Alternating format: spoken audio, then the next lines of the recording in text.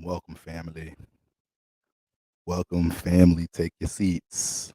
Take your seats, family. The luckiest one is here. Pastor's here. What's going on, church? What's going on, church? All right. All right. Shout out to the congregation already getting the plates down the rows. Scarred Hour in the building. Niner by 8880 in the building. What's going on, gang? What's going on, Niner? Brother Nana in the building. All right. All right. Y'all see what time it is? Go ahead and fill up them seats. Y'all see what time it is, man. All right. Eclipse season is here. Ain't nowhere to run. Ain't nowhere to go, Scarred Out. Tell them, let them know. Ain't nowhere to go right now. Eclipse season is here. Okay. So we've been doing our homework. We've been doing our homework on this transit, all right? We move a little different over here. I don't know about everybody else in this third dimension in reality, but in this church, we 10 steps ahead. Okay. So we've been talking about these energies. We've been doing our homework. All right, family. Let's just get situated here real quick. Okay, okay, okay. All right, take your seats. Sister Johnson, woman, you failed to amaze me, woman. Lord have mercy. Ashe, Ashe, Ashe. God is good. All right, take your seat, Sister Johnson. All right. Sister Agatha. All right. See y'all bringing the kids to church. The kids coming to service. This is what I'm talking about, family. It takes a village. It takes a village now. All right. It takes a village. All right. Let's get situated here. All right. Pastor need a little bit of tunes in the background. All right. You know that Libra constellation got a huge influence on them tunes. Okay. Need some tunes in the background. Okay. Okay. Let's see what's going on. Shout out to everybody in the congregation. Hope everybody's feeling great to start the week. All right. I hope everybody was able to really digest the boroscope transits for the week. All right. So you could be 3 steps ahead of everything that's influencing your vessel this week. All right. We already know this was a big week because we know we capping it off with the solar eclipse. And that's why we all here. All right. We've been on that solar eclipse ass. It ain't going to sneak up on us. All right, church. I'll be damned. All right. If that solar eclipse sneak up on us and take us to the pits of hell, because we'll rebuke all of that over here. We're rebuking all of that over here. All right. They ain't gonna fearmonger us in the media, all right, about the influences that be. We know what's really going on. We know these powers is here for self-encouragement, self-empowerment. Can I get a shade? We ain't in fear. We don't move in fear in this church because we know that's gonna go ahead and manifest our reality. Can I get a ashe? Hold on, yeah, hold on. Just started, yeah. Hold on. Y'all still taking y'all seats. Hold on. You ain't finished shouting out the congregation. Hold on. You see what I'm talking about, family? What type of energies we working with, how the Holy Ghost could just creep up on you around these times. All right. Shout out to Ebony. Shout out to Sister Ebony in the building. All right. Family member Steph in the building.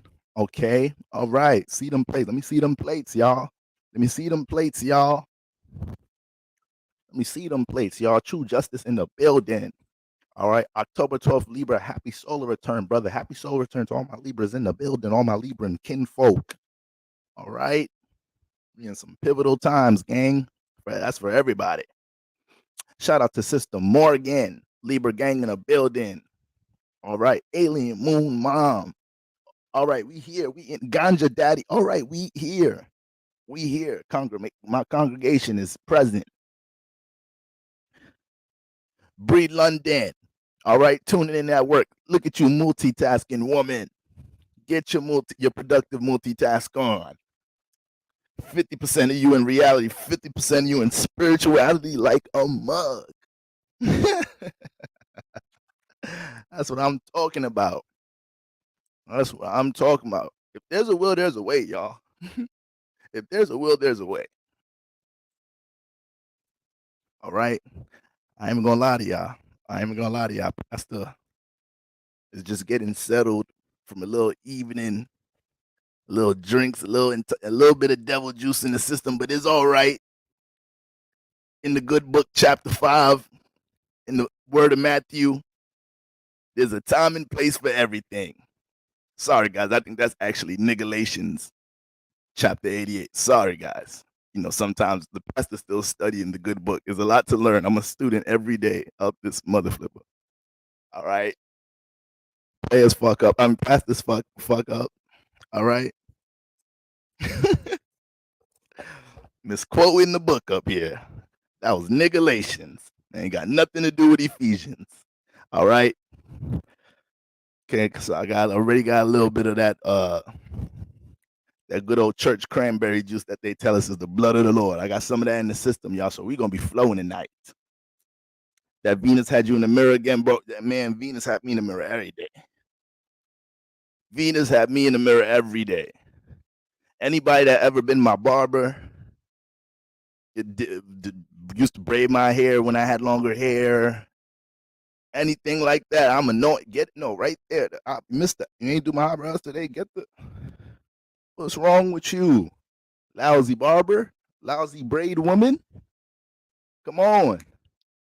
You can't half-ass. Listen, you're not about to have no Libra, Sun, Moon, Rising, Venus, and Libra. No, Sun, Moon, Rising, Taurus, Venus, and Taurus. Venus in the first. All right. Venus conjunct the sun. Venus in the same sign as the sun. These mother flippers ain't coming in. You gonna get their job right. All right. She not gonna come in there for her makeup appointment. You gonna half-ass her shit. I don't care if that's your last client of the day. Virgo, MUA woman. I don't care if this is your last client, Virgo woman. Don't reschedule or something, because you can't do the Taurus makeup half-ass. All right. You might get off a little bit if the Libra's in their passive energy a little bit. Like, you know what? All right, I don't really like, but this will do. I'm all right. Okay, here's your money. You might catch Libra on that day, but for the most part, Venus ain't going for that. Get they shit right. All right. That's how everybody. It's Libra season, right? That's how everybody feel. And Mars is in Libra, so imagine what I just said in the energies we in now. Niggas is getting out that barber chair. We're ready to fight. Like, nah, hell, nah, I tip you too much for this, bro. Just take the barber apron off of me and shit. I don't even know what this shit called. I call that motherfucker apron. Take the barber take this apron off, this man apron, and throw your shits up, because you ain't just do me like that. You ain't just push my shit back like that. It's Libra season. You gonna have me out here in Libra season. It was a Venus rule season. Mars ain't going for that. Mars and Libra right now. All right. Shout out to Prissy Truth, Martian Empress in the building. KC in the building. Okay. All right. Brother from the hip, Deacon in the building. All right. Y'all know if y'all can't reach me, y'all go reach Deacon. Deacon is here 25-8, just like Pastor. All right. Shout out to the Conga Melanin Goddess in the building. Carmen Sage in the building. Entering my new chapter sober and clear as a. That's what I love to hear. I ain't gonna lie, y'all. I've been telling y'all know me. I'm like this with y'all. We a family. I told y'all 48 hours ago, my brother got up off that devil's lettuce. So I'm feeling good. It's a little shaky about having drinks today. All right. Somebody wanted to treat a brother. It's Libra season. I'm like, you know what? I can't turn this down. Let a brother go get a little Henny on the rocks. Mix up with some Coke in tin. All right. I've been drinking the water. The Coke ain't gonna do the skin too bad. All right. Libra with the skin, your ass start drinking too much soda. We gonna be looking in that mirror for a minute like a mother flipper. Like, man, I'm off them goddamn Coke and rums. Okay. So that's why that's bear with me, y'all. Bear with me. Okay. But we've been talking about attachments a whole mug leading up to this transit, haven't we, gang? All right. We've been talking about attachments, things we're connected to, things in the external that's affecting us, people, places, and things. And it's all led us up into this point, family. It's all led us up into this point. So I need everybody in the church. Matter of fact, stand up, church. Church, stand up. Everybody stand up.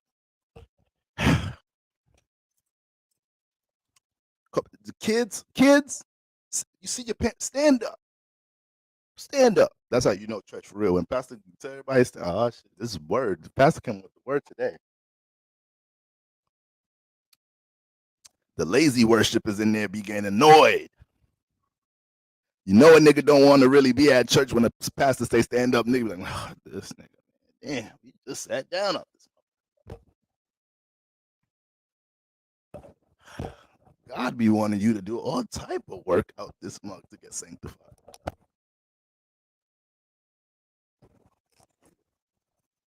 Stand your ass up if you want this worship. All right? You ain't gonna come here and be a lazy worshiper. What's wrong with y'all? So let me tell you, we've been experiencing a lot, all right, in the name of 2023 when it comes to eclipse season, guys. So everything that's about to transpire within these next months, within this new cycle, was all birthed, you know, this year back in April when we had the solar eclipse new moon in Aries season. So this is when this cycle starts and this cycle ends, all right, in Aries season of March 2025. So this chapter 2 of the eclipse story that we in right now, all right, let's understand that. This chapter 2 of it, okay? So the solar eclipse in Aries was all about asserting new things that may have been in a back burner, moving out of your 12th house and your subconscious, right? Things that we can manipulate out of our imagination. This was the time for us to start establishing these things in our life, right? A lot of us turned the page on new chapters in our life in some type of shape or form this year. Whether your ass starting a family, you went back to school, it's your first year in college, this your first job in your career, this your first year you being out of the job in your career. This your first year being a vegan. This your first year really diving into spirituality and astrology and what it all really means. This your first year living on your own. This is your first year having to embrace a lot of things dealing with individuality this year. A lot of our extreme circumstances this year really manifested from us dealing with pressured situations, being in the pioneer position for the first time, having to do things without seeing a reference, because that's the life of Aries right there. That's the life of an Aries. All right, that's the life of an Aries. The downfall at times of Aries. I don't want to say downfall. Y'all know me as a lucky Libra, Sun conjunct Jupiter. Everything optimistic out this mother flipper. But sometimes, with Aries, they could get that help, they could get that reference, but the nature so individual. Aries could feel like they doing themselves a disservice taking help. It's like, no, you should be individual. Why are you even helping me? Don't help me. Compete. It's like, Aries, we ain't competing, brother. We in the same music label. I'm just trying to get you to do a feature on my song. Aries like, no, do your own songs. Like, this nigga's hard-headed. Niggas be coming up to me complaining about this Aries artist on my record label. Like damn, bro, I be trying to reach out to the nigga Boro for a verse. This and that. The nigga be acting like he can't do a verse. Aries head ass nigga. Nigga be in their head, probably got this Gemini artist or something. A artist that think they could get to the Aries. Sag artist. Like, man, that nigga on my label. I get a verse from that nigga. I don't care if he the hottest nigga. He just did an album. He just dropped 2 platinum albums, no features. I don't care. I'll get a verse from that nigga. We work in the same building. That Gemini says be struggling to get a verse from that nigga. That's what the Aries go ahead. What? No. You need my verse. Don't you rap? Nigga like, yeah, I rap. Duh. It's like, all right, fuck you asking me for this. 2 platinum albums, no features. That's it. There we go. Strong Mars, strong Aries energy right there. Can't even say nothing. You say uncooperative, stubborn, 2 platinum albums. That's what they gonna keep telling you. Go what? Feature who? I wrote my own shit. I produced my own shit. I did the cover art. I marketed. I was on my own tour manager. All right. Directed my own video, selfie cam and everything. He's doing his own cut. This nigga is self-made for real. So this the first house, guys. This the I am. Some of y'all got Aries relatives. Some of y'all got Aries siblings, dated Aries in general. Y'all, you know what I'm talking about right now. How is help offensive? I ain't never seen individuality like that, but I think I need some of that. Help transform things around here. So this is the energy we was in solar eclipse in Aries to start the real new year, all right, in Aries season. And this is chapter 2, solar eclipse in Libra. So we asserted new goals, new aspirations. A lot of us fell into new chapters of our life. What we saying congrats about? What's going on in here? What we saying congrats about up in here? Brother Darren in the building. Brother Darren. All right, brother. What we saying congrats? My first career job, starting my lifestyle change, enrolling in grad school. Go on with your bad self. Breathe, sister, breathe. You know, I love seeing testimonials. I love the plates. All right. All type of plates, collection plates, cookout plates. I put my girl on the plate a couple days ago. All right. But the testimonials family. Pastors be dramatic. The testimonials family. It's like, nigga, is you preaching or getting shot? Niggas auditioning for the Matrix in the pulpit out this mother flip. Them testimonials lift past the spirit up. All right. So a lot of things going on in the world. So when we get testimonials like that, that's a positive vibration. We can all become contagious too. Can I get a say?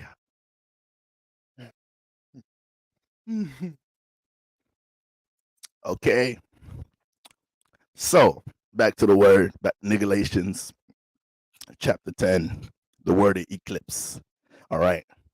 So this new cycle, a lot of extreme circumstances in our life in 2023, including transformations in our life, was manifested from us once again dealing with that first time being in a position without reference, dealing with probably some of the pressures that come with that, and working through resistance in order to manifest birthing something new, birthing a new environment in your life around this time this year. So you may have went through a lot of transformations doing those things, all right? All these different areas in our chart obviously affected in different ways depending on where you had areas in your chart. So now this season, all these accumulation of energies we had leading into Libra season, Mars entering Libra, before even Mars entering Libra, Venus being retrograde throughout the summertime. Then we jumped into retrograde season, Mercury being retrograde.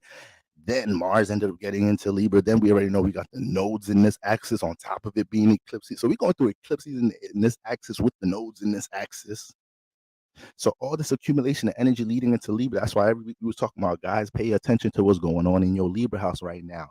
Is you dealing with unnecessary or unwanted tension, friction in certain partnerships? What things have you started that you are now seeing how people relate to it, support it, understand it? If we know we birthed new things and we stepped into a chapter of being a pioneer, right? Or pioneership. That sounds like there's a word too, pioneership. All right. Or pioneer shit. I like that better. Can I get out of shit? But this year we stepped into our pioneer shit. All right. Learn to embrace independence in many different ways. So now we're seeing a lot of aftermath of that, how our partnerships may have been affected through that, how our emotional mental well-being may have been affected through that, how some of our long-term outlooks on things may have been affected through that. All right. So how your frequency vibration about the thing you're starting in general, how you feel about that. Do you feel like you need to change, tweak some things right now, readjust yourself? All right. Either way, the solar eclipse. So this is an extreme new moon, family, and we know new moons is about birthing things. Excuse me. We know new moons are about birthing things, guys. All right. So I want everybody to come into this portal, okay, unattached as possible. Unattached as possible, but at the same time, very conscious about what relationships in your life you do value and you're willing to go through transformations for, right? Let's not get triggered or feel any way about having to go through transformation through partnerships. That's a part of life. We got all type of transformations to experience in partnerships, right? Trials and tribulations in the partnerships be putting some meat and potatoes in it sometimes, y'all. I ain't gonna lie. This is my Scorpio popping out. What's a relationship with a little bit of without a little bit of trial out this mug? All right, no. All right, I gotta chill. It ain't even Scorpio season yet. It ain't even Scorpio season yet. This Mars on the Scorpio cusp, the toxicity coming out. You know, y'all know I got the Scorpio midheaven, so I might be doing too much toxicity, just fuming out my pores on the live stream these next month. And I'm telling motherfuckers to add some trial and tribulation to their partnerships, to add a little razzle dazzle. Motherfuckers that got Mars placement, Scorpio, 8th house placement, hell yeah, I hate a dual I hate a happy relationship. I hate the super stable ones. Like, damn, we ain't gonna bump and grind like a little bit, like the super duper stable ones. But them highs and them low ones, the extreme highs and extreme, woo, those is a thrill, Boro. Venus in the 8th house, Mars in the 7th house, Mars in Libra, Mars in Scorpio, Sagittarius in general. A lot of Pisces placements. Lilith in Pisces, Aries, Scorpio.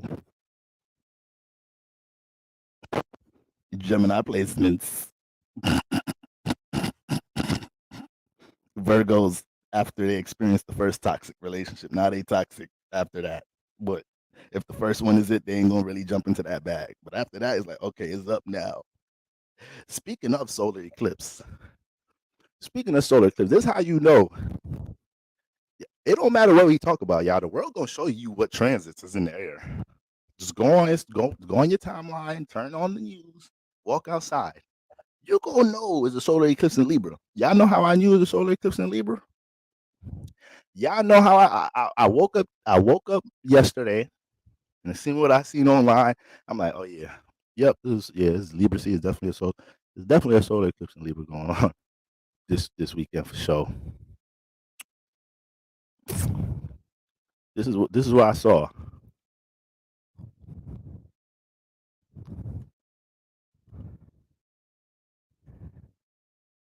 This is what I saw, y'all.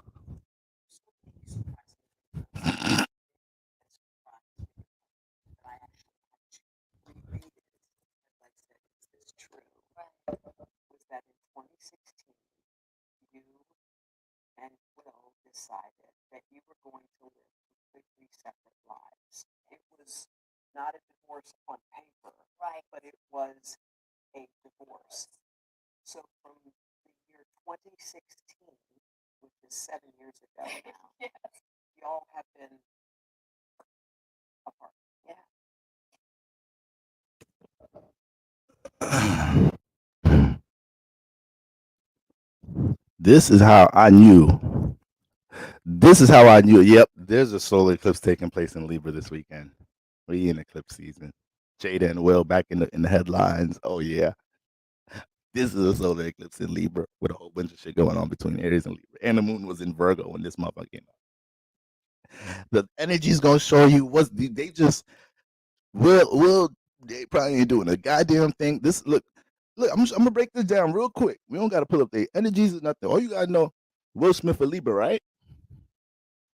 Now we talking about the solar because what have I been saying these past couple of weeks, guys? Anything dealing with attachments in your life, partnerships where there's no sense of negotiation, understanding, compromise, cooperation.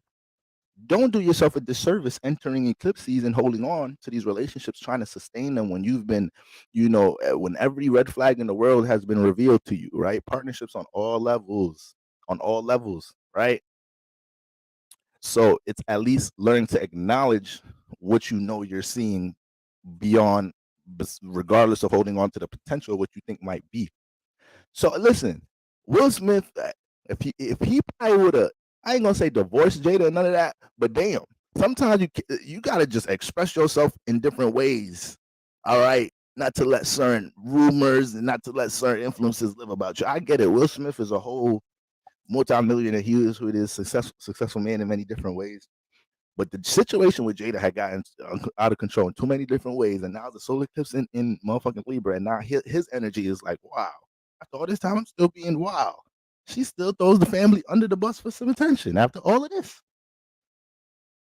And now I look even more retarded, slapping Chris Rock ass. Mind you, Hollywood is a different world. There's a lot that be going on in there. There's a lot of scripts involved, this and then the third. All right. But everything ain't the Illuminati out this month. everything ain't so conspiracy theory-ish out this mug, y'all. All right. So I'll tell y'all right now. Will Smith he's pondering right now during this new moon. Wow, this is really I really signed up for some BS. This passiveness with Libra is really getting the best of me. All right. So that's the passive energy of Libra. It's funny. I was watching a blogger talk about this earlier, and then they were playing clips of Will Smith on Breakfast Club talking about Tupac, how Jada admired Tupac so much, this, that, and the third. And I'm just like, it's just so crazy. Will pouring his heart out for Jada on her birthday. And then she posting Pac. I'm just like, nah, this is wild. Like, so whether it's a script or not, solar eclipse in Libra season, pay close attention to your partnerships and how they affect your personal aspirations and your personal space. We're going to be doing a lot of pondering on that mother flipper. All right, you need to bring his ass to church. Okay.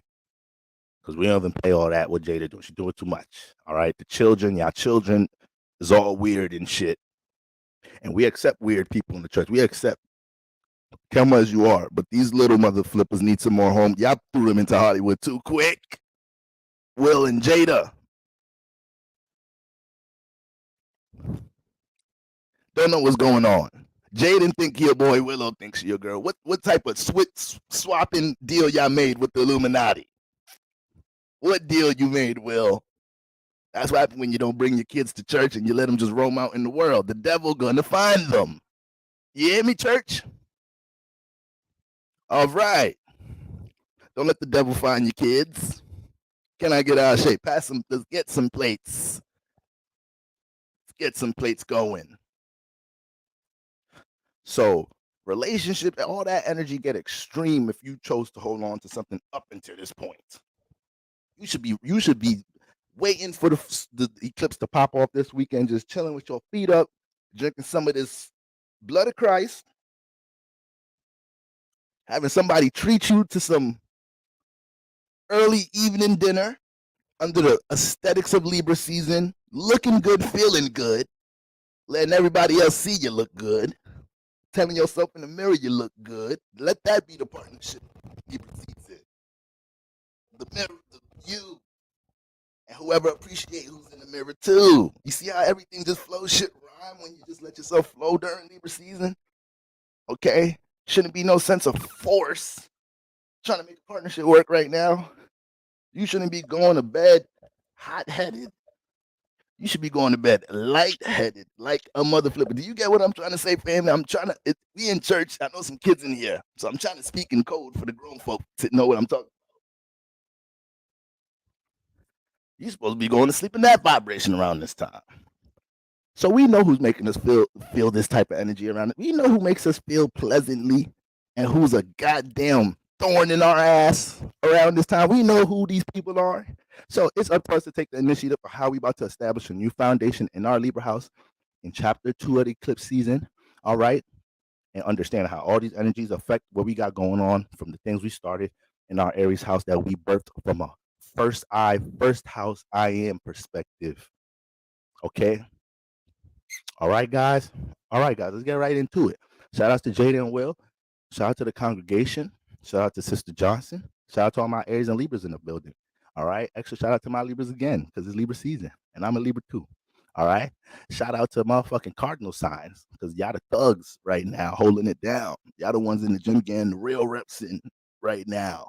All right. Shout out to the air signs that y'all ass down. A lot of y'all just feel the energy. I knew y'all was gonna be doing a lot around this time when the stellium got. I knew y'all was a little gonna be start doing it. I feel the vibes. And I know a lot of y'all just getting jacked up because of other people. Stop letting people rush y'all ass. All right. Take a couple of seats. All right, guys. So Saturday, October 14th, the solar new moon eclipse peaks at 1:55 p.m. family. All right. This establishes a 6-month to a year cycle, which stems from the solar eclipse back up in March 29th. Well, not March 29th, but back in Aries season in general this year. However, it's going towards March 29th of 2025. And you know what else is crazy, family? Speaking of that. So I was a little curious and I'm like, what are the energies gonna look like the day this cycle ends? in 2025. I'm just curious to see where planets are gonna be at. And um you see the eclipse right here, right? You see the eclipse, you see the moon and the sun right here in Aries. So this is gonna be a new cycle starting, right? And I want y'all to look at this area right here, right? So we got Pisces. The eclipse is going to be around 10, 9 degrees Aries, right? But then we got Mercury at 0 degrees of Aries. We got Neptune conjunct 29 degrees, Venus conjunct 28 degrees, North Node conjunct in Pisces 27 degrees, Saturn conjunct um Pisces 24 degrees. When we're looking at end degrees of Pisces, this is always leading into birth energy in general. When planets are transiting from the 12th into the first house, these are things being born in general, right? Things being brought out the astral realm into life, giving some sense of breath and birth, some sense of life. So around this time up into this cycle there should be a lot of things in harmony when it comes a lot of things in harmony but also a sense of stability when it comes into our imagination the where we feel like we're at with a lot of things that we birthed within this eclipse season, and that's just encouraging us to step into this new space once again. All right, Jupiter is going to be in Gemini. There's the new sense of wisdom that's accumulated with how we even connect and relate with each other, with all this energy accumulating between the Aries and Libra axis in general. I just found that interesting how you have, all this energy accumulated here that is dealing with harmony, stability, right? The sensitivity to feel where you're at subconsciously, right? But also a sense of stability in it too. And the spiritual push to know that we working and progressing towards the right things that were in our imagination, North Node transiting thing, Pisces. So, guys, we're just in a great time. As the past couple of months, we were saying a whole lot about pausing, revising, reflecting, and now we're in a space where we could receive what's here for us.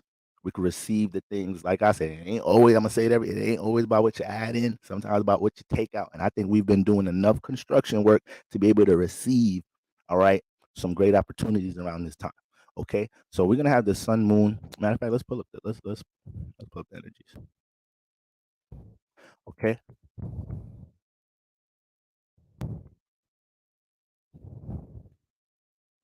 All right. So we're gonna have the sun and moon conjunct each other, in Libra at 21 degrees. All right. It's going to be a time to regulate and balance partnerships without feeling the need to please and appease another mother flipper. This is very important about this time because I know we talking about bringing balance to partnerships and whatnot, but this is not a time to go into trying to compromise and balance, out of pity. No, let your individuality be established. Don't let it be undervalued, underappreciated in any circumstance right now, right? Just like you're not doing that to your partner, right? So these are things we can't settle for. So if there is any sense of resolve and understanding that is built through tough, sticky times in our partnerships, let it be resulted with that understanding. All right. It's like, yeah, we have an agreement, but I ain't being soft and lenient about nothing that I established when we were negotiating this new foundation. Understand that. All right. Now, Mercury's conjunct. Okay. So definitely gonna be a whole bunch of communication in the air. It's gonna be extreme forms of communication around this time. It's a very exciting, giddy time, but at the same time, there's a lot of potent energy in the air. So you kind of don't want to be doing too much. You kind of want to just plant seeds and resonate into the energy of the new foundation. They say it's great to rest around eclipse season. So you can let a lot of this energy fall into the places it needs to without feeling overwhelmed, making any extreme decisions about this, that, and the third, especially when it comes into our partnerships, right? How many feelings and emotions and thoughts be temporary in our partnerships? And I think when you always look at your partner or you get into a state of thinking, you know, how should I say this? When you are in a place or you have habits of not seeing the value in people in your life, you can create bad cycles of always feeling like you can just replace others and there's only gonna be somebody else that's down the third. And in many cases, you're always gonna be in a space to manifest, a new interactive space in some type of form. But I think it is important to understand when you do have people in your life or connections in your life that take a little bit work to water the potential for. I don't think there's nothing wrong in that and understanding that. And I think that's something a lot of us is learning throughout this season, right? A lot of us had to put our ego and our pride to the side in order to make things in our relationships work, right? A lot of us had to learn how to maybe nurture and water our partners' personal aspirations in some different type of way and put ourselves in a position to see what type of natural role we could play to support that. Okay.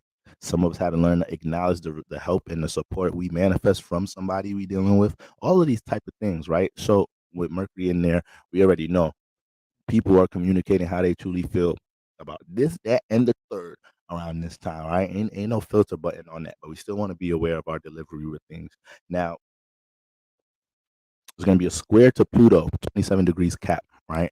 So we got Capricorn, we got Pluto and Capricorn over here, just went direct. So we about to see a lot of things start to progress in our Capricorn house. If we had anything dealing with anything in your Capricorn house that was a little bit on hold around this time, or you was hesitant making decisions on around this time, Pluto just went direct in that mug. So now things that we're dealing with attachments, because Pluto likes to evolve attachments and it likes to get to the foundation of our root desires. So there may have been a lot of things while Pluto is retrograde that we realize affects our ability to build stability and security and possibly initiate new ways to build things in our life, to build stability in general in our life. And now that Pluto's direct, this is the time to establish that new foundation, right? Building and structuring things without having to deal with the resistance of some type of negative, counterproductive attachment in our lives. So things can get extreme if we acknowledge what these things are, and Pluto still has to continue to do extra work during its direct stage. All right, now Pluto really got to manifest some intention, and just look at the unison of the transits. Pluto going direct around this solar eclipse time. So everything with attachment is showing that everybody's in a space where you know what these things are, right? You know what the things that you're connected to in the external realm, seventh house, that are positive for you and help bring some sense of equilibrium into your life. All right, it's a SAT word for y'all here, equilibrium. Okay. Now, when we look at when we look at but that's going to be a square. There's going to be all this energy square in Pluto. So best believe there's still some intensity that may be brewing in our relationships, maybe some hidden agendas that may still be brewing in our relationships that we're still getting to the meat and potatoes of. So even though this new foundation is being started right now in this chapter 2 of eclipse season, there's still a lot of things to discover from this initiation phase within the next 6 months to a year. All right, us just being in the best spaces possible helps us to prevent a lot of BS and get to a lot of the milk and honey that's waiting for us in this cycle, right? We don't want to add resistance to things that's supposed to fall in our way in a graceful way around these times. All right. And holding on to expired relationships will be one of the things that'll block some blessings. Now, so we got that. Now, Mars is fakely conjunct 1 degree Scorpio, fakely. Only reason I'm saying it's fake conjunct because I like keeping things in 7 degrees, but some astrologers, some websites, everybody got their different way of astrologing. All right. But Mars is gonna be 1 degree Scorpio. All right. So that's more than 7 degrees apart. It's more than 7 degrees apart, but you want to say it is probably gonna give somewhat of an influence, but regardless, that square gives a sense of friction that's coming from a Mars-like influence anyways. But Mars is entering Scorpio, fresh into Scorpio around these times. So we want to start settling into our passions. We're birthing new ideals, birthing new projects. We're birthing new relationships, partnerships, new cycles in our life, starting from the conclusion of a partnership. And when Mars gets into Scorpio, now we're getting settled into our passions. Now we're building more of an understanding of our passions and goals. Now we're building more of an underwater understanding, soak into something. We're building more of an understanding of why we went through certain transformations. These things are needed to fuel your fire some more when it comes to the deep passions and motives we all have, in our eighth house and in areas where Scorpio is at in our chart. So we got a lot of transformation, birth, and transmutation going on in this mug. Can I get a shade? Okay. So, hold on.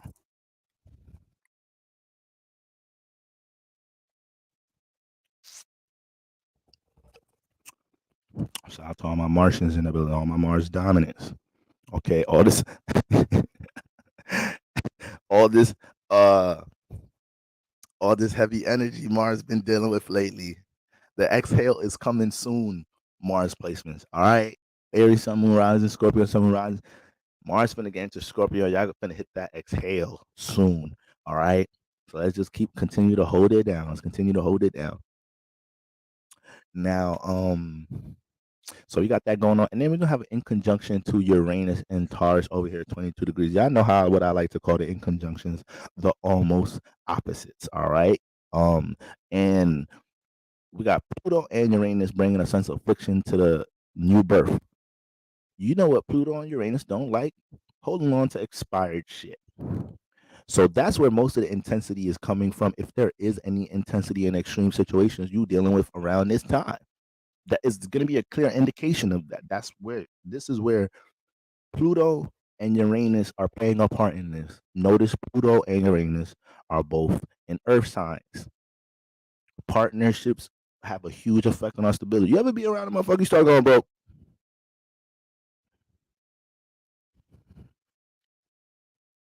You ain't been giving them money or nothing. You're not even like spending money on them in dates, gifts. It's like ever since I got with this mama, things be a little bit on hold around your ass. Checks come a little late. Apple take a little bit more than they supposed to. Nigga forget to cancel that free subscription, that free trial. Motherfuckers are content creator. Motherfuckers be having all different type of apps in their phone. I got all different type of shit. I be forgetting to cancel a whole lot of them bitches. Damn, I forgot to make a new fake email for that motherfucker. They charged me.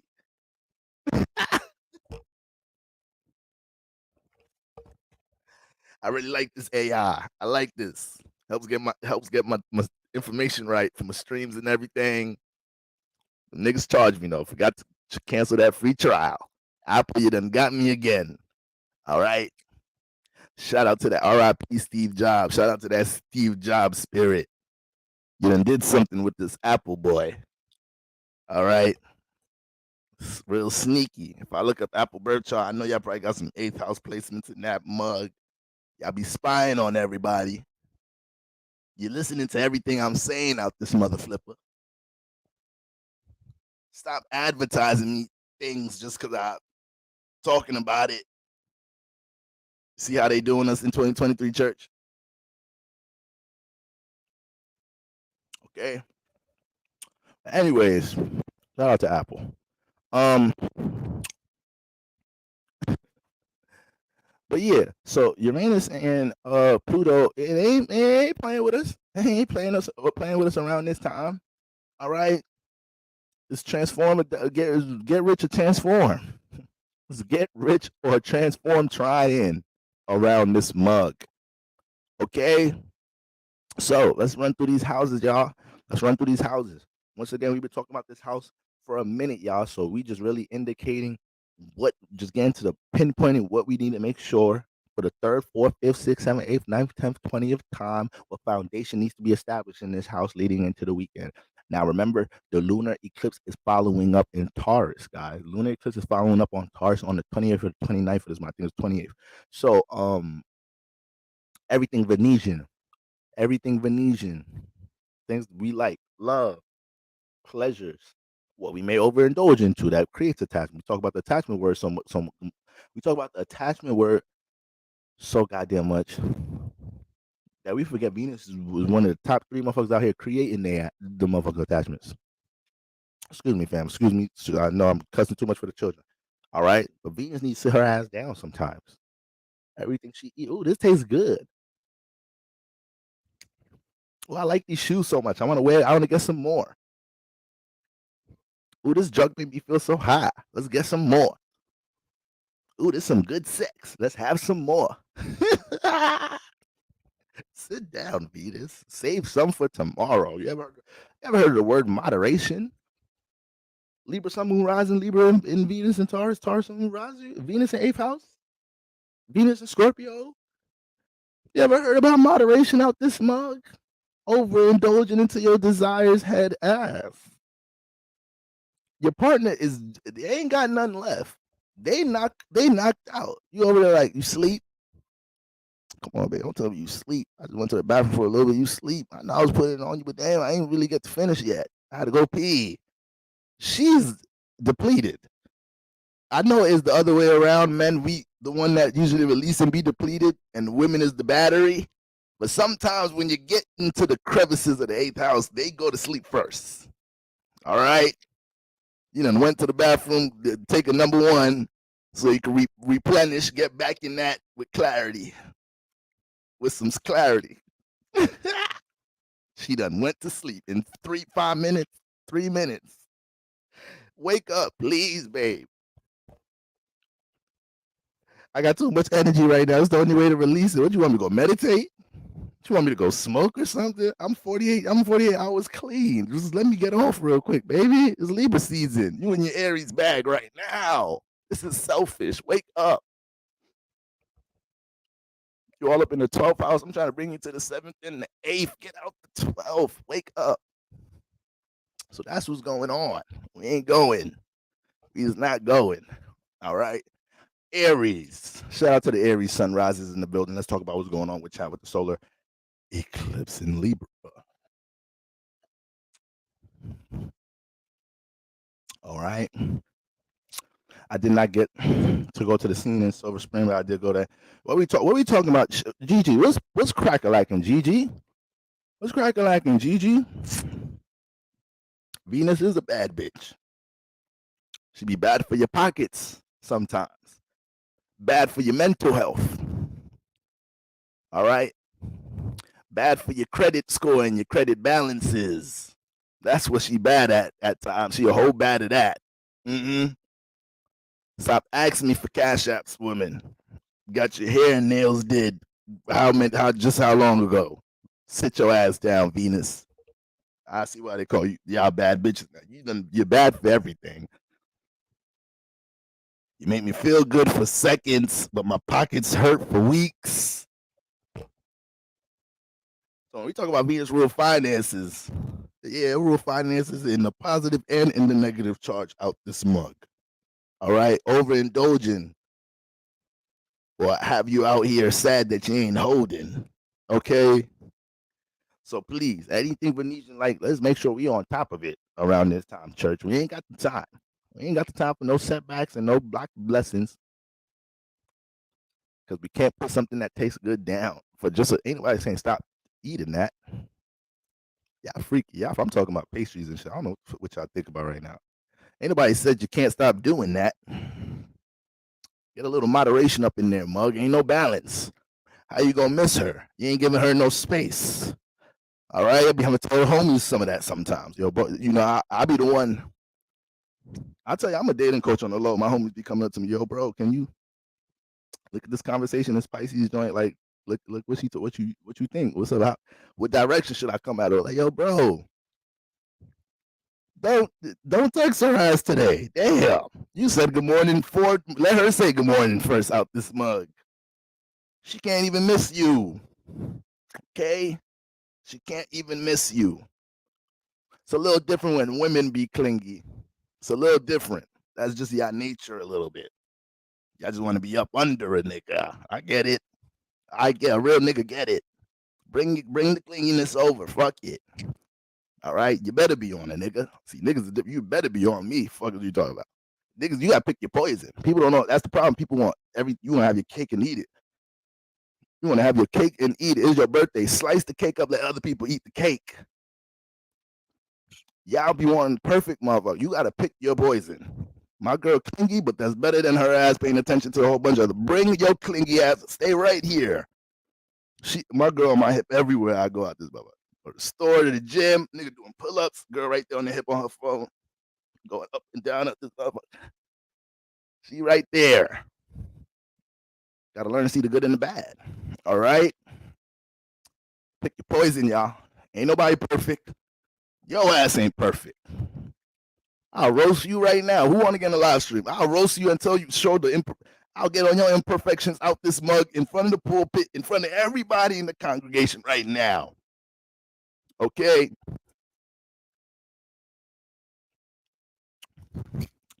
Now, pretty long. Y'all already know what it is. Y'all better relax with that clingy shit. That should only be cool for a little bit. Pastor be getting gassed up here sometimes. Y'all know Pastor like jokes. But calm that clingy shit down after the first couple of weeks. All right? Now we get into reality about love. Calm that motherfucker down. I'm trying to see new emails and notifications from somebody else right now. Clara. All right. Chelsea. You ain't got nothing like. I'm really the only nigga in your rotation. Nigga don't even want to be the only nigga no more. So you ain't got no other niggas you entertaining. You actually monogamous out this mug. That's how you know. That's how you know a nigga ain't built for no commitment. Start asking you shit. Damn, you ain't got nobody else in your rotation. Aries sun risings. Aries sun risings. All right. Listen, guys. The 7th house, man. The 7th house is lit up Aries sun rising as it's been for a minute. You've been going through a lot of transformations in your partnerships. You've been going through a lot of transformations this year, period, because you are the I am. Okay? Hold on. Let me get my little pastor handkerchief.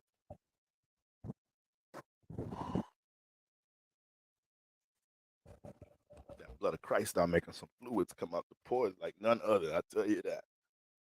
Ashe. Got that one pastor saying amen for everything. The show is hot in here, church, right? We're fixing the ventilation systems and essential air. But in God's graces, we'll be cool until further notice. Amen. All right. Like, nigga, just a walk-in prayer, a 24/7 prayer. I ain't never seen nothing like that. It's a real Christian right here. All right. Now, Aries, you've been going through a bunch of transformations this whole year because you are the example of the I am. So with the node in your sign and eclipse season starting over there, you had to be the example to everybody else what it looked like to. You were the person we look at this year to see what it looked like to say, you know what, I feel what y'all think about what I should be doing, but let me go actually embrace something with some self-aspiration in the mug, something that really light me up personally, something I could see myself personally really committed to, invested without being so, overwhelmed by my family traditions, by my environment influences, by, things with my social space. I really want to do this. And it's hard for me to see myself transitioning out this vessel without experiencing some of this. You were the example of that. So this whole year, every time you was lacking on your natural energy, you wasn't being an example of what independence looked like. This is why you started manifesting some extreme situations most likely throughout this year. Now, coming into this space, I told y'all, with all these planets moving into y'all 7th house is going to manifest a lot of situations throughout Libra season and entering eclipse season that a lot of things that you're into personally is going to attract situations where you have to deal with cooperation and other people, even though it's a personal pursuit. All right. So a lot of y'all Aries Sun rising been manifesting that in different ways in y'all lives. Right. Realizing even though this is an individual pursuit, this is an individual creative endeavor, I still got to find a manager. I still got to find clients. So you're learning how much other people still need to be, intertwined in something you birthed on your own. And throughout this process leading up into this point of the season, you're starting to realize, okay, this person don't really see my vision. This person does see my vision, but don't really match my effort or doesn't, because Aries energy, you can't be in partnerships with them if you ain't 100% in. They don't do gray area. This sign don't do gray area. Aries is a very extremely white and black energy. The minute you not 100, you dating an Aries. I know the Aries woman. The minute you give the Aries woman any, like I'm talking about, you give her 95%. But 5% of you don't want to be in a relationship, she gonna sniff that 5% out. You're gonna wake up in the morning, she gonna be like, all right, go ahead, say what you gotta say. What is it? You're like, what happened? You're like, I feel the 5%. Why it ain't 100? It's like, babe, it was 100. It's just that last night I didn't really like what you made for dinner. I still love you. Why you being so highly intuitive for no reason right now? All right, I just had to make sure with that 5%. Make sure when you come home from work, that motherfucker back to 100. That's the Aries woman first. You're not giving none of that. This coming from I know Aries. I know them. You're not gonna have no Aries girlfriend feeling like she's up in the air about a partnership, about a relationship. You crazy? It's not even about feeling like she could do better. She just not about Aries can't feel played like that. They're the first sign to understand they being played or disrespected or somebody got them fucked up. Sometimes you don't know if somebody got you fucked up. Like, you ever been in that situation? Like, you don't know, like, wait, did this motherfucker just disrespect me? 'Cause I don't want to go upside their shit if they didn't disrespect me. Like, I just felt like what they said or just did, that was disrespect. Do they got me fucked up? Like, you gotta talk to yourself a little bit. Like, should I just go upside their shit right now? Would that be spiritually reasonable right now? I know in the physical third dimension realm, they got laws for going upside people's shit. But spiritually, you have the green light to go upside people's shit. Constant disrespect and people taking advantage of you, that's not spiritual prosper right there. There's no sense of spiritual prosper in that. You better go upside somebody's shit to get spiritually stronger. Aries be the person right next to you, like, yep, yeah, they got you fucked up. Yeah. If that was me, I wouldn't have even been thinking that long. Go upside their shit. You don't even know the Aries person, but they intuitive too, though. They know how to put themselves in the I am position of other people's shoes. Like, damn, if that was me, I'd do this. So it's not so much giving you advice, it's just being able to be in your position, understand how they would react to the mug. So Aries gonna be right next to you. You thinking to yourself, they read your thought. Yep, they got you fucked up. Go ahead, go upside their shit, please. And I could tell the way they talk, don't nobody go upside their shit. So maybe you placed from God in their life to do that right now. So sometimes, Aries, you got to manifest that situation in your lives. But understand, around this time, the extreme situations in your relationships were individuality clashes. But best believe God was using a lot of people right now to play out a reflection of what may be your lack of cooperation, your lack of negotiation and compromise. So Aries sun risings, if you manifested these situations where you're starting to look back like, damn, maybe I could have compromised a little bit. Maybe I didn't have to burn that bridge. Maybe I didn't have to let my pride or emotions or my vulnerability get the best of me in them situations. It's not saying necessarily you got to go rekindle things with that partnership, but you do need to take that gem moving on and understand how you could at times possibly be a bit self-sabotaging with relationships when things are not matching your individuality. So some of these situations, there may have been individuality clashes, but it didn't mean that was a clash that was so big that it had to end the partnership. And in many cases, some of y'all probably, it did lead into the end of a relationship because of lack of cooperation throughout or lack of negotiation or understanding other people's outlook. So that's something you start to learn more throughout Libra season, but it's very likely some of y'all went through these situations. All right. So you got to take that gem going on to future relationship circumstances and understanding that, like, that's what a relationship is. There's going to be times where people see things from other people's perspectives. There's going to be times when I'm excited and giddy about something, but I can't force my partner to be as excited and giddy about something or feel a way if they don't feel the natural charge I have, but they supporting me through their own way. A lot of Aries may have found themselves. It's so funny. Aries is the individual sign and Libra is a relationship sign, but a lot of Aries may have felt themselves probably trying to force their partner to relate to their love language around this time. I'm like, look, oh, you placing all this effort, but the thing is, Mars and Libra is like, it's not really in its home sign, so it's placing this aggressive effort in connecting, but it's more so like, yo, can you just adapt to my love language? Damn, and this shit will be all gravy. All that Libra balance harmony shit will be here if you just adapt to my love language. So Aries sun rises, a lot of y'all may have been on that type timing a little bit. And even some of y'all may have been manifesting that type timing. Like I said, it could be a give and receive here. So y'all have to be conscious of how this is created, these situations in your seventh house, and understand you're entering a cycle where a lot of new potential for fruitful ass relationships are being birthed right now. You also have to understand that, the seventh house is dealing with agreements, contracts, deals, anything that didn't fall out. Maybe there was a certain potential for a deal, a contract, or something that was on hold. You were going back and forth with somebody about this agreement, this, that, and the third, and things didn't pan out. Don't harbor over that. Take that as a good thing. It didn't plan out. It didn't pan out right before eclipse season. That wasn't supposed to pan out. Don't feel crazy over holding that you can't uphold that partnership no more. We got other things to connect to these next 6 months to a year in your seventh house. We got new mates to connect with. We got new agreements. All right.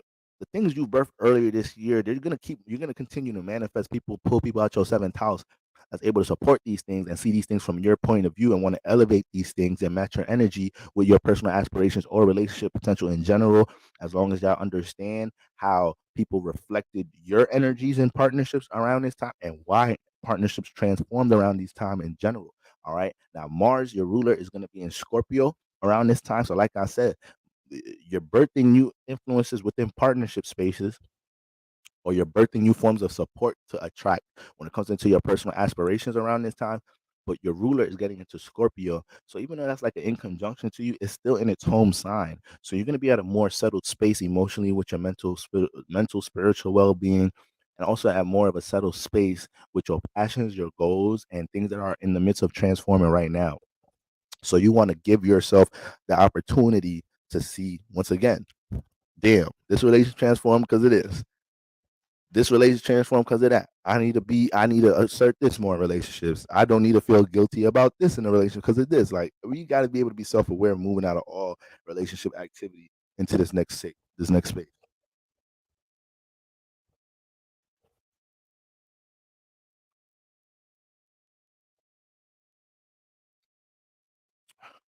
Mars entering Scorpio is definitely a time when it comes into something that you, if Aries sun rising, if you have something in motion right now, Mars and Scorpio, you can attract somebody that's willing to dump a bunch of resources into what you got going on in your first house, especially if they see the potential in what you got building your first house as much as you do. You in a space to attract that right now. Mars in Scorpio around this time. All right, you may be placed in a position to use your resources to help somebody else bring some transformation into their life too. So you may be used like that around this time too. But you're definitely in a space to attract resources and support from other people based off of something that you have in motion. All right, so understand what it is that's valuable. Any Venus things that you overindulging in, you all this energy in Libra, all this energy in Libra in your seventh house. It's very Mars in Libra. It's very likely that you guys may have manifested some enabling relationships around this time. Libra love to go indulge and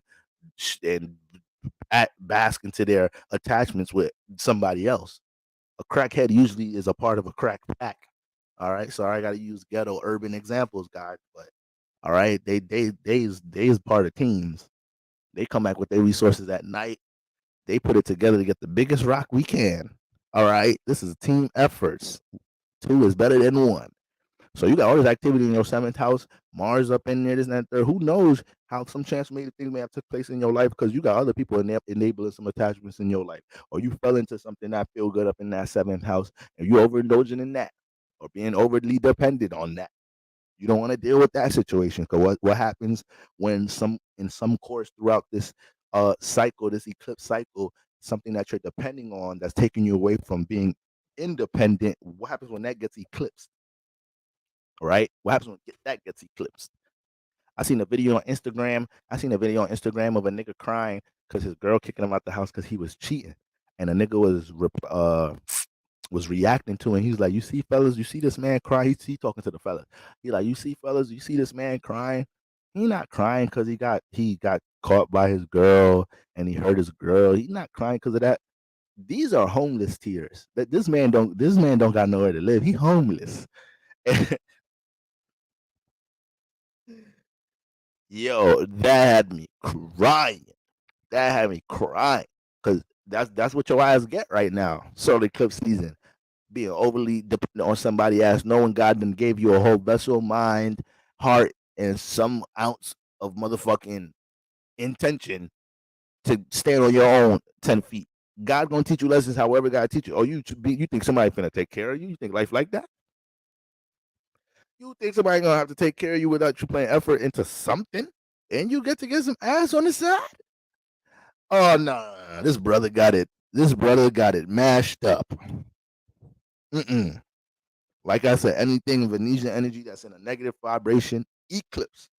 You be brother homeless that quick, taking advantage, messing with that Venus energy in a negative way. Then evoke that woman emotions and didn't know how to take care of it. That's what you get. Your ass in the streets. All right. So Aries, I need y'all to understand now. All right. I need y'all to understand all these things going on here.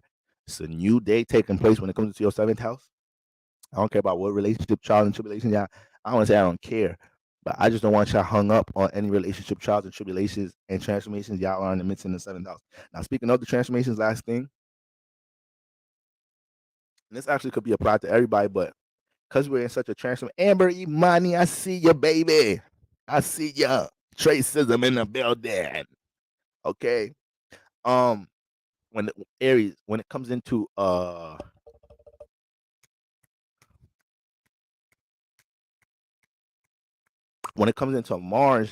being in this being in Libra in the seventh house and everything, um, it is important to understand that, you know, that's a place where Mars struggles. That Libra, it struggles in Libra, right? Because it wants to go ahead and do its own thing, but it has to learn to interact with others, right? And that's just a stressful thing for Mars, right? That just brings a lot of frustration for him. So a lot of you guys in general are in different type of transformations in your life, and I want everybody to understand that. I don't want y'all to be so, because I know life may be life in many different ways. So that's why we all here getting the good word, right? We trying to understand how to tap into spirit and really shift some things in reality. And if you feel like you're in this, stuck in the middle of this transformative state right now, understand moving into this new space. This is why you want to be as non-connected, detached from things as much as possible, because a lot of us can't see the new opportunities being worked into our life right now. Some of y'all feel it. Some of y'all feel it. Like, no, okay, this I feel this energy over here brewing. All right, I put in some energy working this over here. I'm starting to feel little fruits come from over here. This and the third phone ringing a little bit more with these opportunities. So some people already picking up on the field, even though we know eclipse season, eclipse energies pick up early, right? We pick up on energies way earlier than a regular new or full moon. So a lot of people came into Libra season already knowing, like, yep, this relationship only got a couple of more weeks, or these next couple of weeks, we're gonna have to have that conversation. I'm about to propose to this heifer. She say, no, this shit over. So there's a lot of that anticipation energy for relationship transformations leading into this point. All right. But as far as your personal life, Aries, there may be some things going on with transformations that you may not see all the solutions to right now. But with everything going on in your seventh house, you don't know who could come from where, and anything that you have in motion that you have a positive feel right now could blossom into a lot of beautiful things if you've got to a point where you're working on it right now, is being supported, you're seeing progression with it, and you're not dealing with no heavy resistance. Or if you are dealing with heavy resistance and transformative energies while you're trying to build and create something in your personal life, but you haven't lost that feel for what you're doing. You don't feel like you have to jump into cardinal fire energy and create something new again. You're like, nah, this is it right now. I'm willing to go through transformations and take some hits, to crystallize this personal aspirational goal. That's how you know you're in a great space right now. All right. So that's what we got going on for my Aries sun risings. Taurus sun risings, Taurus sun risings. All right. Sixth house. The sixth house is where this new foundation is kicking off this weekend. Okay. Now we know when it comes into eclipse season, these energies started in your 12th house. It started in your 12th house, Taurus. So this year, Taurus, there's a lot of things in your imagination that you like, nah, I ain't going. I ain't going this year without putting energy into this. I ain't going. I ain't going. I'm starting this fashion brand. Starting this makeup brand. Taurus shit. I'm getting this food truck license. I'm starting this gummy edible brand. Taurus gonna make something you can snack on. Love them some snacks. Teddy Grahams, carrot cake, Skittles, Nutty Buddies, Honey Buns, Mimosas. If the shit look elegant, they eating that motherfucker. If it look like something you could post on Instagram, petite ass steak. This steak, my newborn baby's pinky finger way heavier than this goddamn steak. But this motherfucker costs 6 bands. Taurus posting that. That's what Taurus eating. Give me that $6,000 0.000006 pound steak. All right, we spending 6 bands on some small steaks. You niggas don't know what it is to be a Taurus and live this second house life. All right, peasants. Taurus fuck around, call you a peasant out this mug. Like, who the fuck is you talking to? The fuck is a peasant? This ain't medieval times. I'm a citizen just like you. Have some respect, Taurus women. Think because you got motherfucking 850 credit 900 credit score and shit. My nigga, I'm still working on my shit. I'm getting a couple things getting taken off my, a couple of old accounts and whatnot. I'm getting my credit redone, refreshed right now. Taurus be trying to stun on the motherfucker. All right. So right now, Taurus, all of them, a whole bunch of new things popping off the 12th house. This is where this cycle started. A lot of things coming out your imagination this year. You may have been extreme and found yourself chasing a fantasy of an illusion this year. That fantasy could have been a relationship. You so passionate about that, Aries in the 12th.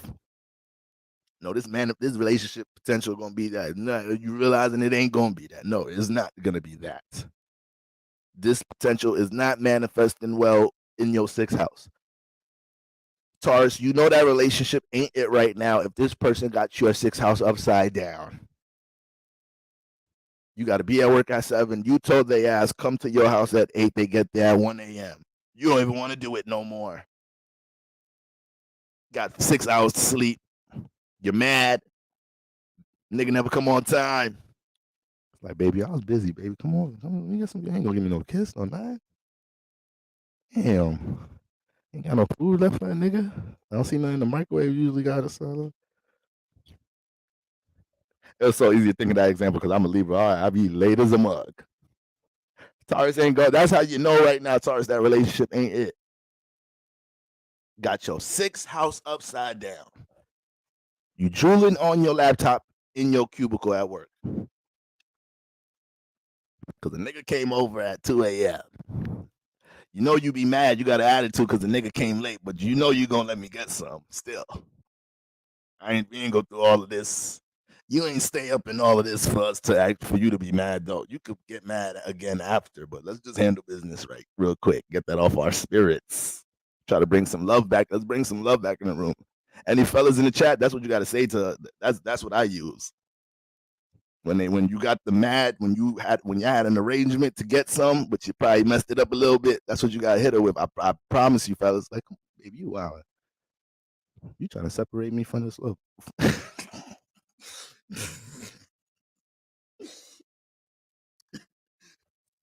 can act a little real quick. Baby, you wow right now. You doing too much. You think any of this is helping us come back together right now? You think any of this is helping right now? Baby, come back. Give me a kiss. Let's bring some love back in the room. We never work on bringing the love back in the room. We just be throwing it out the window. It's like it's garbage or something. We got to hold on to little ounces of love we have. We hold on to these little ounces. We get over little shit like this. Come over here, man. Stop. Sorry, it's a new moon eclipse. We don't need to be going through this. A nigga was busy. All right, you know I'm working on a lot of things. There's stellium and Libras, a lot going on. I was late to my reading this morning. All right, but I'm here because I love you, and you're the one I want to go through this with. You're the one I want to go through all these trials and tribulations with. Let's bring this love back in the room. It's up. It's up. She ain't. That's it, bros. It's Libra season. Pick up some of this. All right, pick up some of this game. Yeah, I be wanting to be. You gotta learn how to be firm and a little bit smooth. I don't want to say soft. I want to use soft, but nowadays you can't use words like that because they trying to water down masculinity. So you got to be firm and smooth. That's what it is right there. Bring the love back in the room, baby. Hey, it's Libra season. What's wrong with you? All right. But Taurus sunrise, I'm telling you right now. If your partner got your 6th house upside down, you late because of the motherfucker. Mental health feeling a little upside down a little bit. Nerves feel you smoking extra cigarettes, you smoking extra weed and shit around his mug. Partnerships, that's how you know you gotta do some detachment here before Saturday. Because Libra in the 6th house will have all different type of things with partnerships having your regiment upside down if you're not regulating it here. Everybody want to participate with the project you building, right, Taurus? Right? You post a podcast with your best friend. Everybody, girl, why you ain't hit me up to be a part of your podcast? Can I get on the next episode, girl? Why you ain't ask me? Like, first of all, I don't even know you. I don't even know you. We spoke on Instagram a couple of times, you know. Everybody want to jump out the woodworks in the sixth house, want to be a part, included into something, participate with something. It could cloud your judgment sometimes because you like to relate, Taurus. You're a little stubborn. Maybe let's not say a little. You stubborn as hell, and it take you some time to move, but you like to connect and cooperate. You got Venus and Moon energy. All right, that's connection. That is connection. Okay, Taurus gonna let you know if they want to connect with you. If a Taurus like you, everybody get the stubborn energy from the Taurus, but if they like you or not, you're gonna get that stubborn energy from them. You're gonna get that bougie energy from them. But if they like you, they make it known as Venus rule. They gonna make it known. Yeah, there's potential to connect with me. Yeah, yeah. What's up? They gonna make it known in some type of shape or form. All right. Now, at this point of y'all lives during the eclipse in the sixth house in Libra, Taurus, Sun, Taurus, but I want y'all to think about this year how partnerships has been affected through new things that you brought out your 12th house, right? Whether it's something dealing with imagination, your creative endeavors, new things you've been embarking on in your spiritual path. Take notice to how things in with your partnerships in your sixth house have changed and transformed, affected by these things. All right. May have dove into a sense of isolation this year, especially around the peak of the eclipse, around Aries season. You may have found yourself in a little bit of a state of isolation early this year by default, having that type of energy springing there. You got the North Node in the 12th house right now, so that's already a spiritual transit you're going through. So I know a lot of y'all are being, exposed to a lot of new things dealing with spirituality, probably a lot of new personal experiences dealing with spirituality, and it's starting to be worn on you now. It's not something about you just studying it on your own. It's starting to be shown on your identity a bit. How you move, partnerships are picking up on it, is affecting what things you may be working on, structuring in the sixth house. All right.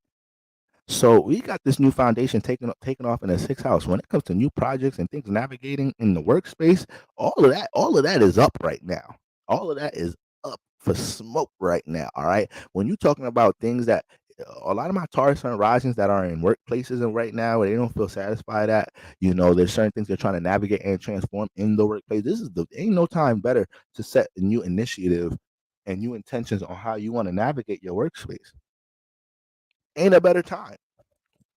A lot of y'all may have ran into extreme situations weeks ahead of this time. Cuss your boss out. Didn't just show it to her and you was getting fired. Fuck it. I missed 3 days. They fired my ass this week. Fuck. A lot of y'all was going through this shit this week. Could be an indication to start that new brand, that new business, start that new lifestyle change. That's another thing. Okay. You see, my ass be having heartburn and shit. I be eating shit too. I be rushing and shit. I be trying to eat shit quick before live shit. I be wild. I be needing to slow down.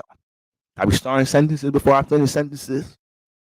All right. So we be needing to know what areas in our life we gotta slow down. Okay. Whenever there's a lot of Libra energies, air energies in the air, I already know I'm not gonna be making the best sense a lot of times. You're gonna have a little bit of extra niggerdom to catch my shit around that time. All right.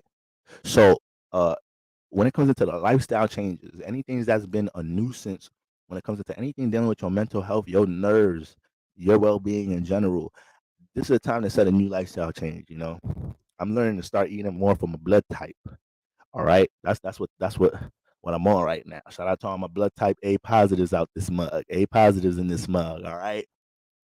I'm starting to learn to eat more from my blood type. I'm just trying to implement new things. I already told you I'm trying to get off the weed. I still drink me a little. It's just some red wine. All right. Had me a little Hennessy earlier, but that's all right. That's all right though. All right, in the name of the Lord. But understanding how partnerships are scheduled into your sixth house is a big thing too. How much time this partnership or this social activity here takes away or supports things that you're building in your sixth house and your sense of regimen. So a lack of regimen right now, a lack of schedule and order right now could create some chaos these next 6 months to a year. It could create some chaos right now, Taurus Sun rising. Y'all natural energy is way too stable to allow partnerships to create this much chaos for that long. You deal with Venus energy, so even though y'all are stern and y'all could be stubborn to sticking towards the right things and not letting people persuade y'all to do things y'all don't want to do, it's not really easy to like peer pressure Taurus is like that. If you peer pressure Taurus, it got to be something they like to do already. All right. It got to be something they like to do. Like, you're really not just gonna peer pressure a Taurus to just do something they don't want to do. Like, it is just, you show me who, you feel me. But with that being said, um, it's only for so long a Taurus is gonna catch on that they're participating in something they don't want to participate in, or noticing how what they're participating in is affecting their state of stability. I believe you guys picked up on that weeks before this transit. I believe you guys picked up on these energies weeks before this transit. All right. Taurus suns, Taurus risings. If you find yourself with your partnerships not being able to establish a new sense of order in your relationships, like let's say you and your partner, hmm, let's say your partner, like, y'all live in different boroughs or something. Like, y'all live in the same state. It ain't really that close. Y'all live like a good minute from each other. Let's say y'all live like a good hour and a half from each other. Now that's OD. That's OD, right, y'all? Let's say an hour. Y'all live like a good hour from each other, right? That's all right. Let's say y'all live a good hour from each other, and, like, you feel me, you really see potential in this relationship, and you want to make at least some sense of routine. You don't like feeling is get into Libra season, Eclipse season. You like, damn, bro, been talking about establishing things with our relationship activity, and I feel like I don't be knowing I'm gonna see my partner. So I hit my shorty up. I'm like, yo, baby, listen. I know your schedule be up in the air. My schedule be up in the air. I think if we at least do Sunday dinner every week, that'll keep the love in the room. We ain't gonna have to go try to bring the love back in the room. We're gonna be able to keep the love in the room. If we don't get to see each other Monday through Saturday, if we do Sunday dinner every week, I think that's enough to keep what we got in motion and to stabilize this connection for the time being. The energies allow us to connect some more. If you find yourself trying to do that and your partner's like, uh, yeah, but I used to get my hair done Sunday, but I, it's one thing if that first option or alternative that you presented didn't align with their schedule, but it's another thing when you're seeing that they're not matching your effort to try to see, like, all right, damn, babe, I can't do Sunday, but what do you think about Tuesdays and Thursdays? You're off days, and then I get out of work early too. Let's do Tuesdays. We could do 2 days a week. Like, if they're not even trying to match your effort in getting an agenda, routine, something on schedule, something in a pattern in your relationship, getting more format to it. Like, all right, this is not it. I'm done with the situation. So, like, what are we doing? Like, let's get some stability to these partnerships. Let's sign these contracts. Let's get some agreements. All right. So I can have more clarity how this partnership affects my schedule, my regimen, my agenda. I know where it fits in. So y'all are in this energy. So any partnerships that's making they're a thorn in your ass, a thorn in your neck. When it comes into finding some sense of stability in a partnership, these gotta go. These gotta go if they ain't gonna match your effort in trying to build some shit. That's the worst shit, being in a group project in motherfucker school and niggas ain't. All right. I am hypocritical motherfucker right now because I am that nigga. I am that nigga. You niggas do the work. The fuck? My Libra ass just do. I just have some verbal input here and there just to leave the persona of me participate. Like, yeah, I think we should definitely go with that. We should do it that way. What he said? Yeah, I think that was a good idea. Oh yeah, now what she said, that makes sense right there. Y'all sure y'all want to do that? That's me in the group project. All right. Yeah, I like what he said right there. Yeah, that's good, right? That's good. Yeah, keep it up. Keep it up. Good job, team. Yep, I think we are great. We gel together great. Our chemistry is great. You ain't never gonna notice I ain't doing no workout this mug. I'm too inspirational. I'm way too. I fuck around, start getting rewarded for that at the end of, like, you know what, guys? We appreciate y'all giving us the award for the group project, but we couldn't have done it without Boro's inspiration. Like, throughout the whole time, Boro just kept the vibes high when we're trying to figure out our game plan. You gotta know. Listen, y'all. You gotta have a little bit of game navigating this third dimension. Can I get a shade? To hell with them group projects. Okay, so Taurus Sun Rising, you manifested any situation. It's just such a struggle, power struggle to get somebody to match your efforts, into what you're trying to build and stabilize in the sixth house. Boom. A lot of y'all may have manifested situations. This is not as likely as it sounds because Tauruses really don't be playing. A lot of Tauruses really don't like. It's not likely that Taurus is like dealing with like situationships without some concrete results. Like there are some of the signs that's not really with that. You know, not saying they won't do situations that they won't be open in their dating phase as far as how they flow with who they're dating with, but man, Taurus needs some sense of stability. Like they need security. Like they just can't do it for that long. So this might be the time the Taurus chick you dealing with, or it might be the time the Taurus person in general will have their partner hitting them with that. Like, yo, what's up? I'm ready to lock in. Taurus like, oh, hi, okay, shit, we locked in then. Put my Instagram in your bio. Post me in your story. Make it real. That's how you propose in 2023. Oh yeah, Boro posted her in the story. Yeah, he married now. Congratulations, Boro. That's how you know a nigga married in 2023. Posted a nigga. 75-year-old boy. Like, yep, this is keep scrolling. Yeah, this is when I met your mom. Yep, I just came off my Saturn return around that time. Yep, life was lifing. It was some bittersweet times, but yeah, so this is when I first posted your mom. Yeah. Mm-hmm. You see all them comments, them likes. Yeah, there's people reposting it. Yeah, it was such a great wedding. It was such a great wedding. It's 2023. Post her if it's real talk. Post her or him if it's real Taurus, Sun, Taurus rising. All right. So make sure you allow yourself to transit the rest of the eclipse season with some sense of stability in your relationships, because that's just gonna continue to create more transformations in your sixth house. We have a lot of progressive things taking place in your sixth house, a lot of new transformations in the workplace, a lot of new work opportunities, a lot of things that you're building and working on right now. If you came into eclipse season, Taurus Sun rising with a project, with something that you're building in motion, you're about to see and potentially currently seeing a lot of progression with that, attracting support with Libra in the sixth house, with people to help bring some transformation, help you transform, what you're working on to its desired state, to desired goals. Okay. So motherfuckers don't want to match your effort to get aligned with the schedule. All right, all right, all right, all right. I'll put you on the bench then. This is what it is. It is what it is. You feel me? So I might be working somewhere else new in a couple months. All right. Your annual salary might be up in a couple of months. That promotion might be on its way in a couple of months.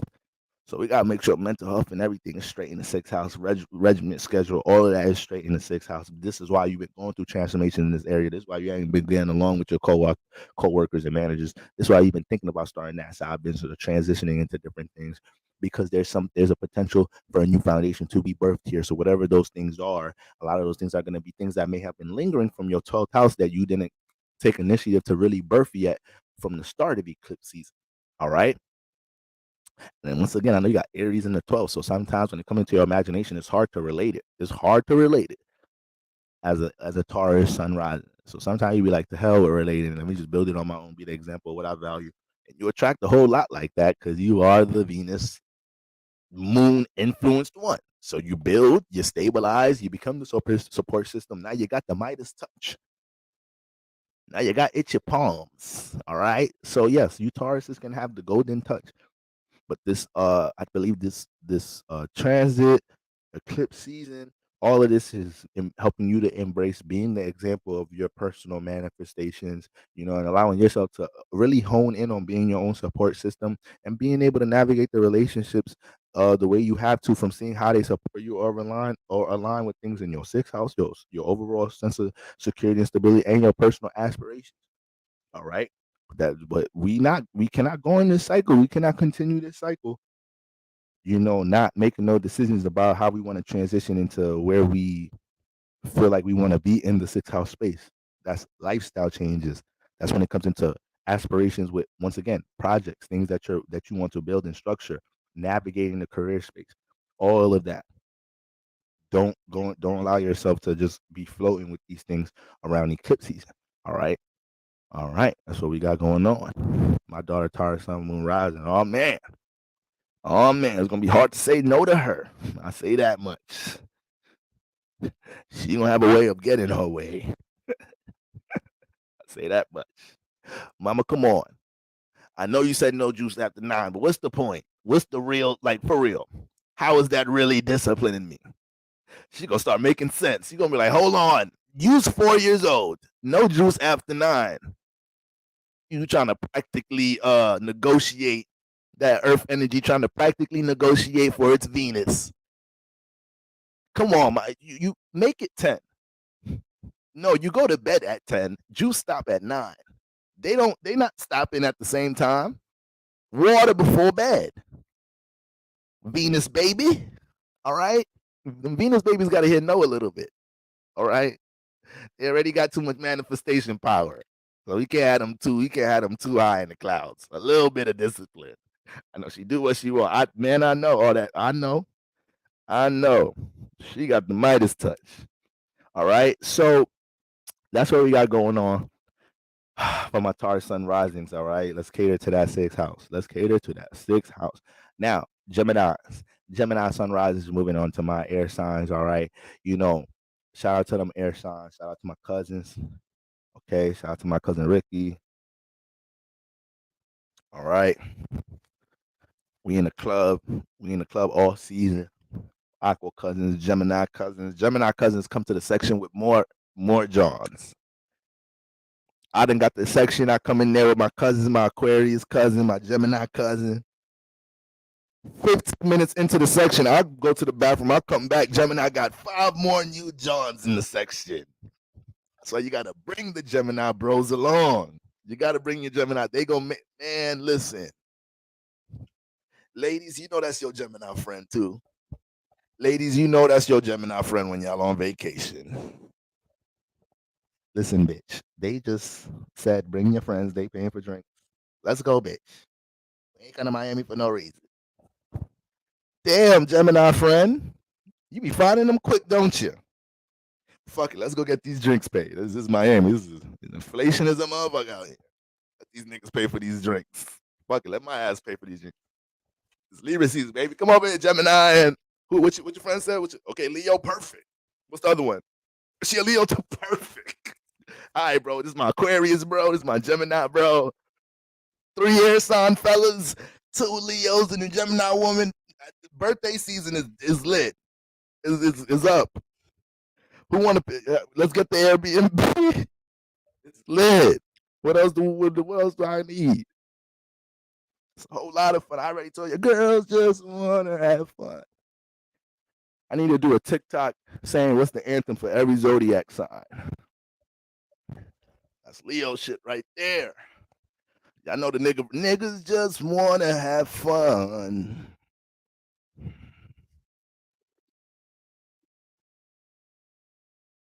All right. Bring that fire air combo. I ain't gonna lie, that fire air combo, that's the combo I want to see on vacation. I don't want no earth sign waters. I don't want to see none of y'all on vacation. I'm only here for 5 days. All right, you a Taurus? Nope, it's gonna take too long to connect. Nope. But you a Capricorn? Nah, I'm gonna spend too much money with your ass. Transactional ass. But you a Cancer? Oh, nope. You're going to try to control my ass for 5 days. It's not happening. Libra? Oh, shit. We going to feel married for 5 days, but we going to know it's over when we going to feel married out this month. 2 Libras on vacation going to know how to connect, make it feel like they're in a whole 10-year relationship and just ghost each other at the end. Perfect. It's perfect. I met this Libra girl first. I went to Dominican Republic for 5 days. I started talking to this girl at the airport. I found out we stayed at the same hotel. I'm like, yo, you into astrology? She's like, yeah. Find out birthday, Libra sun rising. I'm like, you here for your birthday too? You at the same hotel? You don't think we came down to that motherfucker together? It's gonna look like a vacation. We might start crying and shit when we leave each other and shit. But we going right back to our old motherfucking lives. 2 Libras just go ghost each other. All right? Shit. Bring the fire. I don't want to bump into you, water and earths and vacation. Where the Aquarius woman at? It's the perfect woman to bump into on vacation. The Aquarius woman is the perfect woman to bump into on vacation. She gonna remind you this is just a vacation. This is just happening in vacation. I'm like, that's good with. You could keep reminding me. I told you I like that idea from the gate.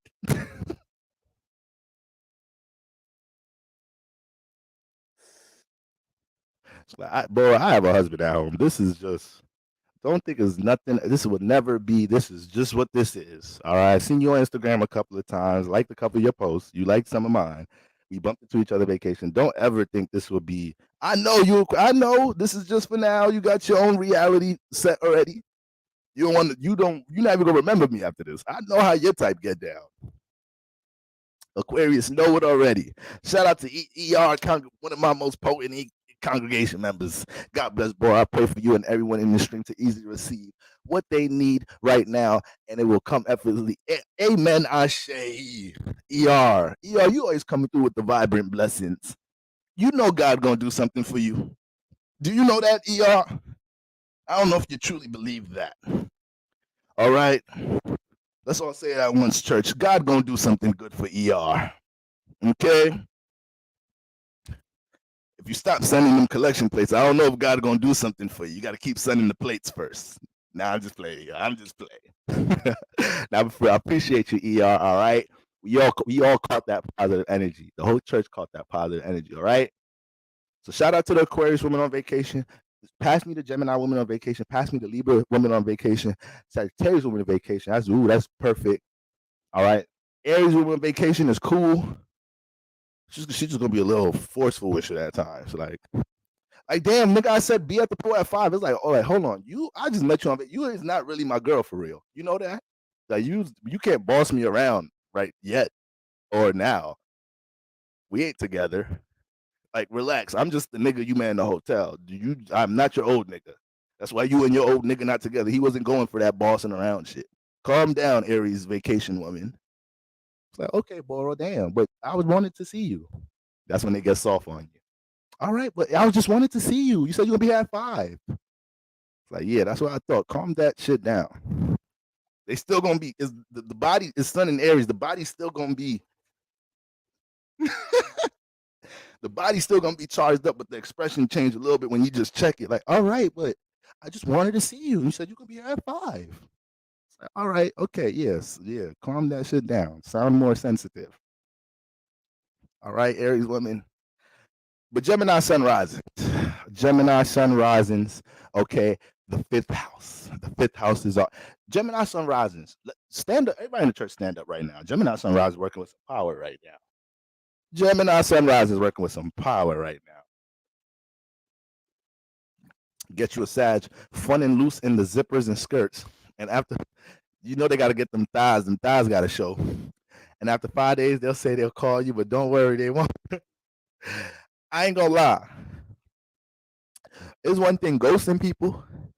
Sagittarius are like graceful ghosters, though. Like, they know how to like make you.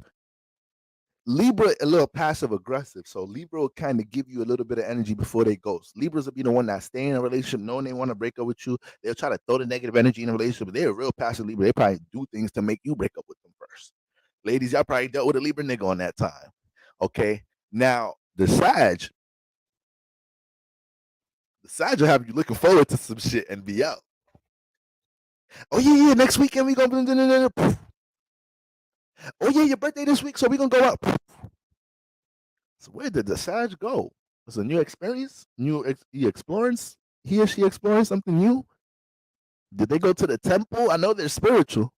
Did they go on vacation? I know they travel, but they left me with some excitement though. They left me with like potential to think we about to explore something though. I know they did. They gassed everybody up. They gas themselves up when they mad. How you think they're not gonna gas you up? They gas themselves up when they're depressed. They probably top 3 at that. At knowing how to self-affirm positivity when they fucked up. That's a whole lot of power. Not a lot of us is good at that shit. When we're about to get evicted and look at the sky like, you know what, God, I know you're gonna hold me down. Life be life, but doors close. When door closes, doors open. You more worried for your fucking Sagittarius friend. Fuck are you talking about when doors close? They go about to close this bitch for good. This door is really closing in 2 weeks if your ass don't get the rent money. We don't want to hear all them Negro spirituals. Nigga, we need to find a way to get $800 in the next 14 days. Sagittarius be like, motherfucker, throwing all that negative energy on me. Nigga, you heard me just talking to God, right? Everything gonna be all right, motherfucker. Throwing all that negative ass worrying energy over here. Extra concern shit. You making my spirit feel heavy. And that's making me feel a little agitated now. This is a real Sag talk right now. You make me feel a little agitated, a little antsy. You throwing all that worrying negative energy at me. I don't do that. Negative worrying. We gonna get this rent money, and if we don't get the fucking rent money, something else gonna be there. I know the streets. The streets always gonna be there. You're right. That's sad. That's Sagittarius. I tell you, you could be optimistic in a delusional way, but how delusional is it if it really leads to some positive shit? So that's what we got. Gemini sun rising. Gemini sun rising. The fifth house is lit. The fifth house is lit. You got the sun transiting this home space. So it's been you damn near been eager to birth shit. I wouldn't be surprised. Y'all already kind of ahead of the curve a little bit. Got to slow down. It's like, damn. Y'all birthing all type of new shit in the fifth house. Okay, I already told y'all in strong creating energy. You could be creating by accident right now. You just easily participate in something. Somebody wants you to participate and you don't realize you just kind of signed up for a big commitment real quick. All right. There's a fifth house, and you know what other things could be created here. So you need to be intentional about what's being created here. This cycle started for you in the 11th house, Gemini sun rising. So this whole year, you realize or you're learning how your personality, maybe a business, an industry you're a part of, right? Something you're trying to build. This year, you learned a whole lot about how your energy is received in the world, in the outside world. You may have learned a lot and experienced a lot this year dealing with social media, connecting to others, utilizing technology to communicate with others in different ways, to build your brand, to relate, advertise, market. Maybe a lot of new spiritual concepts, and you've allowed yourself to dive into more of an abstract thought about certain things that you're not so familiar with, and expanded your mind, make you even look at your surroundings differently this year.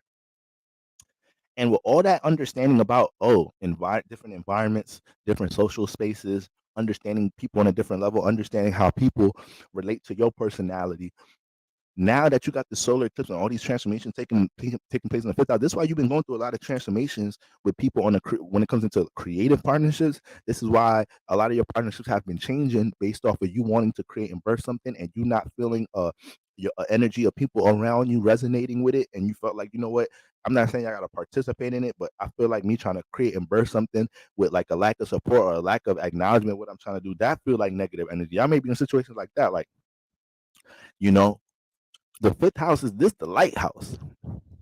This is dealing with motherfucking being on the stage, dealing with attention, creatively, artistically expressing yourself, childlike energy.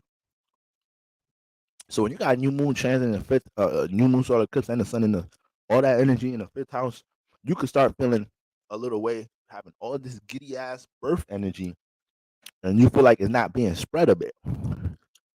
You feel like is the people around you ain't picking up on it a little bit and relating to it a little bit. You can't communicate. You know, Gemini gonna want to relate, son. You know, Gemini gonna want to relate, son. So you could be in this energy right now. You went through all these transformations leading up into this point, realizing what relationships support your creative endeavors are here to help support and, you know, structure things around things you want to birth. What partnerships don't relate to things in your creative energy? What partners bring resistance to things that light up the inner child? You don't even like going out. You don't even like going out like that. You a grown man. You're 30 years old. You work your career job. You support yourself. You take care of your responsibilities. You even got a side business you growing, right? Give a little money to Mom Dukes every month. You a good man. And now you dating this girl. She got a problem because you like to play 2K for an hour every night. You a man out here stepping on shit, standing on business. That's what they like to say in these new days, right? You know, pastor, like, you know, the pastor pay attention to all the young folk. What's these rappers name? Pastor no Snoop Doggy Dog. It's always your pastor the name of old ass rapper. Pastor listen to Snoop Doggy Dog. All right. Pastor know about Big Daddy Kane. It's like, Pastor, don't none of these kids in the church know who the hell Big Daddy Kane is, Pastor. All right? Naming old ass rappers. Snoop Dogg don't even make Snoop Dogg doing commercials. Last time that nigga made a song was for a commercial, Pastor. That's what it's music, right? It's still music. All right. Pastor still know a little something about a little something. I'm not so out of touch with the young folk now. That's what y'all like to say, right? Standing on business. So right now, Gemini Sunrise, y'all be in situations right now, you feel me? You trying to stand on some business. You standing on business, you had all your duty responsibility, and then you this girl you fucking with her, you be cash apping her, you give her money to get her shit done. And when she come over, she have a problem because you like to play 2K for an hour, because that's the thing you like to do. That's your fifth house hobby. That's like you, how like you, I can't even talk. This should get me mad because I love playing 2K. Okay. I seen a girl tweet something that said, and no nigga should be playing 2K if they ain't got 2K. I was like, I felt that. I ain't gonna lie. The fuck is you playing so much 2K, nigga? You ain't got 2K to your name. I felt that one. I ain't gonna lie. All right. She came at us with that motherfucker, right? And my nigga seen that tweet. That shit touched the place. The moon could have been in Capricorn. The moon could have been in the earth sign that day. You still felt that motherfucker. See, I only got like about $1.50 to my name. I've been playing 2K since 3:00. It was about 9 p.m. I think God trying to tell me something during this eclipse season. Yes, get the fuck off the sticks, you grown ass man. Go get some money. All right. You think this Taurus woman gonna sit here and watch this shit? You think Capricorn woman is proud to tell her friends? He's so adorable. He just be playing 2K. Capricorn woman is not proud to say none of that shit. You need to give Capricorn woman, Earth woman, better accolades than that. All right, bring up about employee of the month. Let Capricorn woman brag. My nigga employee of the month 2 months in a row. Salary raise and everything. What your nigga do? That's how Earth woman want to show her nigga off. That nigga paid for my hair 5 months in a row. Fox braids too. Fox braids, them bitches expensive. Them bitches, I ain't know them bitches. My bad. I realized I be smacking like a motherfucker in the mic. Somebody said that last year. My bad. I realized I just started. Matter of fact, let me take this motherfucker out. Sounding like a damn horse. All right. But anyways, Gemini Sun rising. Right now, anybody, you seen how the things you've been trying to, you're in a space, like I said, cycle starting in the 11th house, you're creating in the 5th. You're seeing who supports the creations in the 5th. So you're in a space right now where not only have you accumulated more experience and wisdom on your outlook of how things are received out in the world, this is a space where you're birthing new things to bring into that space, right? So this is like somebody, perfect example, this is like somebody, there's a Gemini sun rising out here that wants to do something online, wants to be an artist, want to be a rapper, want to make music. And this year, they started making the music, right? Solar eclipse in the 11th house. They started making the music, right? They were dealing with their creative process. They're already talented, right? But then this year they had to learn more about how to advertise their music, how to market, how to actually make money off their music, how to brand properly, understanding what spaces they're received in, how to tap into certain demographics with their music, understand how algorithms work, understand how ad campaigns work. So you came in amped to want to connect your music and relate it to others, relate your art, right? The 11th, 5th house axis is lit up for you during eclipse season. That's where the eclipse energy is at. But during this phase, now you're realizing like, okay, I had to take a step back from the actual creation process to understand the 11th house and the environment some more, how to connect the technology behind it, how to relate it, how other people think in the world, how to look at my associations and my business partners besides the creation itself, understanding what my business team, things like that. This is why these things have been going through transformations, because you gotta get that right. And now new beginnings and new birth with the creation process. So now the same Gemini sun rising, they didn't want to drop the music that they wanted to in the beginning of the year. They done went through all these transformations. This and the third, they got some new shit. They rapping about all the transformations and shit. They rapping about more life shit. Music way better. The timing to drop the music and connect it with a better plan and understanding how to throw it into the 11th house is received well. So y'all get that example. It's like this is the type of space you're in, Gemini sunrise. This the type of space that you're in. Okay. So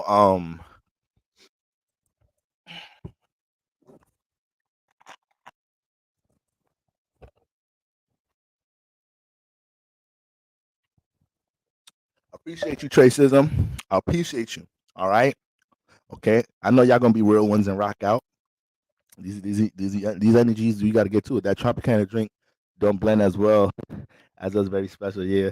Big Daddy Kane. Look like quote that Daddy Kane. Quote that Big Daddy. These young folks don't know nothing about no Big Daddy Kane. Can't name one Big Daddy Kane song. All right. But listen, this is what I want y'all to know, Gemini. This is what I want y'all to be aware of. Understand all these energies can have you real giddy and excited to participate with things with other people. So you got to be careful about easily participating with things and including yourself in things. Once again, I've been saying that for a while for y'all, managing y'all time because things will get a little unstable with a lot of energies in this creative house. There's always fireworks going off in the fifth house.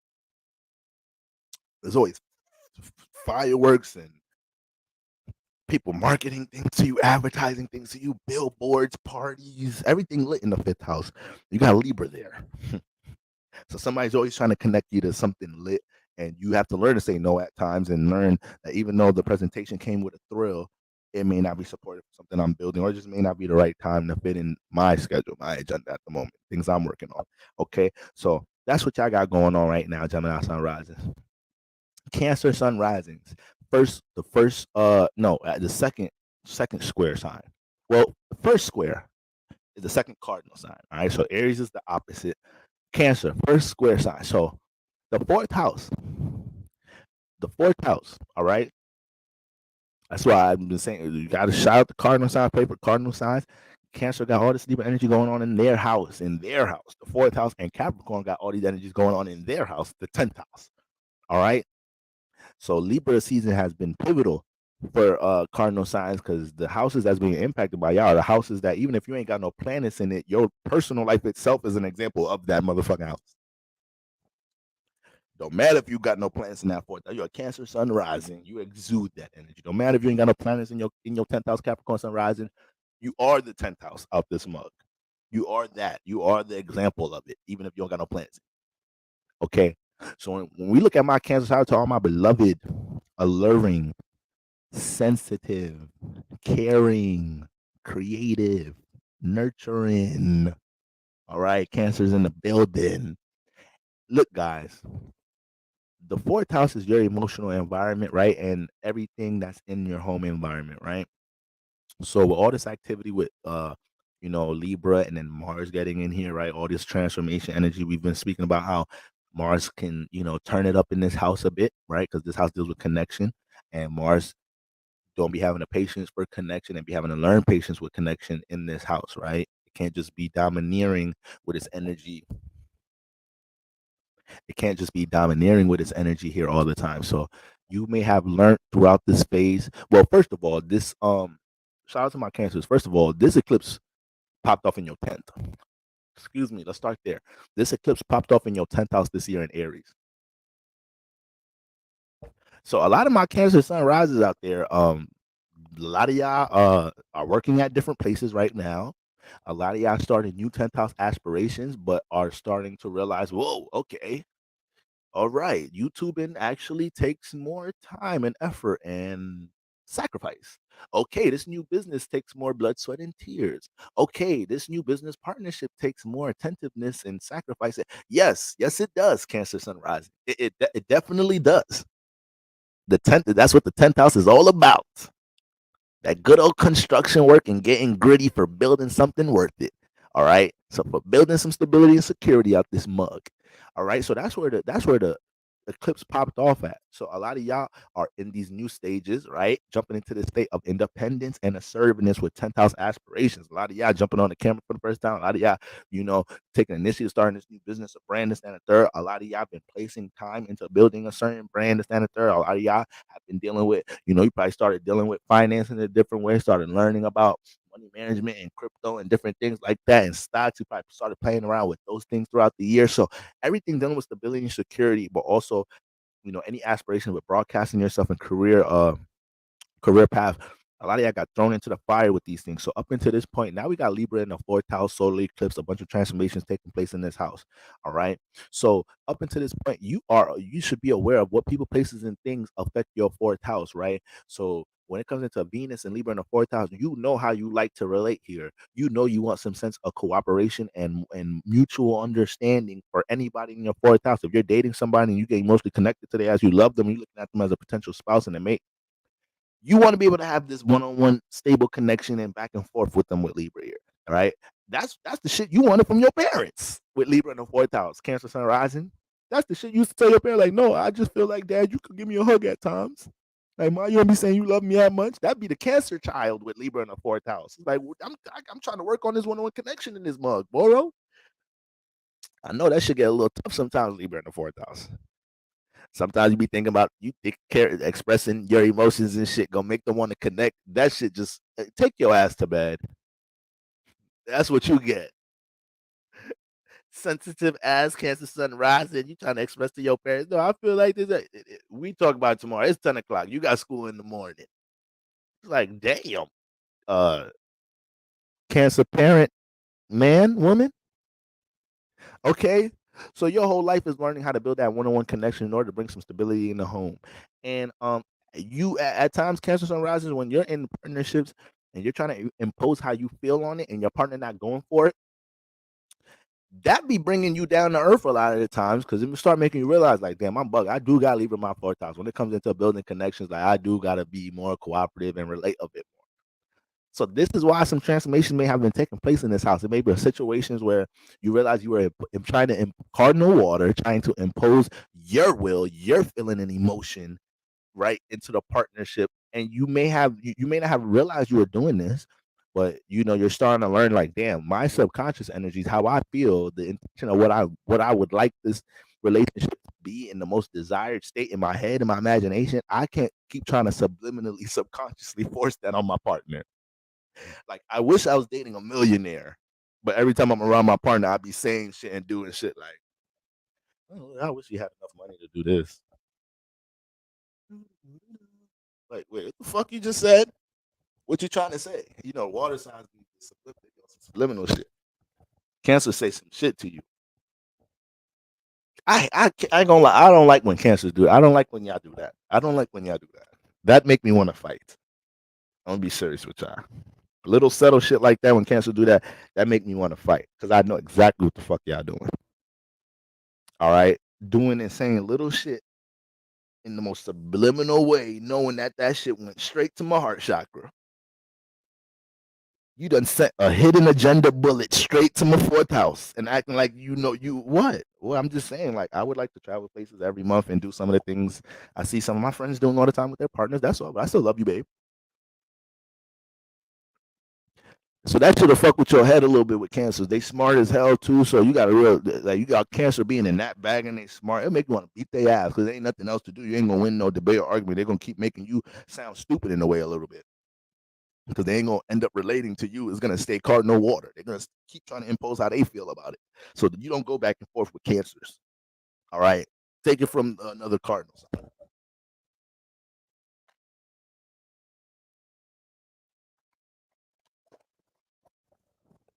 I love y'all Cancer, but y'all listen, yeah, we card. You know how we do.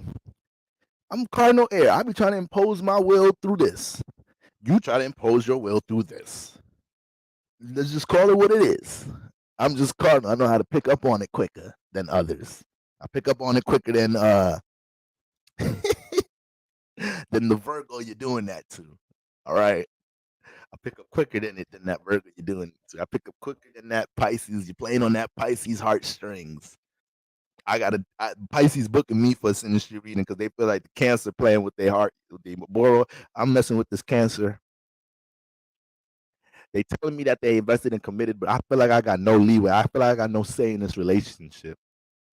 It's like, oh man, Cancer done got you to this point. It's over. Though. We could end this reading early.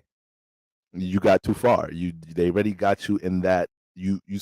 They got you feeling like you needed to book a reading, so that they already got you under their will. You done compromise a bunch of shit for their love language, right? Yep, I already know. Yep, I already know how to cancel cardinal water do. have a good way to make you feel in the way they feel. So some transformations may have took place in the home environment and amongst your partnerships around this time, Cancer, because of that.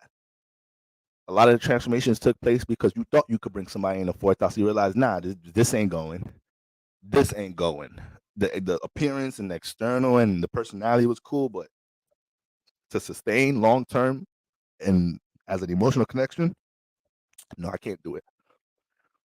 Some relationships may have transformed because uh, in different ways, people were messing up the opportunity to come into your fourth house. All these energies in this area has you feeling highly, extremely sensitive towards partnership energy. So it could have definitely be a time like you took things to the heart. Like if somebody was a little late on a date, somebody you text somebody, good morning, hope you have a great day, enjoyed last night. You text them at 8 a.m. They don't text you back till 1. Like, yeah, my bad. That shit right there had Cancer hot around this time. It's like, damn, that was the first time I let you in my crib. Like, I was just trying to like continue the great vibe the next day, and that's all you had. Like, you're not gonna take priority to just. You could have told me this is what they're gonna hit you. You could have texted me back, said you was busy at first. I'm gonna reply later. You're just gonna lift me on read since 8 a.m. Who does that? You on your phone from 8 a.m. to 1 p.m. So like the Cancer, y'all might have been in that bag. You might have been in that bag. Okay. So hopefully you could realize how sensitive you can become towards things getting close to your fourth space, so it helps you understand how to build a better process when it comes into like connecting with others, filtering or reading people before letting them in the fourth house and making effort connecting with them in some type of shape or form. I think this was also a time where you start to realize how certain people depend on you in a overly depend on you for emotional stability or some form of stability to the point it could be draining on you at times. All right. A loved one may be doing too much. They talking your ear off about this, that, and the third because they sense of stability. But it's like, all right, girl, I didn't told you to cut Tyrone off. How many times? I got work in the morning. I can't do the sitting up crying in tears on the phone. It's Eclipse season. I told you to watch the nigga boy. You ain't watch his live streams this whole month, right? He been talking about this. What you going through right now? You got all them energies in your fourth house at you, and you leaning on me too much. You got to find yourself, girl.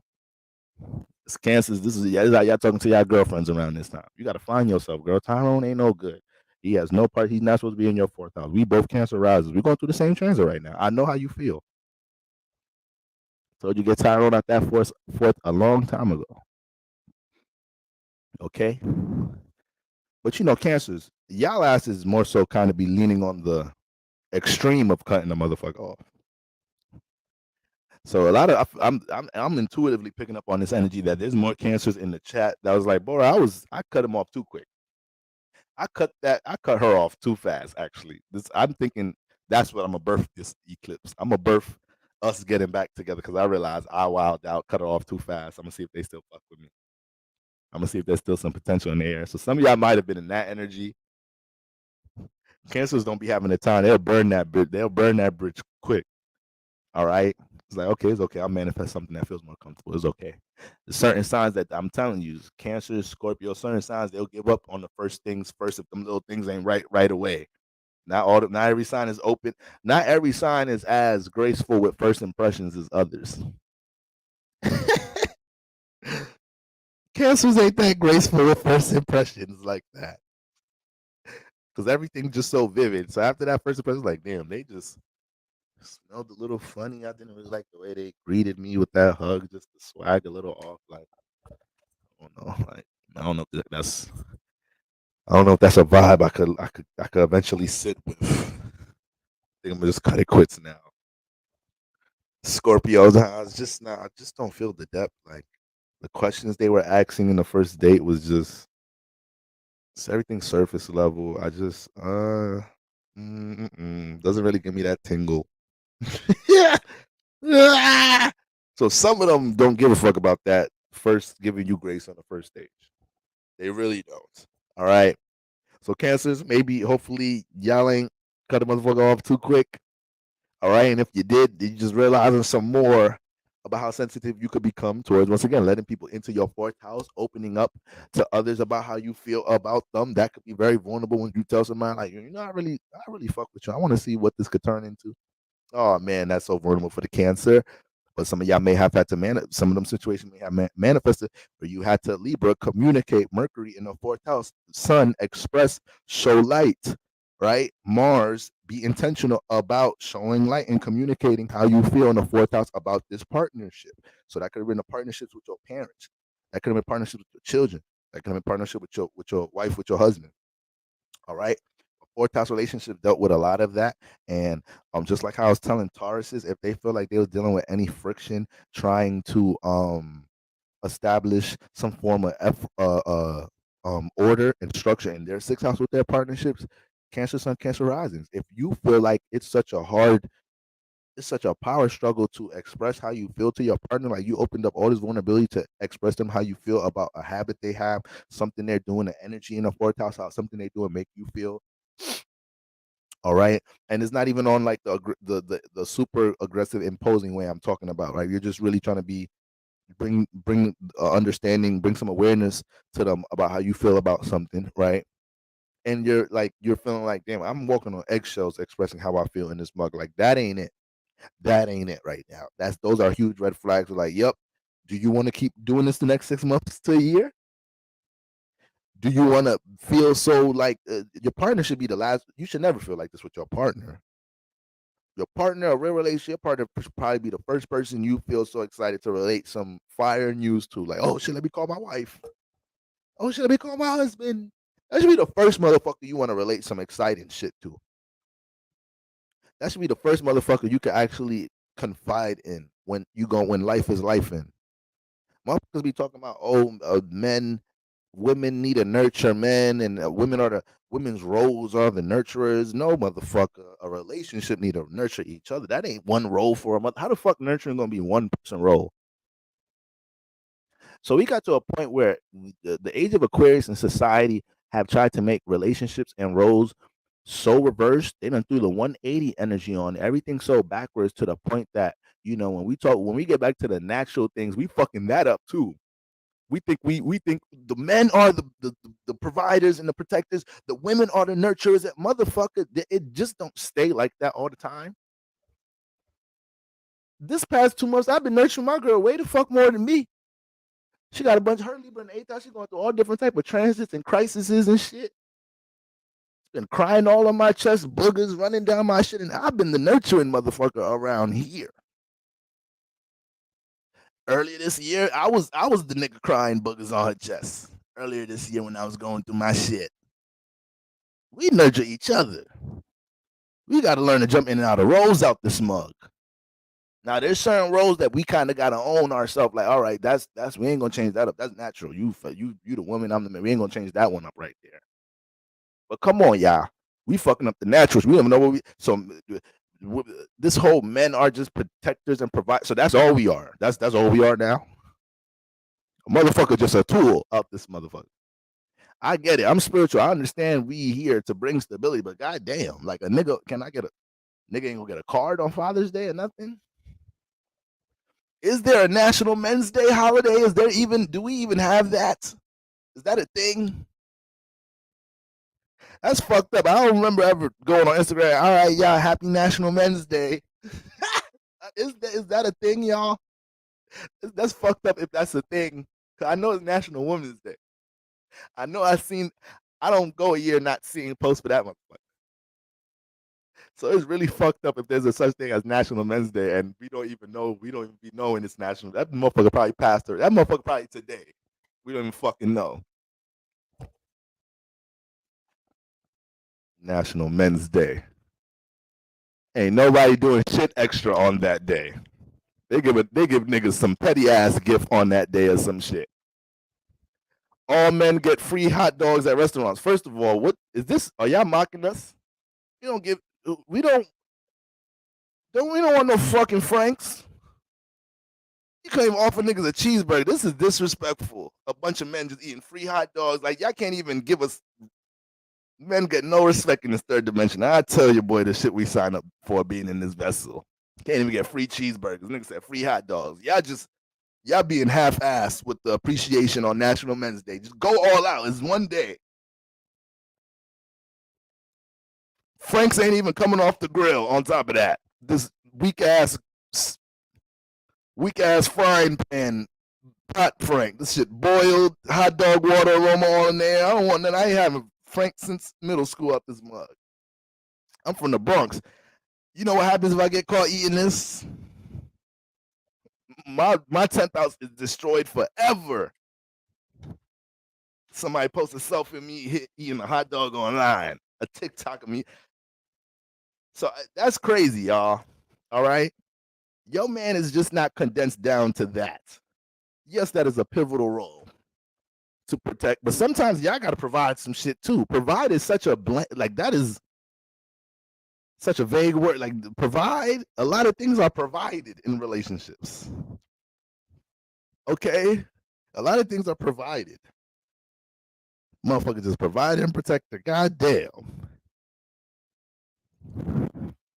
Motherfuckers be like, yeah, I just want my woman to be a nurturer. No, I know I want my woman to be. She need to do more than that. The fuck? That's why. That's regular shit. That's relationship shit. What the fuck? People nurture each other in relationships. That's not something that get assigned to one person. She can't get that bailout and say, I nurture my boyfriend. I nurture world, this, that. No, there's gotta be more than that. That's regular shit. It's like saying you care for your partner. Yeah, I make money. My girl plays the role in caring. Oh, so you just don't care in a relationship. That's you don't I don't really do that part. I just bring the money home. I don't really hold capacity to care for things. I can't. It's not my responsibility in this relationship. Real men don't care. We work, we build. Come on, y'all. Come on, y'all.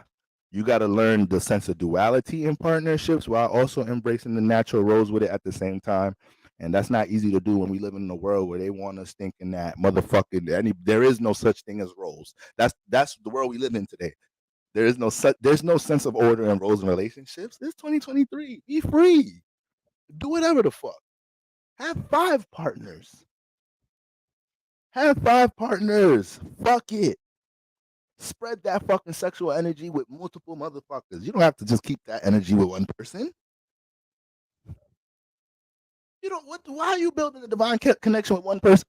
Why are you staying single and preserving all your energy just for one person or for some type of opportunity to deal with a connection with somebody that means it? For what? It's 2023.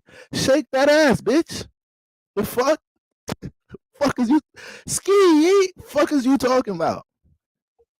We outside. All right. So we got to get it together. There's a lot going on this season, y'all. There's a lot going, and I see the people are tired. The people are tired. Whenever I see ignorance posted online, I see the consciousness raising. People are tired. We annoyed of seeing certain things. We annoyed of seeing certain celebrities. We see the agendas. We know some of y'all are puppets. We just tired of hearing certain words. Certain words we tired of hearing. Providing, protecting, value, which you bring to the table. We just tired. Let's get back to what's natural. Hopefully, this eclipse could get us back there when it comes into relationship energies. Hopefully. All right. So yes, Gemini sun risings. You're in a very creative state. Gitchy, yeah, ta, ta. Why you done did that, Traces? I'm trying to stay focused up here. God damn. Ta, ta. All right. Hit a geechi, ya, ta, ta on their ass if they not cooperating. Okay, say that shit, click your heels 3 times. You're going to be in a new partner relationship. Everybody on Friday at 1:55 p.m. when the solar eclipse peak, light some have candles lit, get the Palo Santo, write your new intentions down, and hit a geechi, ya, ta, ta. Click your heels 3 times. Twin flame gonna pop up. I promise you, twin flame somebody's gonna pop up right there. All right. So if you ready for that, do that. But if you're not ready, don't do it. They're gonna pop up. You're gonna have to do something. They're gonna be standing right there. You're gonna have to take care of them and shit. All right. If y'all can't support a motherfucker, you ain't got nothing to bring to the table, don't pop their ass up right now. All right. Only real spiritual ones can use that ritual for this weekend. Okay. So that's what we got going on, Gemini. All right. You're in a very interactive space, very creative space. Gemini, you in such a creative. This is the last thing I'm gonna say. Gemini, you in such a creative space. You creating shit by accident. Like I said, you get into partnerships by accident. You participating in things, committing yourself to things by accident. It's the fifth house.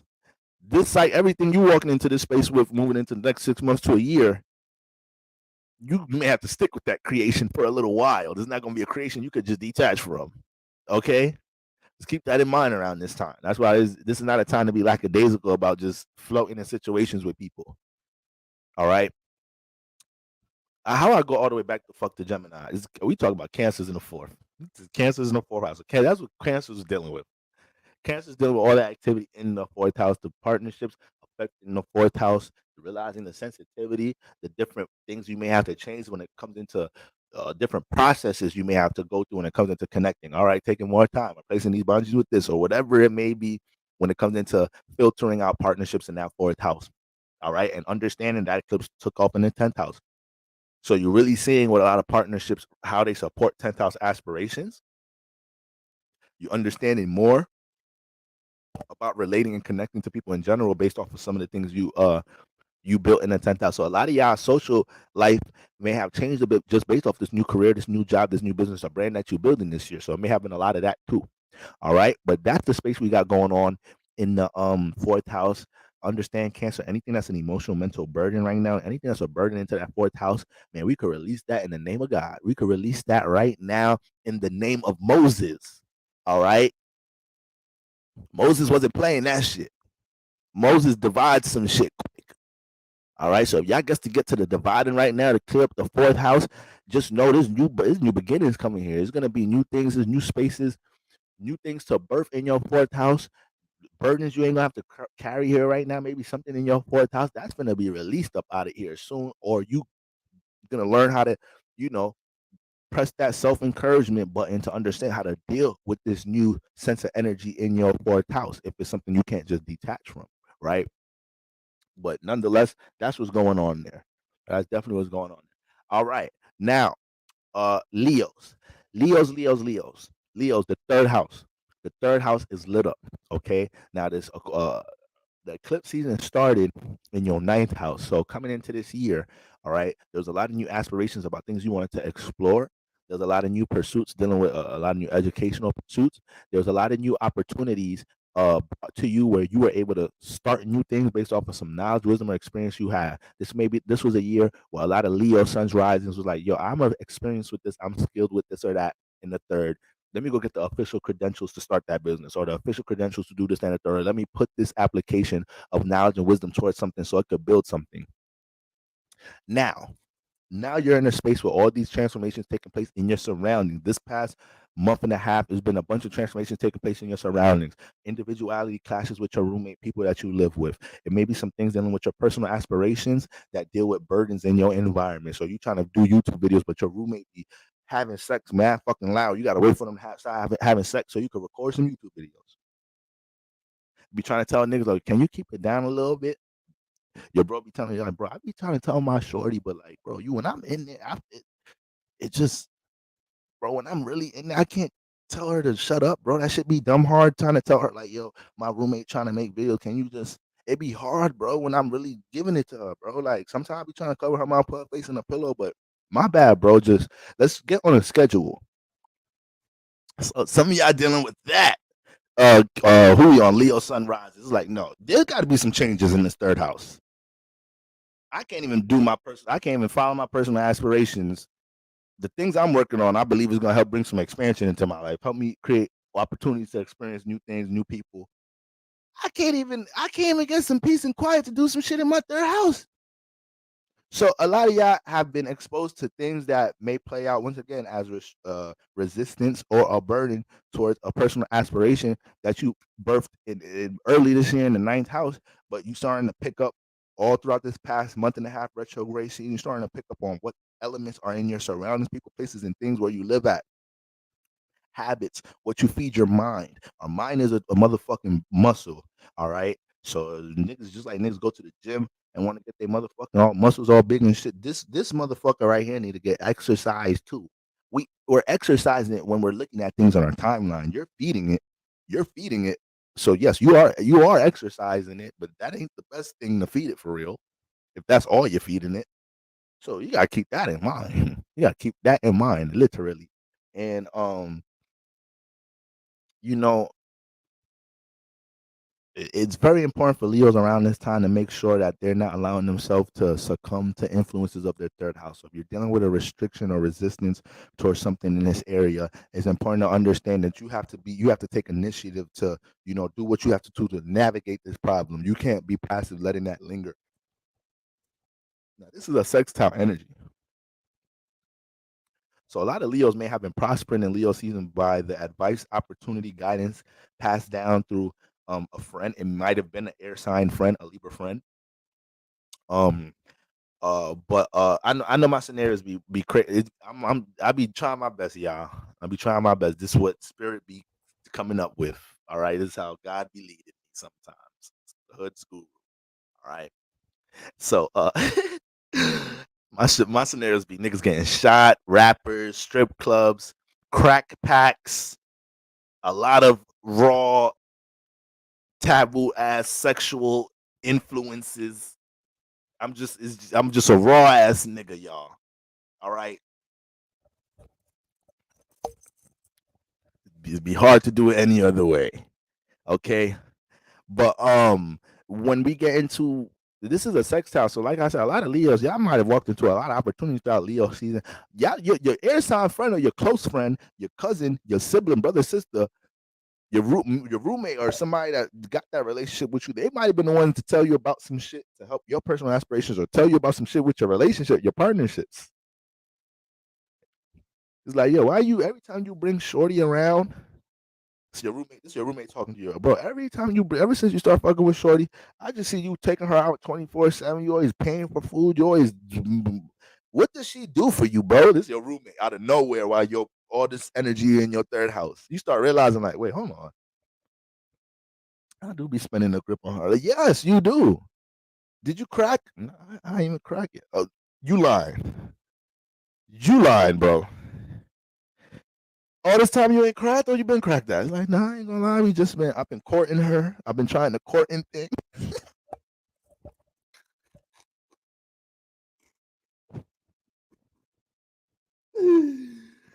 Yo, I'm sorry, y'all. I know I could be a little contradictive. 1 minute I'm on some spiritual righteous shit. Next minute I'm on some I'm on some real nigga shit. But it be like that sometimes. It be like that sometimes. Yo, bro, talking that shit to you, helping you realize, no, she a user, bro. She's a user. I don't want to hear that courting shit.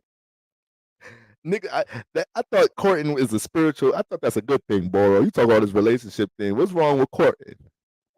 Man, that ain't the courting I know. It got to be a little something in the court.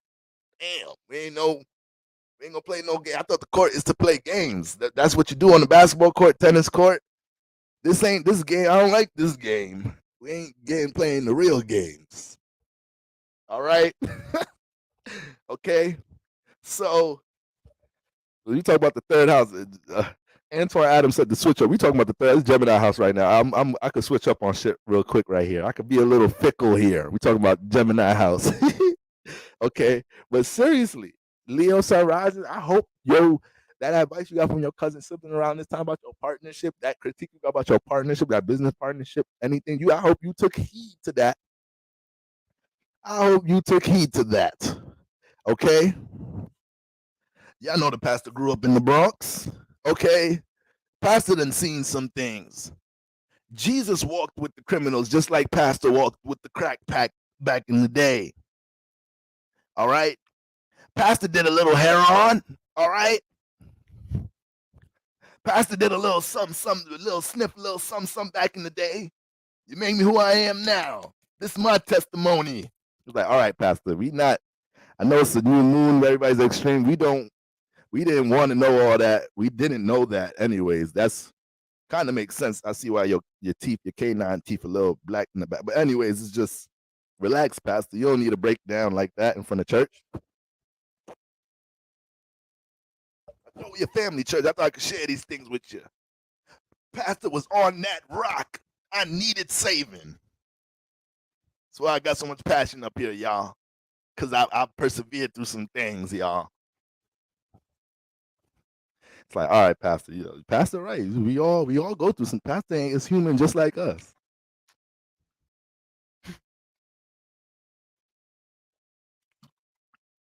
So yeah, Leo, get that any energy in your third house. You want your partner, you want your girlfriend in your third. Get her out the third house. You just get if it don't want it in the third house, don't feel good here. Get it out because there's things that's ready to come in here. There's things that's ready to support this new space. You fuck around, be in a new third house. You fuck around, be in a new third house before next year end. Before we get to Aries season, you fuck around, have a whole new third house, whole new roommate situation.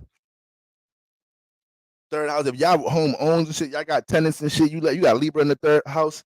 You letting your tenants get off passes with rent and shit. It's like, all right, it's 3 months. This is the last month. You better bring that whole thing. I'm being too passive with my tenants. All right. Get that 1,000, get that 1,500. Yeah, I ain't taking no more shorts. Some of y'all in these situations, Leo Sunrise, you taking too much shorts in y'all partnerships. You being again a little too passive here. We ain't doing that.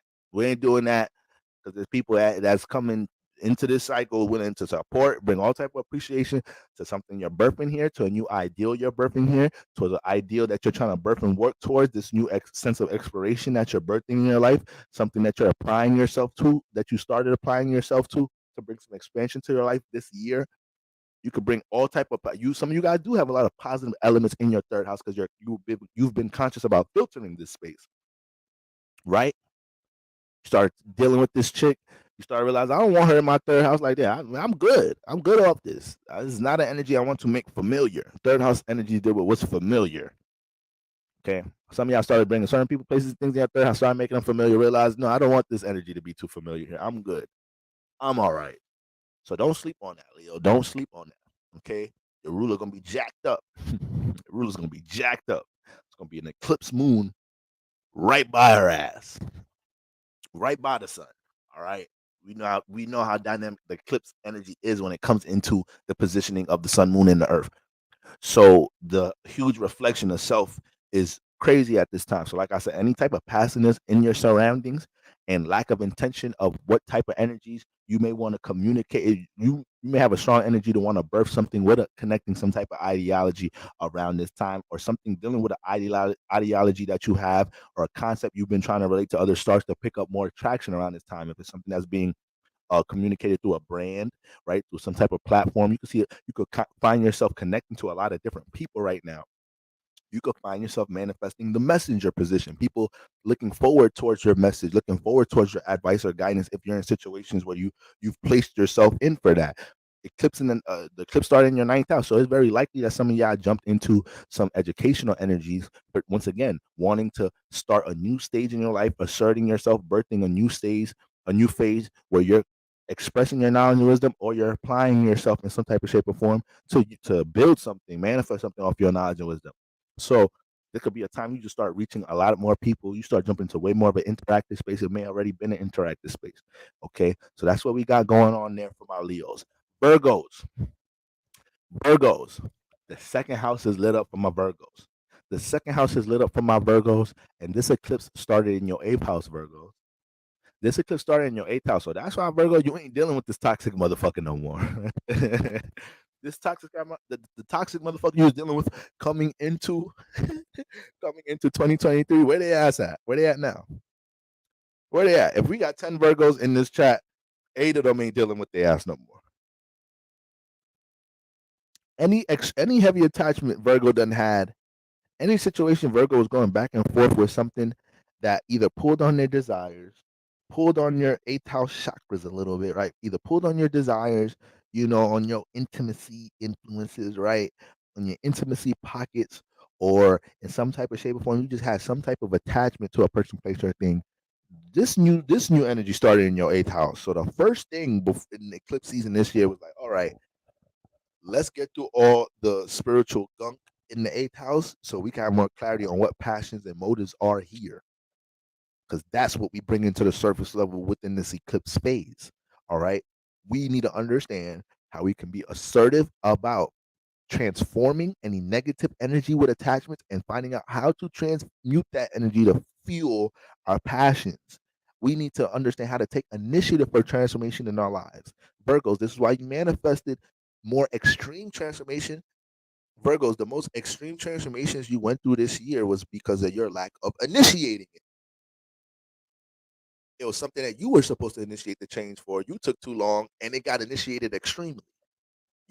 Situations like this. You're supposed to been break up with that motherfucker. You waited a little too long, turned into a crazy argument. You end up slashing tires. You in jail. This is not how it was supposed to happen. You waited too long. You let the attachment ride too long, and it got extreme. Is the eighth house. If anything's extreme, it's the eighth house. So that was the whole premise of the eclipse season starting. Let me get up. Let me get up with y'all because I ain't tired. That's the whole premise of eclipse season starting in that eighth house, right? Being into the pinpointing all attachments so we can have more clarity of true passions and goals, things that we may have buried that we need to give more energy, more influence to, but understanding how to embrace that role of transforming things in our lives in general, especially when it comes to our shadow work, right? Spiritual baggage. Okay, you got Aries in here, all right? This is one of the most I know the Scorpio videos get the most views on my channel. That just be showing me damn Scorpio placements don't be fucking around. They really trying to dig deep for real. They really trying to learn self discovery like a mug. So one of the most viewed videos I got on the Signs to the Houses series is Aries in the eighth house for the Virgo Sun risings. All right. I think it's one of the more longer ones, even though the series has started to get more long. Started off with 15-minute videos. Now, if you look at the last three houses, them bitches is half an hours and shit. All right, because there's been so much that I be learning doing them because I continue to understand the life path. Going through that series myself. So when you talk about Virgo and the power of that Aries in the name of that video is the healer or the destroyer. Because that's what Aries learned in the eighth house, how to take initiative for some healing, or how it could jump into extreme energies and self-sabotage here, right? So I believe a lot of y'all throughout this year, Virgos, with a lot of these transformations and a lot of this new awareness that you guys may have started to develop about attachments, things that trigger insecurities, certain passions and goals you want to see be implemented into reality, right? All of these things, or understanding how to process transformations. That's a lot of that. When we talk about transformation, not just about things changing. I think a lot of y'all, a lot of Virgos this year, you guys were learning how to live with something that just transformed. Like it's like, damn, I really didn't see that relationship transforming, but I know I have to live with that. I know that's not something I'm going back to, but this love, I can't just delete it. I gotta learn how to live with this. So it's been some of that for my Virgo sun risings, right? Damn, I really love that fucking career. I really love that career. But even though I made this decision to take initiative and start this entrepreneur journey, or even though I fucked up and I got fired because I was on some dumb shit, I gotta learn to live with that. So learning to be okay putting that shit in the past, understand as life be life and the transformations, you gotta learn how to persevere through the transformation. That may have been half of the battle for my Virgo Sun risings this year with the the nodes hitting the second and the eighth house, because when you got activity like that in your second and the eighth house, this is your money, this is the money axis. So second house dealing with material gains in the physical realm, eighth house is dealing with material gains through the resources of others. All right. And when you look at the second, eighth house in general, my analogy for this house, I like to say the eighth house are the roots under the tree. All the transformations taking place under the roots in the soil that you can't really visibly see like that. But the second house is the tree. You see the tree though. You don't see all them roots and the foundation holding up this big ass tree under that's a lot of power under this soil. This big ass tree, how strong you think the foundation is? That's the eighth house. So in order to grow this tree, which we're at right now, second house is lit. So in order for you to continue to see the potential of this tree, aka this business, this form of stability, this brand, anything that's providing a sense of security in your life, or things that you've learned to value within yourself. What do I have? The second house. It started off with you having to realize, okay, what's in the eighth house so I could get the foundation right. Okay, I went through some of these transformations. I feel a little vulnerable here. I know I need to work on this part of myself here, but okay, I acknowledge that. So at least I know that now. I pinpointed that about my subconscious. Now I could get to this passion. I could get into this goal without the hesitancy without being up in the air about a certain passion or goal or motive I have. So that was half the work this year, Virgo Sun Rising. That motherfucking career environment, that partnership that was holding you down, and you realized you wasn't birthing or creating or transforming nothing new because you was in that environment partnership. Thank God you ain't with that motherfucker or ain't at that motherfucker no more. And I'm speaking like this because it's the eighth house. I know y'all went through transformation. I know y'all went through these transformations this year. I know y'all did. Okay. So when we talking about all these new beginnings in the second, you ain't go through all them transformations. You ain't detached from all that shit. You ain't learned how to live with that pain. You ain't learned how to live with that motherfucking transformation. You ain't take all that initiative for motherfucking healing for us not to receive these second house blessings during eclipse season. Hell no. Hell no. The moon exalted in the second house. This is a new moon eclipse in your second house. AKA God in the universe is trying to blacken out every single thing that don't help you support security and stability in your life or get in the way of you presenting the true values you have to the world, to your community, to your partnership, to your environment, to your surroundings. Okay? So this is why you may have been going through a lot of relationship transformations. It's negative relationships enabling negative things that hold you back from investing into your second house value. Relationships that's enabling you or not helping you deal with the positive transformations in your life, feeding your desires, your negative desires, right? Yeah, it's hard to even say the word negative desire because when you talk about desires, it's like it becomes negative when we get into a state of overindulgence. Just like ain't nothing really negative about pleasure, but pleasure becomes negative when you overindulge. So if we talk about overindulgence, the second, eighth house, this is what these the key houses for overindulgence. The pleasure house, second house, is the motherfucking house of desires in the eighth. So there's been a lot of management of that and observation of that as well too. Okay. But new moon eclipse in the second house, we need to make sure we have great intention on what form of stability, security, or what type of value we finna take initiative connecting and relating to others and understanding how our partnerships affect our value system. Are these motherfuckers I'm surrounding myself with enabling negative shit in my motherfucking life? Or are these the type of people I need to be around because they hold me accountable towards the things I know I want to build and stabilize and structure in my life? And they're also examples of it around me too, right? At least I know we're all on the same frequency vibration or we hold the same values in general.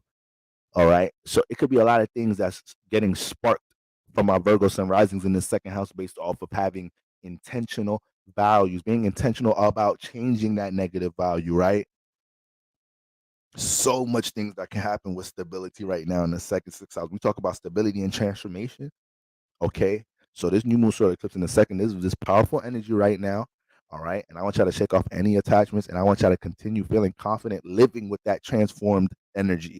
Either a relationship that transformed, career environment that transformed. That first time you feeling that sense of hurt or that sense of negative energy inside your motherfucking chest based off of transformation this year. The first year you felt that type of depression. This is the first year you felt with this type of negative energy from a transformative state. Like, damn, I had to learn how to process that I never feel that way. I never lost somebody before.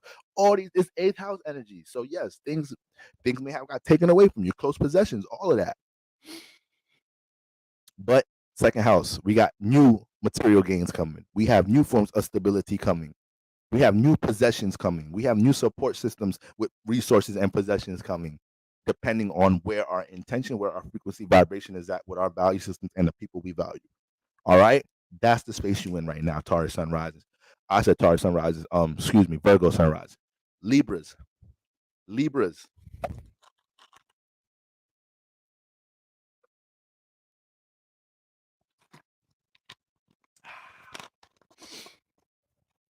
Libra sun rising. All right. Libra sun rising. Okay. So a lot I've been saying this whole year. It's a real karmic year for Libra. 7 year. Strong Venus retrograde period. This, that, and the third. This, that, and the third. Right. Nodes influencing this act, the seventh house, everything. Right. So when we get into Libra, all these energies influencing the first house, right? And we understand you are this eclipse season has a lot to do with relationship energy and Venus energy. And because this energy taking place in your sign, you have to be conscious about your own natural goddamn energies. Am I overindulging into Venus energy? Am I being surface level with Venus energy? Right? This because we know a lot of Libras can't be by them damn selves, or they can't allow them. Sometimes Libras can't allow themselves to wait to entertain something that's worth entertaining. And I don't care what y'all say in the chat. See, I know. Listen, y'all be choosing what to claim in the comments sometimes.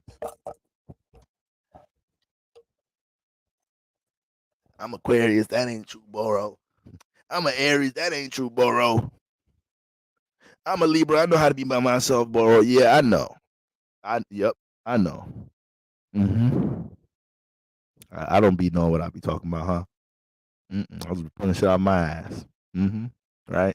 I just turn the camera on, and just talk, huh? That's what I do. Hmm? Hmm? I don't study nothing. I don't study myself. I don't learn from other people. None of that. I don't download nothing. None of that. I don't know what I be talking about, huh? Libras, around this time, we started realizing this. Libra, this could have been some of the most loneliest moments in your life this past month. This past month and a half, if you ain't had no motherfucking I am energy coming into this bitch. And as crazy as that sounds, because it's Libra season, you have to understand the dynamic. Aries and Libra been working with such a crazy dynamic. They have too much energies intertwined with each other. So it's like the past 2 months, past month and a half, Libras have been having to learn how to stay in alignment by being Aries like a little bit, and then Aries had to learn how to stay in alignment by being Libra like a little bit, based off of the nodes and Mars rulership. Mars brought its feisty ass to Libra. Libra start being a little turned up, taking initiative with things, being extreme, cutting motherfuckers off quick. Aries, because they got their ruler in Libra, they start feeling like they need to relate more. They just doing it aggressively, you know. So we kind of backwards a little bit right now. But with that being said, this energy took place in your the eclipse started in your seventh house in Aries. It started in your seventh house in Aries. So uh it was a new foundation starting with relationships in general, but we know the seventh house is the reflection of the first. So when we have heavy seventh house transits, it's helping us to see ourselves through relationship activity. So we're analyzing the relationship activity, but we're also seeing the toll it's taking on us and how it's affecting our first house. It mirrors the first house. Once again, it don't matter if you're dating, who you dating is your twin flame, soulmate, situationship, surface level relationship. It's a relationship, and it's most likely going to help you to see something about yourself because it's the seventh house and it's going to reflect the first. So a lot of Libra sun risings, a lot of you guys may have realized how, throughout this year, you feel lonely as hell when you always going out your way to relate something you into to somebody else instead of starting and birthing something on your own and then being an example. And people be like, oh, look what the Libra doing.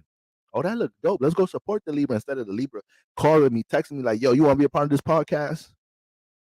Yo, you want to come with me to do? Don't nobody want to do everything with you all the time, Libra. God damn, go get a Virgo girlfriend or boyfriend. Maybe they clingy ass want to do something all the time. Maybe you need to date them niggas. They'll say yes all the okay, let's go. I'm already on your hip. We already got joint accounts, everything. I done made this motherfucker relationship connected like a bitch. This the Virgo. Hell yeah, I want to come. I'm already coming. I'm already here. I'm already on you. You ain't had no choice to bring me to the party. Okay? Glad I came across this live first time watching. I like how you deliver freely. I'm an 8th house Scorpio about to investigate to see if I guess your zodiac sign. Okay, all right. All right. Okay. But damn, I'm all up in the mic. Niggas just said, Scorpios. Damn, nigga. But for real though. So Libra, it's pretty simple what the fuck going on right now. It's pretty simple. Your ass gotta learn to entertain more meaningful situations in your life right now and stop trying to find validation through other people. Okay, a lot of this year had a lot to do with you learning how to be like, man, damn, I gotta be my own fire. I gotta learn to get people to participate with me by me being the I am. This shit a little hard. I'm the I relate. I like relating the idea first. I should feel a little backwards, but it ain't too shabby. I ain't gonna lie, it's not too bad. You start doing some shit on your own this year, Libra. Motherfuckers start coming around. Oh shit, Libra, that shit look dope. Yeah, that's what's up. I'm gonna fuck with you on that one. You be like, oh shit, this Aries shit ain't too bad. Like I fuck with this shit, doing shit on my own little independence out this mug. This is all right. This is all right. I'm not gonna lie. Okay, there's a lot of my Libras out there.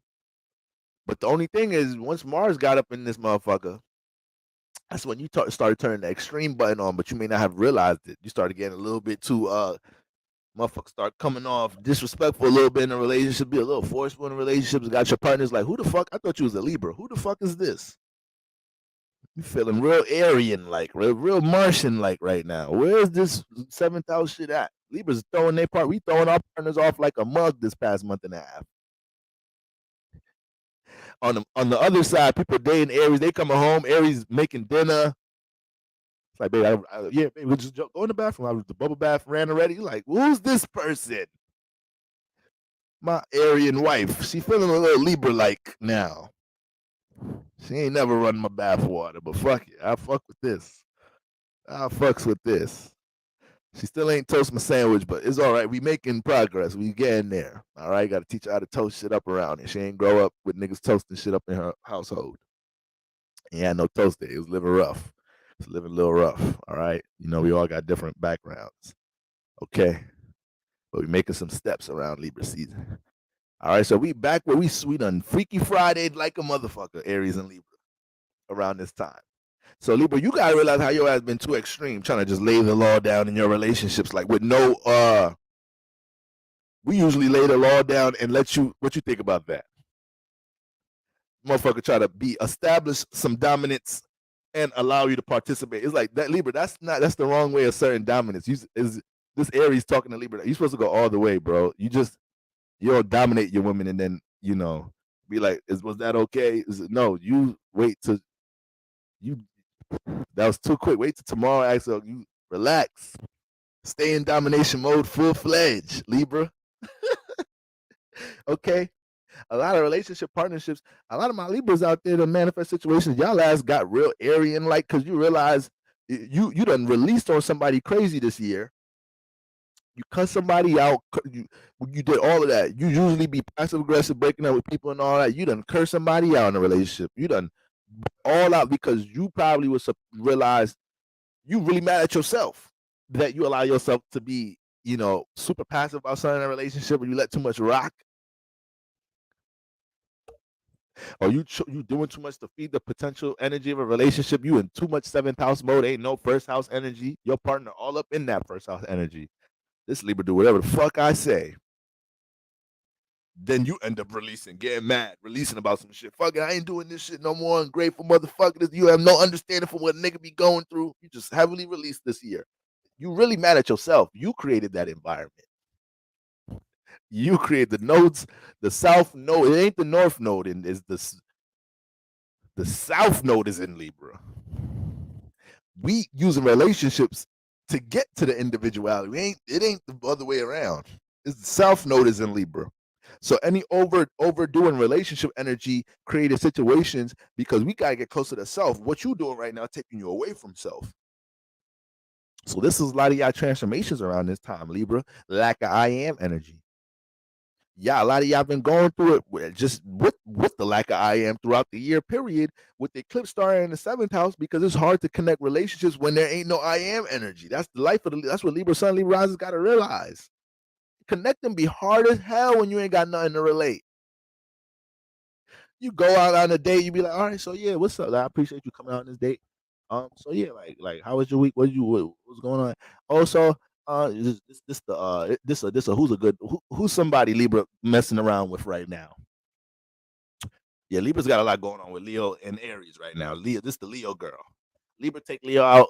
Yeah, so what's it? I've been waiting for this date. You feel me? Finally got Friday night. You feel me? A nice Venus day to connect and enjoy some of these delectable services at this restaurant. But you looking good and all that. How was your week? She's like, shit. It was a busy week. I had some appointments because I run my business. So I had some appointments and I kind of overscheduled on Tuesday. So I was working until like midnight. And I had to wake up early on Wednesday, but I got a chance to take a nap. Then I had to go do this and the third. I'm a part of this community and I had to present this project. That I had to go take my kid to do this and the third. Libra over here, no I am energy. This nigga just played 2K all week. A little bit of jerking off here and there. A little bit of porn. Libra be sex addicts. So you can't be lonely at all. Like even when you're not with somebody, you got to get yourself off. It's like this motherfucker needs stimulation. This Venus head motherfucker needs stimulation 24/7. That's why Taurus be quick to cut you off too, because they check their safari history. Motherfucking Taurus cut you off quick because they got their shits already. They already ruled the five senses in touch. Man, you think they don't know how to touch them things?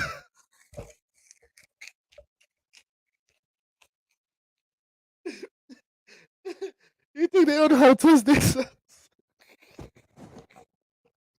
Oh, Taurus make the best masseuse. Oh, Taurus, they just got the nicest touch and shit. They know how to touch themselves too. Shit. That's why I don't give a fuck about investing into this potential they don't feel all the way comfortable with. I don't give a fuck. I pleasure my own goddamn self. I am Venus made. So motherfucking Libras, that seventh house energy. Y'all be talking about Scorpios. Y'all be talking about I'm sorry, I might start smacking it. Y'all be talking about Scorpios and all this sexist shit, the sex addiction shit, overly stimulated. Don't get it wrong. Scorpios will fuck your life up with sex. Don't get me twisted. Don't get me twisted now. No key sweat. Scorpio, Scorpio take your heart, take your soul. If they on that type of time. Some Scorpios not. Not all Scorpios care to take your soul like that. The ones that are intentional about taking your soul, that's a scary sight. You better be careful. You better be careful. You might not even want to be in a real relationship with the Scorpio, but Scorpio fuck you up so good. It's fucking up your potential to fuck with other people. You keep comparing. Listen, anyways. But Libra really is the one that I'm telling you. Go look at your Libra partner Safari.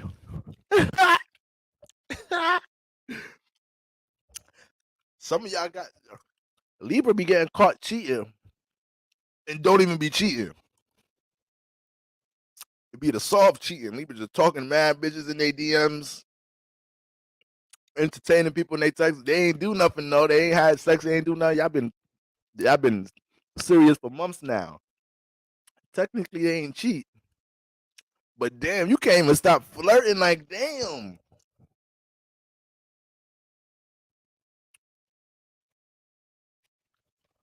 I remember one time I was working at this one job. I'm a Capricorn. I had mad jobs. I remember one time I was working at this job, and you know how it would be with work bay. You know that should be on the low. This is the work bay. Motherfuckers be married. This is on the low. I had me a little work bay, right? Now we both Libras. I had me a little work bay. This is like the most.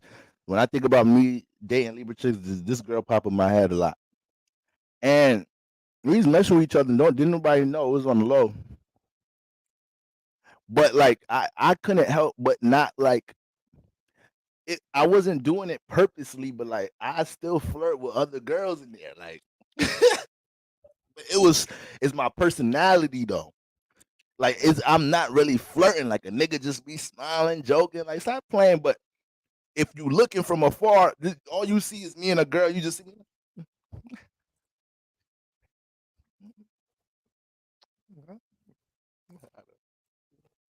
That's all you see. We fucking talk about sports. I'm motherfucking talking about Will and Jada. Well, ain't nobody flirting, but that's all you see is the motherfucking leave like licking the lips 1,000 times. Nigga, you is not L Cool J. Stop licking your fucking lips. The bitches they moisturized already. Okay? So Libra, we get caught up on that shit right there. She would be like, you just gonna be talking to bitches at work in front of me and all that. I'd be like, I was talking about work. Yeah, you smiling in bitches' faces and shit. And the funny thing is, she a Libra too. I used to see the same shit. She used to be in that motherfucker. This was a restaurant. She a bartender. So you know, bartenders gotta be playing shit. I used to catch it too. I wasn't gonna say shit. I ain't give a fuck. I know you're a Libra just like me. I know you can't help it. You're a pretty John. It is what it is. Damn, joints be coming up to me. I'll just be smiling a little bit. I ain't doing nothing. Right? They're like, you know, Libra lying when they start talking. I ain't nothing that. I was just talking to them over there. You really fucking around. So you know they lying when they start doing that shit right there. All right. Amber G said that shit is cheating, but that's how the Libras. That's how it be. That's how you know your ass can't be lonely. You guys got a partner. You still got to entertain conversations. Just get that stimulation. There's that 7th house stimulation. So long story short, Libra Sun rises.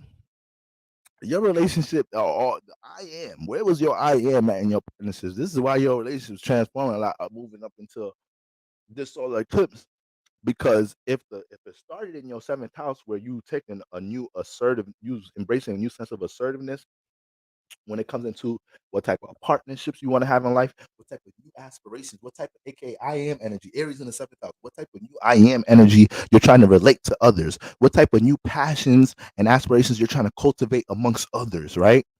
Finding environments to birth new things with other people who you could become unified within that level, right? Not even just talking about intimacy, not even just talking about romance, right? We're talking about partnerships in general. How are you able to manifest that I am energy in the seventh house? So you were out of alignment, trying to manifest too much I relate seventh house energy for your first house energies. Is no, you establish the first house and the seventh house will follow up after that. AKA whether your friendships and partnerships fall out because they don't support these new aspirations or don't support you establishing your individuality in this new phase, or you manifest new supportive people in your life and new supportive interactive spaces and foundations and communities and groups and opportunities because you embracing your I am and you're allowing relationship energy to naturally mold into its place. Okay, me thinking back to that one Libra, what's going on, Taylor? When me thinking back to that one Libra I dated who used to speak in the highs of it, right? Baby, you know I love you. I ain't fucking around with these hoes. Go ahead, smell it. Smell it. Yvette, you gonna make some of them tacos after? If it don't smell like, if it smell clean, smell like soap. You washed it off. Anybody wash it? That's how I always smell, girl. That's that. You know that's that Dove you done bought me. Stop playing, girl. You know that's that Dove. She's like, it's not the Dove I got you though. This is a different Dove. We be thinking we slick, fellas. We like, damn, I didn't think she was gonna catch on. This is a different Dove. It's the cocoa scented version. She got me the blueberry John. I thought Dove was gonna hold it down for me. I thought all you bitches smell the same. I just got caught in another lie. Libra a lie, but there's other signs lie good. Libra not good. Libras and Aries are not good liars, but they top 5 in the liar list, but they not good liars. Not the best liars. I think Libra a better liar than Aries. I'm not trying to be biased. We better liars than y'all. Aries, y'all make it too hot. Y'all make it the block too hot because y'all have a little bit of I don't careness with your lie. That's what make it like, okay, see. That's how you own up to the truth a little bit. You don't even realize it. Once you get into, I don't give a fuck if you accuse me for that shit. Because real people get accused for shit. If you get accused for something you ain't really do, there's gonna be some fight back in that bitch. Like, no, y'all niggas not about to just put that on my reputation, on my name. Aries start being like, I don't give a fuck. You think I'm cheating? And I'm fucking cheating. Now what? All right, this nigga did it. She did it. He did it. When the Aries do that, once they do that, that's how you know. There's a little bit of a I don't give a fuck energy in there. All right, so what? Okay. You think I'm cheating? All right. What next? It's like, okay, all right. I see what we're doing here. All right. Libra just fuck up their lie because they probably don't be that. They don't put that much effort into a lie because some of them rely too much on Plan B, which is how they gonna talk after they get caught. Libra put more energy into the alibi. This is why I told you I don't do crimes with air signs. Didn't I tell you that shit? I broke down the reason you don't do crime with Geminis, Libras, and Aquarius. I told you all of the reasons because they all gonna snitch on you for different reasons. Libra gonna snitch because they participate in something they ain't fully want to participate in. Gemini gonna snitch because they just don't give a fuck about no picks. They don't give a fuck about none of you motherfuckers at the end of the day. I've been dealing with mad people in my life. I'm gonna meet new people anyway. It don't matter. I snitch on these people too. Fuck it. And the Aquarius is just gonna look at you like you incompetent. Like, I should have never let this motherfucker be a part of the bank robbery in the first place. This is my fault. Yeah, this was the driver, dumb motherfucker. That's the motherfucker that got us caught in the first place. Can't fucking drive for shit. Yeah, get that nigga. This is address. That's where the fuck he at. If y'all gonna lock me up, y'all better get that nigga. That nigga, that's the reason we locked up. Incompetent ass motherfucker. I had the best plan in the world. Best motherfucking bank robbery. We done robbed 6 fucking banks. But no, what do? I change our driver. So I take responsibility, but you lock his ass up too. Aquarius gonna get on your ass. Yeah, no. I come up with all this with this plan for this shit, and I'm going down. Oh no, hell no! You better be careful. You better make sure that air sign is your blood cousin, or you going down. All right. So when we looking at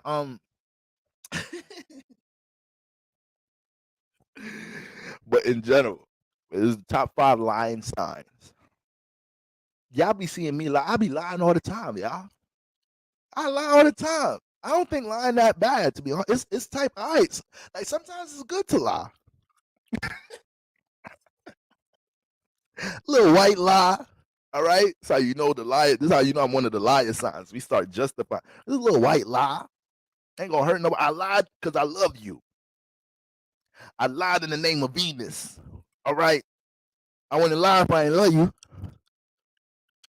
If I love you, I'll just tell you I cheat, and I don't give a fuck about you. So I just cheat, but that's not the point. I really love you, so I'll be trying to protect you from that shit. Libra, it's 2023. The nodes is in the South Node. If you know better, the South Node is in Libra. If you know better, you do better in relationship activity, or God is not giving grace.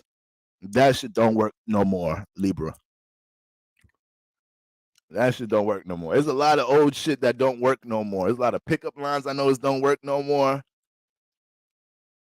In like 20, in like, you know, a little bit before like pandemic, like 2017, 18, the build. Y'all remember? Yeah, I'm just trying to build. Like, what you looking for in a relationship? I'm just trying to, vibe, build.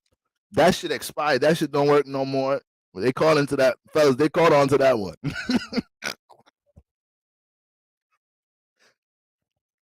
Used to get off on the build one, right? Yeah, I'm just trying to, nothing serious. Just trying to build for now, That shit used to sound so good. They done caught on to that one. I'm like, we got to find a new one, fellas. They don't like that shit no more. Pandemic done came, inflation done motherfucking aged 5 years quicker than it was supposed to.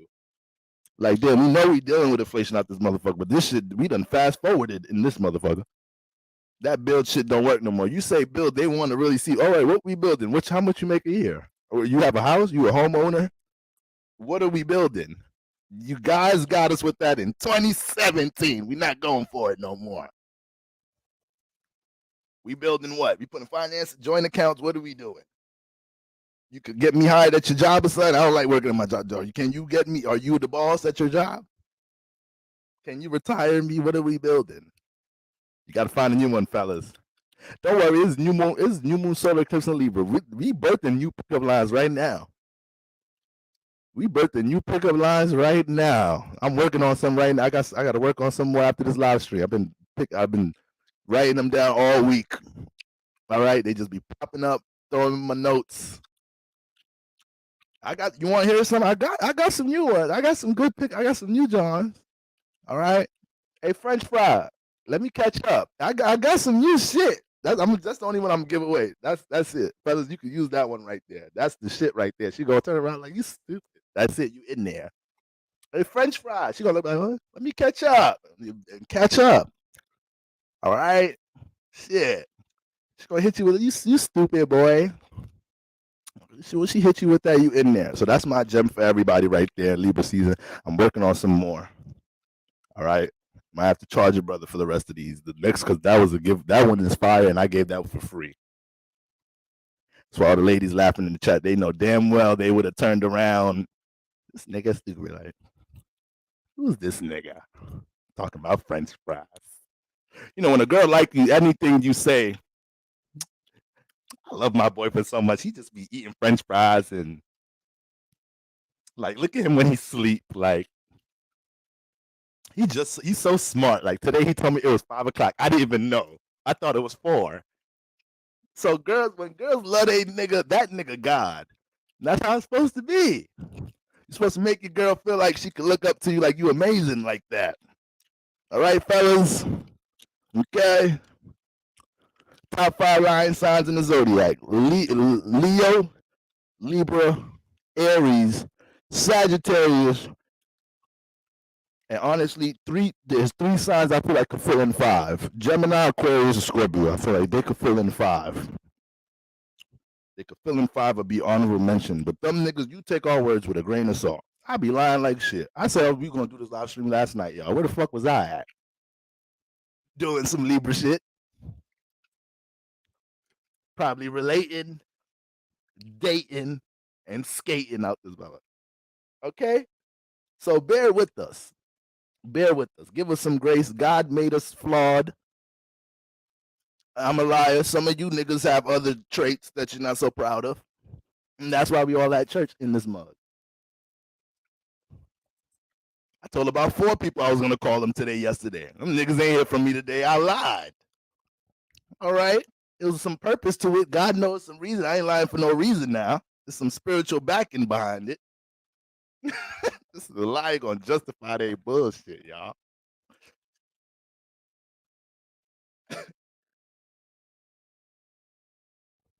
All right. Cheyenne, I ain't disagreeing. I ain't disagreeing, Cheyenne. Sorry, but the air signs number 1 lies. It might just be 1, 2, 3. But I ain't gonna lie, Leos and Aries gotta get up in there though. They got to get up in there. Leos, Libras lie so much, they know how to help each other out with their lives. Like a Leo, Libra's best friends. If I have Leo, bro, and I'm dating a chick, and she called my Leo, bro, trying to find some shit out. Me and my girl getting into argument. She's like, "Where the fuck you was at last night?" Nigga, I was partying with me and my Leo, bro. We went out to Wednesday night. We came right back. Fuck you mean? She's like, "No, you lying." So call him right now.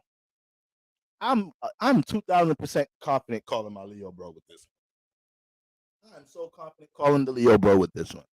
Yo, bro, what the fuck, yo? Leo, bro, this line pack right here. This the line pack, ladies. If you got a Libra, Leo, a husband, boyfriend, they best friend, one of the homies is a Leo, Libra.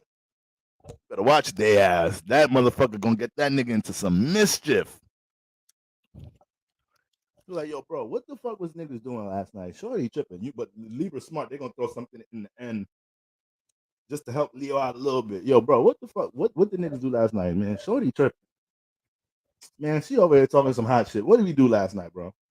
You gotta throw them cold words in. Hopefully your girl ain't got strong air sign placements. Hopefully she got a little Mercury debilitation. She don't pick up on that. You know, she got a little Mercury square moon. It's hard for her to trust her intuition with shit that she think about sometimes. That moon square Mercury. Hopefully she got a little moon square Mercury. She ain't pick up on that. Leo, bro, be like, what? What you mean? When we went out bowling and cop some drinks? This is my fucking bro. This is my Leo L Libra line, bro. Okay. Now Scorpios, I ain't going no. Cause I used to give Scorpios the benefit of the doubt and say y'all asses, you know, you just keep things hidden and you not really lying. Because Scorpios know you just so fucking good at keeping things hidden. I ain't say these the top 5 best liars in order. I'm just saying these the lying ass motherfuckers. Mars be lying, bro. Mars be lying like shit. Cause Mars don't care. People that don't care lie. People that don't care about shit are the most lying motherfuckers in the world. I don't care about me or you. What the fuck I gotta tell the truth for? This is Mars. I don't give a fuck about this relationship. I'm just in it for the moment. I start a new one, Aries, Scorpio. I lie to your ass. I not tell you the full truth out this motherfucker. Fuck is you all in my business for in the first place? We married. Fuck you mean while I'm in your business? I'm saying, but still. It's your Judge Judy Sherlock Holmes ass. Calm down. So yeah, I'm not giving Scorpios that benefit of the doubt shit. I used to do that shit in 2021 and 20. I ain't doing that shit no more. Yeah, it's a lie. I don't give a fuck if you ain't asked. You ain't giving me an opportunity to bring it out the 8th house. No, you had a lot of opportunities to bring that shit out the 8th house. I don't need to ask you for everything. That's something you should have told me in the relationship. Proposed to your dumb ass. Fuck you, me and you used to do it with my cousin. Because Scorpios know how to keep some shit hidden till death. So, because they so confident that they could keep shit hidden, they manifest so much secrets. A lot of heavy Scorpio placements and people, a lot of 8th house energies. You manifest so much situations in your life. where people need you to hold their darkness, need you to hold their secrets. So you get used to all this shit, just start gassing your fucking head up a little bit, thinking you could just do some shit. That shit don't come back in the relationship. Wherever you should know what happens in the dark, come to the light like a mother flipper out of all placements. But y'all just get too confident. That's why you gotta be, you dating Scorpio sunrise, you gotta kind of do your background check a little bit. You gotta jump into some Virgo energy with their ass, do a little background investigative check, because they'll take some shit to the grave. Be it 2 weeks before you get married, you find out your partner used to be a whole fucking porn star. You find out this motherfucking Scorpio moon conjunct Mars in the 5th house. He used to be a whole fucking adult entertainer. It's like, I only did it for a couple months. It wasn't even for real. It was just on OnlyFans. I was just making some content with my ex-boyfriends. I didn't even put that much out. How the fuck are you just telling me this shit 2 weeks before the motherfucker? And you ain't even telling me. I found out through the grapevine. Might as well bring Marvin Gaye back to life and sing at the motherfucking wedding the way your ass moving. You better get the Virgo lawyer attorney to do their background check on that Scorpio Sun Moon Rise. So once again, I am not giving y'all the benefit of the doubt no more. Y'all be lying. We ain't singing Jagged Edge. It ain't gonna be no meeting you at the altar in your white dress, or ain't none of that shit. You know how much it costs to pay Jagged Edge to sing at our motherfucking wedding? That shit is over. Don't even think about that shit no more. Matter of fact, I'm gonna let them niggas come to my house and sing for me by myself now. I paid all that goddamn money to bring Jagged Edge out of retirement. I'm gonna enjoy that motherfucker. Fuck that wedding. Nigga be in the house by himself, Jagged Edge in the living room. Meet me at the altar in your white dress. We ain't got no longer, we no do it. Nigga just in the living room. Let's get married. Yay, yay. Fuck that bitch. It costs about $500,000 to get you niggas to perform at the wedding. Think I ain't gonna enjoy this shit. You better enjoy that performance in the living room. We ain't getting no young girl, we might as well do it. Nigga got a deep ass voice singing that shit. Sounding like Blue from the Temptations, deep ass voice. You couldn't even sing in this group. Your voice don't blend in with none of this shit. Meet me at the dance floor, we might as well do it. Let's get married. So, long story short, is eclipse season. If you fuck with a Scorpio, before we get deeper into eclipse season, do background check on a Scorpio. That's how we're gonna end that one. All right. Shout outs to them Libras. Next sign, Scorpio. Scorpios don't even give a fuck. They left the chat already. I did too much dragging. Fuck, you gonna drag us and then try to empower us during our reading. I think I like this astrologer man no more. Okay. Real.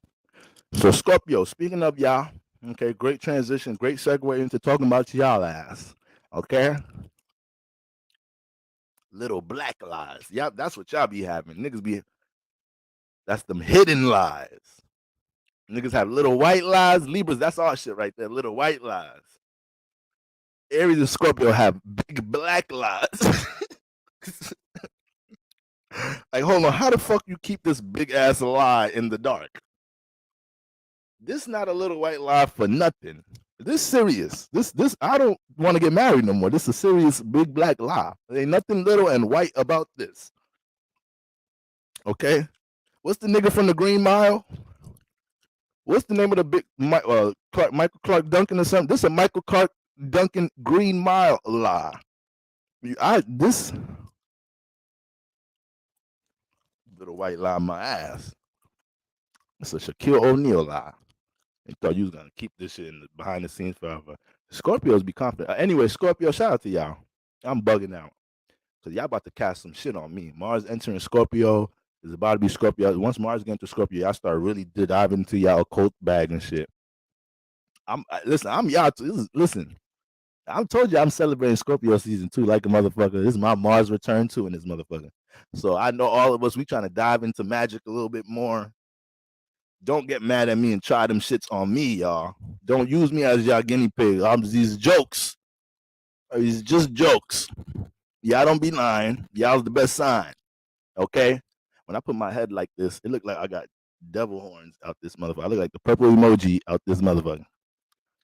I don't like this. I don't like this vibe. I don't like that vibration. Move that bitch out. Anyways, Scorpio Sun Moon Risings.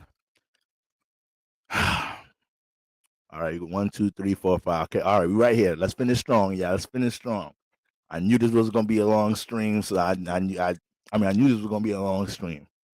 All right, because I want to take my time talking about these eclipse energies and putting the cap on it. Because it's our last time we really diving deep on the solar eclipse. Because after this, we prepping for the lunar eclipse.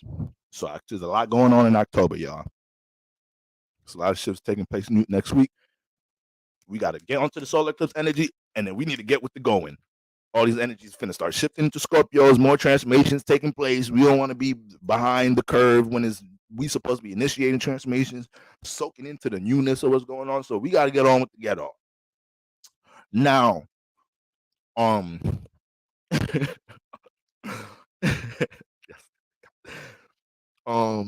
Scorpios, the 12th house lit up. The 12th house is lit up like God knows what. Okay, and when we're looking at this energy, all these influences you've been dealing with in your 12th house, right? The eclipse started in your 6th. All right. The eclipse started in your 6th house, Scorpio. That's where we got Aries at. All right. Hold on.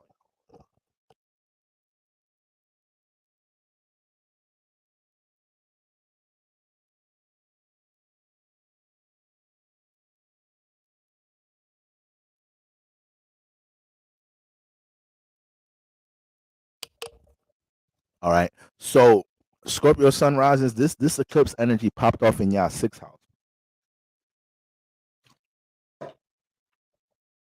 So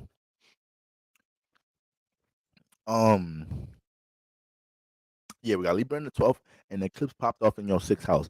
So this year, y'all another ones that is very likely y'all top 3, top 5 new careers, new relationship transformation. New career transformations, working at a different department in your career. You resigned, or you came back to a job. Like all that 6th house energy, asserting new things with your schedule, regimen, routine, build projects, things you want to build, lifestyle changes. This was the year to assert all of that here. All right, and Scorpio Sun risings. The 6th house is a very significant house for you. Why? Because this house is ruled by Mars, having Aries here, and your chart is ruled by Mars. So your 6th house and your 1st house is your 6th house. Excuse me, your 6th house itself is heavily involved in your personal life. So this is why Scorpio risings, Scorpio suns, when there's no sense of regiment, there's no intention with regiment, your schedule, you can feel overwhelmed at times. You could get highly frustrated. You could get easily agitated, especially because Mars deals with control. So when you don't have control or initiative over your schedule or regiment, when another influence comes in your life and tries to add something in your 6th house, it almost feels like an attack at times. It almost feels like an attack. And if we don't notice in life, whenever your 6th house is open, whenever you idle, what's the phrase? Idle life or idle person or something. Idle life is the devil's workshop. Oh, you gonna learn that in the 6th house. You gonna learn that there. So a lot of Aries sun, a lot of Scorpio sun risings feel like that when they feel like their 6th house is not in order, or maybe their 6th house is a little scattered, and somebody tries to come and impose something into their 6th house, like, yeah, you should start doing this in your routine, this, that, and the third, or not even on some giving that advice shit, but somebody's presence or their habits is affecting their 6th house in an unprecedented way. Like, I can't even pronounce that word right, in an unprecedented way. Niggas be thinking they slick when they can't pronounce words. Niggas just run through it real quick. Like, yeah, in an unprecedented way. But yeah, so like, nigga, we heard you just try to zoom past that word, motherfucker. Don't use it if you don't know how to pronounce it. It's like, my bad, y'all. I thought that's how you say it. Unprecedented? No, what is that? What does that mean? I, I remember this NBA player Kevin Garnett. He got caught doing that shit. The word was procrastination. This nigga said some other shit. Nigga said, be a procrastinator, and then kept reading. I said, nigga, we heard you just, why you acting like we ain't hear that? Nigga, you turned one word into 6. All right? Just skip over it for all of that. You could have just, that wouldn't have hurt that bad if you just skipped over it. All right? We would have noticed that too. It would have been a little gap in the sentence, but it's better than you just creating some whole other shit. What are you, an Aries? You cardinal fire? You an air sign? Cardinal Libra? You're Libra because you created some new shit right there. For sure. But anyways, uh, so when you have Aries in your 6th house, lack of intention in any of our Aries house leads to. I need y'all to look at your Aries house right now. Everybody, think about the house they have Aries in. Think about what happens when you lack intention in this space. The most chaotic, reckless shit be happening here. All jokes aside, look at your Aries house and really think about it. Like, okay, I got Aries in my 2nd house. When I'm not intentional about, either expressing my value to the world or what I should value, somebody be coming in my life trying to impose what I should be valuing. That usually leads to me valuing negative shit and transformative shit. Okay, I got Aries in the 3rd house. Okay, when I'm not intentional about my individuality and my surroundings, it usually leads to me doing shit that people are doing around me and leading into some transformative shit. Okay, I got Aries, and like this is how it is. In any house you have Aries. The moment you find yourself not carrying around no I am energy, God will manifest some extreme transformation to be like, motherfucker, you better do your own thing here. Being extra relatable in this bitch. I told you I done almost went to jail over my neighborhood. All right. Over my neighborhood. Just being a product of my environment. Not having no I am. When I was younger, my mom always used to say to me, you want to do everything your friends do. But she would say things to me like that when like I first got my ears pierced, when I first got tattoos and shit, because I did these things at young ages. So she seen that, and my mom real Nigerian, traditional, cultural. So we get condemned in back home where I'm from for shit like that. They would have stoned my black ass if I came back with earrings and a tattoo. Get this nigga out the village. He ain't one of us. I think he trying to mock us actually, because we don't even got time to do all that extra pretty shit. Niggas ain't even wearing earrings around here. That's that American shit. Yeah, get this a spoiled one. This a spoiled. So my mom always used to say that to me when I was young. She'd be like, "You always want to do what your friends do," and even though in them situations she may have been extreme, she really is a mother of woman's intuition. Ain't nothing to fuck around with. Because behind the scenes, I was doing a whole fucking relating in my neighborhood, a whole bunch of stupid gang shit, all dumb, all stupid type of dumb shit. So even though she wasn't seeing that, she was picking up on the frequency vibration. And in her head, she was able to tell, like, my son is gonna get into some shit, not having no I am in this 3rd house. I know we live in the Bronx, New York. All right, but damn. So listen, y'all, lack of intention where Aries that you run into some bullshit. Okay, a lot of us been we learning that this year, ain't we? All right. So Scorpio, when you get into that 6th house, this year's been a lot of shit going on this year with lack of intention in your 6th house. Right? It's been more extreme energy manifesting in the workplace. Right? You being inconsistent with any type of project or lifestyle change you trying to implement into your life, that's been very frustrating. Because the reasons most likely the reasons it's hard to sustain it is basically because there's something in your 6th house or a partnership, right, in some type of shape or form that's deterring you from your 6th house duties, right? So you get frustrated on yourself. Scorpio Sun, Mars placement, Scorpio Sun rises. They get frustrated on themselves when they don't deal with attachments the right way. Because they already in their head thinking that they the resilient ones. They know how to navigate the subconscious, cut a motherfucker off, boundaries. So boy, that just like we say, Virgos get on top of themselves with perfection. All of us got things we kind of get on top of ourselves when we feel like, yo, that's my energy. What the fuck? I'm supposed to be exemplifying that better than anybody. So we all got our own shit that we be getting overwhelmed with ourselves. We don't display it in its most righteous, highest space. All right. So when it comes into things like that, boundaries, protecting the subconscious, right? A Scorpio woman, got out of a long-term relationship. It didn't go because sometimes it's hard for a fucking Scorpio to even give themselves grace for getting out the relationship. The motherfucker be carrying negative energy to that motherfucker for how long? It's like Scorpio life be life, and if there's another relationship waiting for your ass, can you get over this motherfucker already? You don't need to hold that situation that deep. Scorpio get into a new situation and shit, still harboring some of that old energy. Your new partner still picking up on that shit like, yo, fuck that old nigga, man. I'm a new nigga here. I'm here. What's up? What's up? Let me get you over that nigga. Okay? So you gotta be this whole year, you see how partnerships is affecting your sixth house in general. Partnerships, you want to get the fuck up out your sixth house and shit. You starting to realize with this energy taking place in your sixth house to start the year, right? You starting to realize as you get closer to this part of the year where we at now, that you wasn't even supposed to be holding these motherfuckers that deep. Like you wasn't even supposed to be holding these motherfuckers that was just an experience. That was a relationship project I was working on. It was to teach me how to gain some stability, structure in my goddamn life. It was teaching me what type of partnerships affect my well being in general. All right, and then my passions, my goals, my aspirations, the things I'm intentional about transforming in my personal life. I got a chance to understand how that's reflected amongst other people as well. So now we got all these energies taking place in the 12th. We got all these energies taking place in the 12th Scorpio sunrise. You've been going through all this transformation in your sixth house because this is a time for you to get closer to the things in your 12th house to birth these things. All them transformations you was going through in the sixth house this year was to create an environment so things that may have been on the back burner, neglected, or simply certain aspirations and things you want to reel in from your imagination, they could fall into an environment, a spacious environment in your sixth house. So you had to work that toxic relationship out your sixth house. You had to probably go through that extreme situation, that overwhelming situation in your workspace, or with something maybe something with your nutrition, your health, your diet that created a circumstance that it made you have to jump on a sense of urgency with lifestyle changes.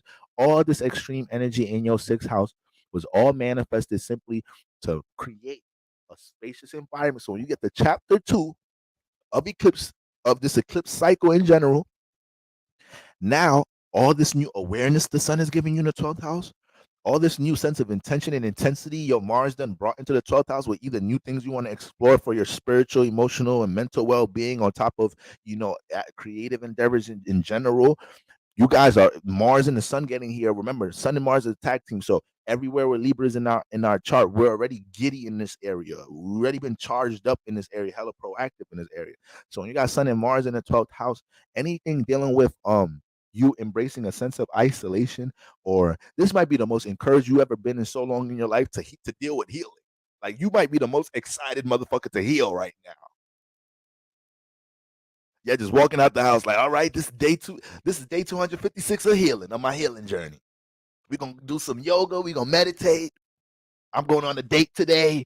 I'm in a great y'all excited for healing out this mug.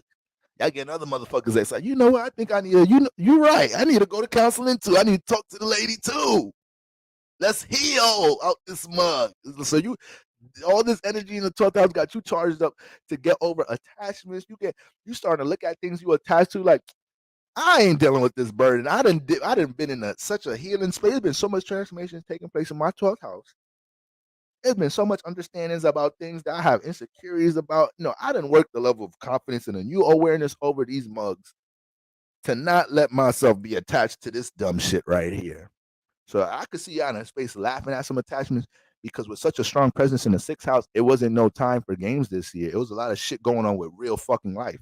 Bills, priorities, responsibilities, probably some fucking legal issues. It's shit that your money had to go places. So you got eclipse popping off in the sixth house. Ain't no time to fuck around because reality gonna realitize. Nigga really be making up some words in this motherfucker. I'm reaching now. That's some y'all not finding that one in the dictionary. Sometimes I be there. Sometimes I be making up words that should be a word. I'm off the grid with that motherfucker, but I like that bitch right there. Some of y'all, your reality ain't start to realitize for y'all. All right, church.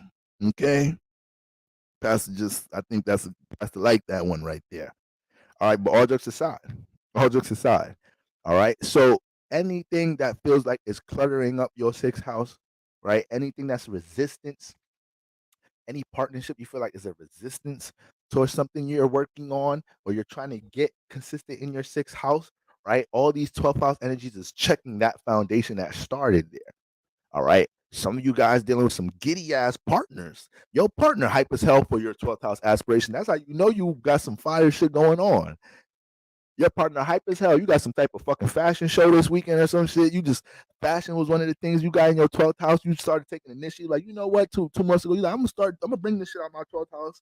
I went through enough transitions in my 6th house that I got pockets where I could work on this new brand of business. I'm gonna start doing my fashion thing, make my piece. I'm gonna host my first fashion show. Your partner giddy as hell, like, babe, I can't wait for Saturday. You gonna fuck it up. You gonna fuck that shit up, babe. The cameraman, I got the cameraman paid for it and everything. You want to put on TikTok? I think you should put some clips on TikTok. This is how you know you in some shit. This is a good partner right here. All right. If you got solar eclipse going through your 12th house and Libra in there, your partner need to be as fucking ecstatic as what the fuck you got going on in 12th house. This nigga asking if he could wear some shit. The shit not even, it's a woman's brand. He's like, you ain't got no shit for the niggas, babe. Like, I know it's I'll rock one of the swimsuits. Fuck it. This baby's for you. Is anything you want me to join in this motherfucker? I'll mold myself for this shit for you. Fuck it. I put a little crop top on. Fuck it. I don't give a fuck. These swimsuits is fire. It's like, babe, it's okay. I do not need you to jump into a unisex vibe to support my dreams, but I really appreciate the support. It's like, all right. Shit. Niggas just want to have fun. I ain't gonna lie. This shit right here, this little hip shit, guys, I'm trying to let the youth live. I know the old heads, I know we always gonna have a problem with the youth. The youth there's always gonna things we ain't gonna see eye to eye. But this Uzi done created a fucked up trend with this shit. We need to put our foot down. I'm serious. I seen a video today. There's a rapper, the nigga named Too Rare. I don't know if y'all are aware of XXL Freshman Freestyle. Every year they bring in new, they give their list of the new rappers or whatnot. Built a lot of buzz. They give the list getting asser and asser every year. And there's a nigga I seen. The nigga is a nigga from, I think he's from Philly. He nigga named Too Rare. I seen a YouTube video of this nigga, a little YouTube short. You know, motherfuckers making dancing video on TikToks, right? This nigga doing the dancing videos, him and his man, they doing the whole hip shit. It's like 3-4 girls in the background. They started walking out the video in the back. I'm like, see, you niggas is dancing more than the motherfucker. Ain't nothing wrong with dancing at all. This is an art form. But the nigga damn near looked like he was twerking on his friend for a little bit. I'm like, oh, you niggas is young as hell too. This look wrong. Everything look bad here. You look young, the men twerking, girls leaving in the background. This is just a bad scene. All right? That I just want to rock. Y'all just need to stop. Y'all need to put a lock on it. That's what they need to do. I hate that damn dance. Okay? So Scorpio sunrise, this is what we got going on right now. You are in the birthing space in your 12th house. The more you're intentional about bringing something from that 12th house, and any Scorpio sun rising that's moving into an energy right now, or something they may have dabbled with from a creative perspective, and the third, you making it law. You making it law moving on right now. Right, scaring the hoes away. Damn. I just had 2 Leo joints and a Gemini joint. We on vacation. It's me, my Gemini bro, and my Aquarius bro. Libra is my vacation, my birthday season. We came out here. We in DR for 5 days. We finna get lit. My Gemini bro then brought the 2 Leos and the Gemini. I'm thinking, oh, it's really a party. It's really a party. Perfect 3-on-3 Airbnb, 2 Leos, one air sign, all 3 is up. We might do a little switching in this mother. But anyways, all right, it's late. It's 1 a.m. I could talk crazy.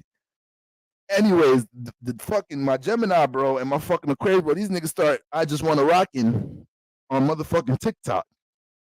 We gonna lose the 2 Leos like doing that shit. You got 2 Leo women in here. They the ones supposed to be on TikTok doing that shit. I'm the one supposed to come out the bathroom and see the 2 Leo girls in the kitchen getting drunk, making TikTok. They Leo women. Yeah, that's what I like to see. Jump in that 5th house energy. Yeah. Dance. But you niggas is up here jumping into that motherfucker. Now Leo women can't even jump into their natural vibe because you done stole the fucking stage from the Leos. They don't like that shit. And now the Gemini woman already, the Gemini friend that got them here with us in the first place, she already got other niggas she met since y'all been on the trip. So she gonna start whispering, y'all wanna go link these other niggas? Because these niggas up here is type lame. These niggas making TikToks. We just want to rock, but they making TikToks. We don't want to rock that way. We want to rock for real. So I'm gonna be on my motherfucking Gemini, the Aquarius bro ass for that bullshit. Stop hip dancing around the girls. Fuck. It's 2023, y'all. 2023. Okay. So Scorpio, that's what we got going on. Eclipse is popping off here, so anticipate this space being a little space of isolation, leading up to, I want to say, for really your whole solar return for real, because Mars is home. Mars is home, and when Mars is in the first house, you about to have Mars home. Like, your first house about to be super turned up this month. But the thing is, you better have Mars home in Scorpio, and it's gonna be home in your first house. You're about to be too extremely invested into what you got going on personally, and you're gonna be in a state of digesting a lot of things that are changing and transforming now. So I think it's the best for y'all to embrace any sense of isolation. That's just likely with a lot of 12th house placements. All right. So you can spiritually recollect during this phase for real. All right. But that may help you download a lot around this time in general. Okay. That may just be great for your well-being. But the more you guys are intentional, right, about anything in your imagination in your 12th house that you have the urge or the calling to relate, Libra in the 12th, right? Relating your creativity, building harmonious partnerships amongst things in your imagination. But that starts with the intention here, right? It starts with the intention of what's going on in the 12th house. And the solar eclipse in Libra can create the foundation where, environments, communities, or partnerships itself are relating to your 12th house influences, whether things with your belief system, creative endeavors, or when it comes into insecurities and spiritual baggage that may have been accumulated from connections in your life, you can find yourself attracting the partner or parties in general within this next 6 month to a year cycle that you don't have to adjust so much with your fucking 12th house. All right. Somebody that want to love on you for real, somebody that's really invested in about pouring into you and all of that, they make it a duty of knowing your fucking insecurities and holding them shits in a certain space. All right. If I know my girl got a fucking insecurity with her fucking hair, then if I want to get if I want to get push her to her potential, this that, and the third, or help her to grow this that, and the third, I'm constantly, I ain't gonna say constantly, but I'm doing it enough though to as far as encouraging her, making her feel beautiful about her hair, making her understand the uniqueness to it, or whatever it is. You when you are invested in seeing somebody's growth, you pinpoint the motherfucking insecurities. That should become a natural duty for you to have your partner see things in a different way with their own insecurity. That's when you know you in some real shit. This ain't no surface level shit. This ain't no bum ass fucking situation shit. This might be a flame. This might be a soulmate. It might be a karmic motherfucking partner. It's the first motherfucker to tell you some shit about yourself, to really self-empower you with something you've been struggling for with your whole life. It's almost hard for you to accept that advice. It's like, what the fuck? I ain't never had nobody uplift me like that. Is this a scam? Is this scam likely? You niggas be calling me a lot. Is this the in-person version out this motherfucker? All right. The fuck is you trying to uplift some securities and shit around this motherfucker? Might be your flame, might be a mate. you know. So with all that being said, you could be in it could be likely I be in this type of space, right? You're dealing with somebody that comes into your life and can easily acknowledge things with your subconscious to the point you don't have to feel like you're walking around eggshells because maybe you just got out of a relationship, you feel a little sensitive, you dealt with this type of trauma in your life, this, that, and the third. You're in a positive space with these transits with Libra in your 12th house where people that you're dealing with in your partnerships, they're fully aware about things with your subconscious, people that you're connecting to this and the third. You're not wasting extra breath trying to express to this partner, like, no, let's just take our time with this and the third. Or, yo, even though this is a little white lie, I already told you my past relationship, I got mad trust issues, this and the third from how I was done dirty. And now you just trying to, you're trying to gaslight me and shit. You shouldn't be dealing with none of that shit, Scorpio Sunrise. And on the real negative scale, you could be dealing with some of that shit in the motherfucking 12th house because Pisces be some lying motherfucker. I'm bugging. I'm fucking bugging. I wouldn't talk about how Pisces be fucking lying. I'm bugging the fuck up. They top 5. That's who's gonna fill in the 5th spot. Pisces ass. No, I know I said Pisces. I couldn't have skipped over their ass. I know I ain't skip over their lying asses. If I did, that was a mistake. That was a big black mistake, not a little white one. Big black mistake. Pisces, get y'all ass in that top 5 lying ass sign list. Okay? So when we're talking about all this, but all jokes aside, all jokes aside, 12th house is a huge house when we're talking about mating and creating portals for mating. Certain transits and energies around your 12th house, you'll reel in some shit that's on your subconscious, and it'll be a real reality check. Like, damn, that's a reflection of what the fuck is in me. AKA, I just took my dream, my imagination, and brought it into real life, because that's what your dreams is. Whatever you're going through in your dreams, that's just a state of where your spirit is at, your subconscious. Did you feel, were you running for fear in your dream? Were you in fear of something? Was you excited for something? Was you scared of something? Was you hesitant to do something?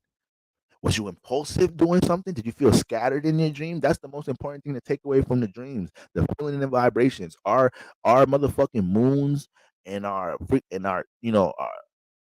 memory, it has so much in it, to the point the faces don't matter, the imagery don't matter. Your dreams, your frequency, vibration, we done kind of came through too many different vessels and realms for them to be pinpointed, trying to find the imagery to match the frequency vibration of things. So you may be looking at this, you may be in a whole relationship, in a whole marriage with somebody, but you just had the craziest fucking dream with your high school sweetheart for some reason, while that same dream is actually reflecting energies with you and your husband, you and your partner, but your high school crush was being used as the face.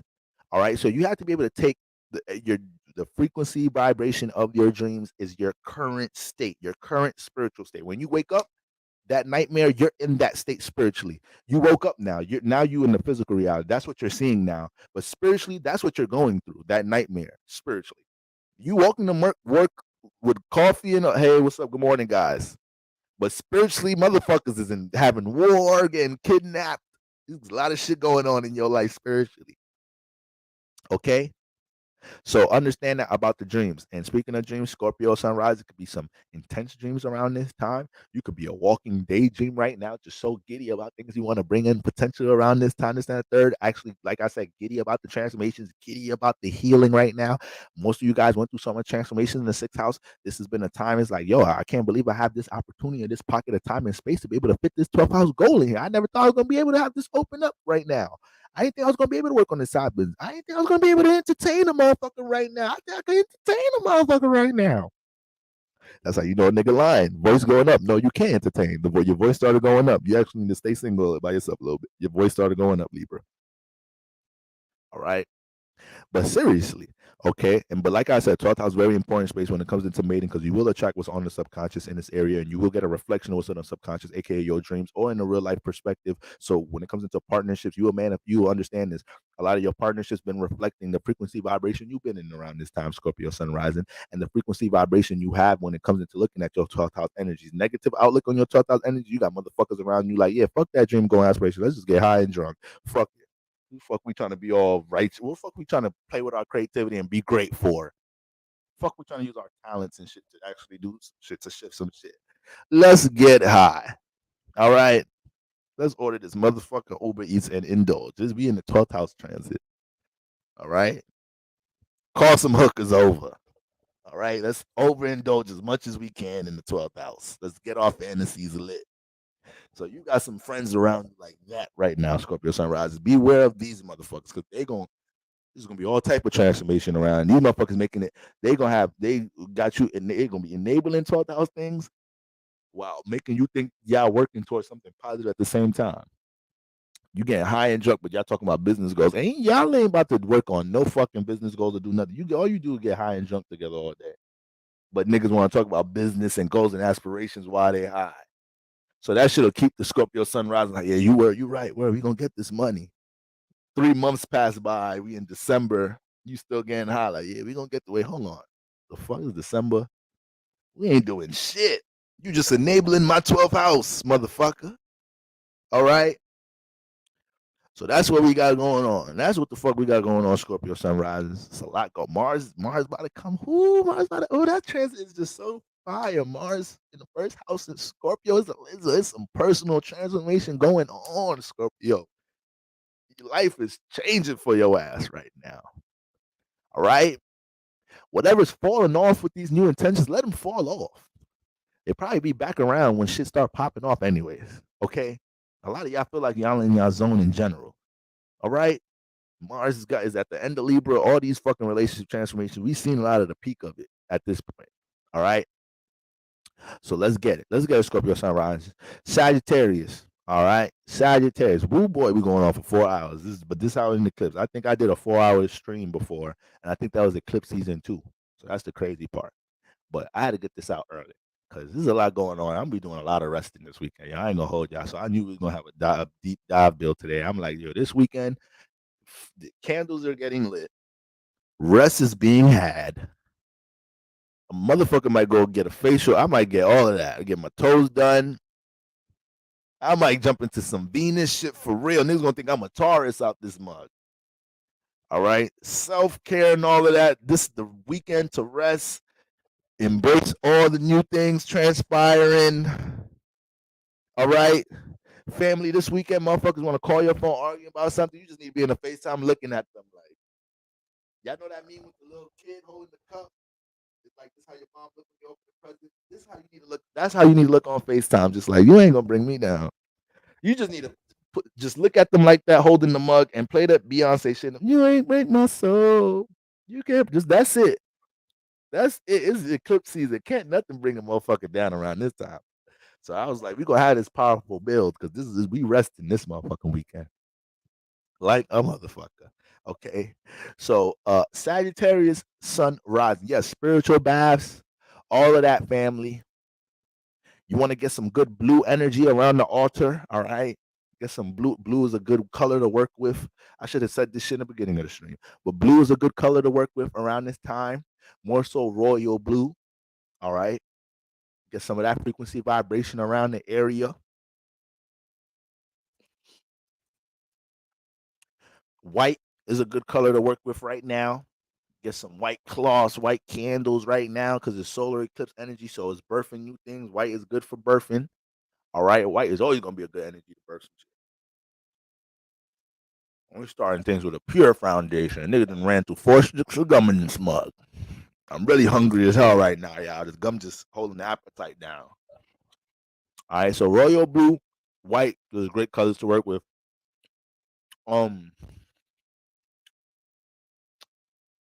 Now, Sagittarius sun rising.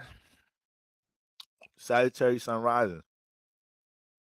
All right, and family, this is solar eclipse in Libra. This is a Venus sign. We trying to get Venus to. We trying to see them Venus blessings. All right, so man, you get some bay leaves popping right. Get some money intentions down. Some intentions down with how your finances finna shift and whatnot. But it got to be followed up with some protocol. You can't be telling God, I need this bag to get a little bigger, but you still fucking your credit card balance up like a mother flipper. It don't work like that. You got to match God. I was just sticking my middle finger out y'all by accident. I didn't even know. Sorry, I didn't. I rebuked that energy. Y'all finger was just hanging. Didn't mean that. All right. I know everything is energy. Didn't mean I rebuke. Take that energy back.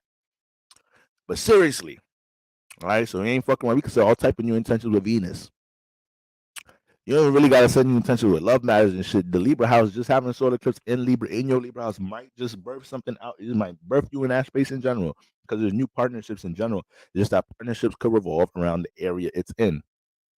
But because it's a Venus eclipse, it's darkening out, eclipsing negative things with Venus energy, which can create the environment for the next 6 months, 3 to 6 months to a year cycle where all these fruitful partnerships can make their way into our space, whether it's intimate relationships, romantic relationships, partnerships, all right, or business partnerships or whatever. So Sagittarius, your 11th house is lit up. 11th house is lit up. So that means this cycle, this eclipse season cycle started in your 5th house, right? It started in your 5th house, okay? So you got Aries up in the 5th house as a Sagittarius sun rising, as creative as you are, as expressive you may be, as philosophical as you are, how you like to digest things from a philosophical point of view in your personal life. When you get to the fifth house, every time you get pushed in the stage, this is where you manifest situations for your individuality to be expressed. You're mutable fire. So in your personal life, you can relate to other people's concepts about things dealing with their beliefs, spirituality, creative outlooks, whatever it may be. But it comes a time that you're able to, manipulate the attention you manifest in your life and create opportunity through intention by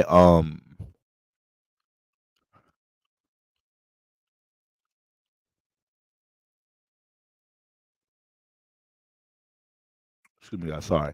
Yeah, this is a great time where you could create sorry, I just got a text and that threw me off, guys. So the fifth house, excuse me. So yeah, Aries in the fifth house, trine energy, fire in the fifth house. You manifest a lot of situations where you get thrown center stage. People can see you, but it's coming with you having to express something from an individual point of view instead of a more of a understanding everybody else's point of view. So regardless of how you're able to relate to other people's beliefs, this, that, and the third, spread some sense of warmth or have that mutable fire spread in general by being able to incorporate other people's beliefs or philosophies into things. Aries in the fifth house, there comes a point where it's like, now you got to stand on your own individual awarenesses about shit, Sagittarius. You can't just be relating to everybody's shit. Like, what's your personal individual belief about some shit? And how are you going to follow out your own individual protocol with something you may want to take initiative expressing in life? Because, Sagittarius be coming off like an air sign some goddamn times. Very relatable sign. Very relatable sign. All right. Sometimes Pisces, the Jupiter, sometimes Pisces, yeah, now I think both Jupiter signs, Pisces and Aries could come off like motherfucking air signs at times. All right. Even water signs, certain water signs, just water signs in general, because of just H2O and the element of air and water in general. That's why a lot of water signs be on some intellectual shit. You meet a Cancer, you be like, you fucking talk a lot. The fuck is all that private shit they be talking about in the Zodiac, all that private sensitive shit? You's a good talker. You ain't shut the fuck up since I met your ass. You get that shit from a Cancer Pisces and you ain't noticed. All right. Scorpio too. You meet a Scorpio, you think they ask Aries some shit. You like, you expressive. What's all that hidden shit? Scorpio that's the Scorpio rising. This is Scorpio sun. The Scorpio sun gonna fucking express their fucking self. The Scorpio rising gonna give you more of that. Does this motherfucker want to interact? The Scorpio rising gonna give you more of that. Scorpio moon gonna give you more of that. Especially if the sun is in an introverted sign. The Scorpio moon definitely gonna give you that shit. The Scorpio sun is a little different here because Mars has a different relationship with the sun than it has with the moon. The sun has a different relationship with Scorpio than the first house has with Scorpio. All right. So the sun gets into Scorpio and the sun still wants to express itself and be seen no matter what fucking sign it's in. It's just that it's in Scorpio. So sometimes it still feels hidden even when it's expressing itself. It's like, fuck, you niggas don't see me, but I'm expressing myself. So now that leads into the Scorpio sun being a little bit more expressive and more extreme with the expression because they feel like at life sometimes I gotta say shit a little bit fucking louder for niggas to feel me or hear me. Niggas react like they don't fucking hear what the fuck I be saying. I be trying to build this business, do this, that, and that. I gotta do so much fucking work for this shit to get some light to be seen in this motherfucker. So this is what becomes the issue when you a Scorpio sun. You got a lot of placements that need attention and want attention, or is trying to create things. And you Scorpio with Leo placements. You Scorpio with a lot of fifth house placements. So you got a lot of creative energy. You want to inspire. You want to show your art to others. You want your creativeness to be seen and touch others. But damn, your sun in the eighth house. Your sun in motherfucking Scorpio, you gotta do a little bit extra work at times. Then you start building this extreme expression. So that's just little different things Scorpio suns may go through with self-expression, as we all got some shit we go through, motherfucking self-expression. Okay, I talk too fucking much. That's the fuck I go through with self-expression. All right, sometimes I end the stream like I could have kept some of that to myself. It's all right, but I'm learning, I'm growing. All right, so Sagittarius, with this new cycle starting in your fifth house, you guys, who Lord knows, every time I talk about Sagittarius this year, I was picking up on a hype ass energy from y'all. Every fucking time we did a reading this year, now that I think about it, and it got to Sagittarius, I always picked up on a very interactive energy from y'all. So now you're just coming back to realizing that the sun, that this energy, this eclipse season started off in your fifth house. I'm already knowing y'all has had one of the most interactive motherfucking years. There's a lot of things y'all done birthed. We in the birth season right now again, but y'all done birthed some shit in the fifth house. A lot of y'all learning to this new cycle is a new cycle with something that is not in your fifth house no more. So it may be a person, place, or thing you used to have fun with.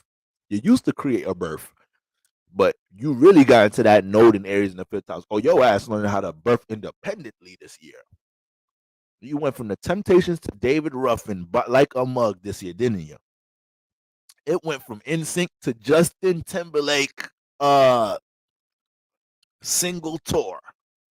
That's right. Can I get an Ashe Sagittarius? I know. I get it. I get it. Right. Some of y'all dealing with some creative, and some of y'all, a lot of Sagittarius sun rising out there dealing with a creative process, and then some of the team members fell off because maybe they didn't match your initial plan or idea with the thing that you've been trying to work on, your creativity, this, that, and the third, right? Rapper got to get a new producer, got to get a new new road manager, road tour manager, and shit. Got to fix things around in this area. You niggas ain't matching my drive. You niggas ain't matching my outlook with how I want to deal with expression. It's fucking up how I'm being seen. AKA some of y'all partnerships. You start feeling like some of your partnerships is like, no, I'm all this part Libra in the fucking in the 11th house. Anything I create in my motherfucking fifth house is going right into the 11th. You know, Sag got Libra in the 11th. You get associated in the world for the people you be around, Sag, a lot of the times. Now you got Libra in here, so it'll be a lot of popping shit that happens for Sagittarius sunrise. This is why I tell you, Sagittarius sunrise. Oh, you got somebody texting them, telling them where is that fire risings in general, fire rising and fire suns.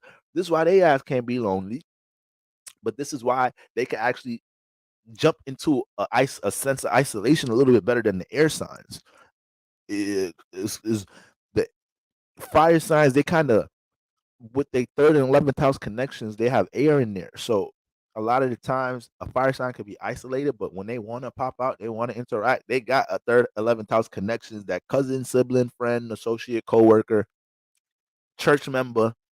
Like, yo, where is that this week? I want to do something. Like, oh, girl, we was waiting for you to say something. Yo, bro, I was waiting for you. I got this new spot I've been fuck with for a couple months. I think you fuck with this shit. All right, so this is the fire risings. Okay. Air signs, y'all the worst ones because y'all the ones throwing the ideas out and catching them. Fire signs just be catching them shits a lot. There be a lot of people in the third, 11th house gassing the fire signs up, right? Throwing some more ideas and shit, critique thoughts at they personal aspirations. So fire signs, this is another fire air sign connection thing here, y'all. But with all that being said, your motherfucking relationship life start getting associated, start building a little bit of reputation out in the world. Okay. All these energies taking place in your 11th house, Sagittarius sun rises. You don't even go to that church you was going to when in the summertime. Now you come into this church. You was in somebody else, so you watch another astrologer. Your 11th house communities, groups change, all of that. All of that been changing in 11th house. The groups, communities, association you've been a part of. That's why you at this church now. That last church is expired. You got what you need from that pastor. Now, yeah, you need the word of the Nicolaitans congregation. Okay, you've evolved to this point. So all these transformations that have been going on with communities, groups you've been a part of, business partners you've been a part of, this social space you used to interact in a lot, you kind of grew out of that shit or started developing individuality classes and that shit. That's why, because this whole cycle is about you birthing new things in your fifth house and understanding how they play out in the 11th, how you relate them in the 11th. And you got Libra in the 11th. Once again, you be having a plug on how to connect some shit to connect some shit. So Sagittarius, another one. Sagittarius sunrise be very resourceful. They be knowing the motherfucker that be knowing the motherfucker. We might know Sagittarius that smoke weed, but I bet you they know how to go get some crack.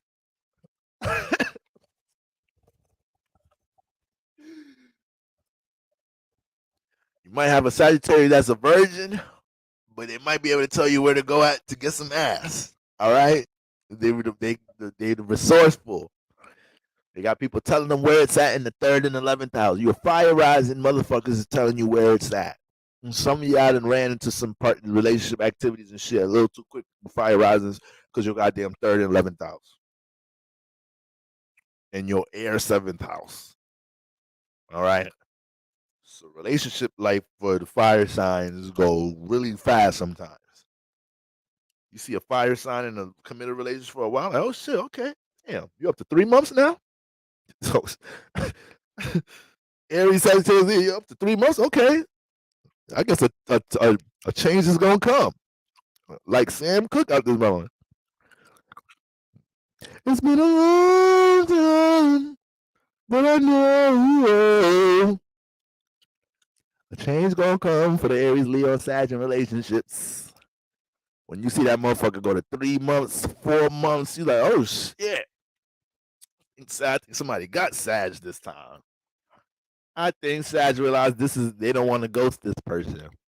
I think Aries realized this is the time for them to start learning how to relate and compromise a little more. I think this is Leo's time to realize they got to start putting the shine on somebody else a little bit more. Because they still with this motherfucker. They would have been gone by now. Relationship life is fast. A lot of options, a lot of activity, a lot of flirting, a lot of talking, a lot of communication, a lot of people trying to gas their fire up. Fire signs trying to gas other people up. Okay?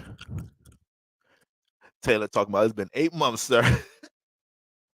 Be like that. Be like that. Okay? So in general, y'all, all right, in general, when we look at that, you know that you birthing things in the 5th house, a bunch of creative energies.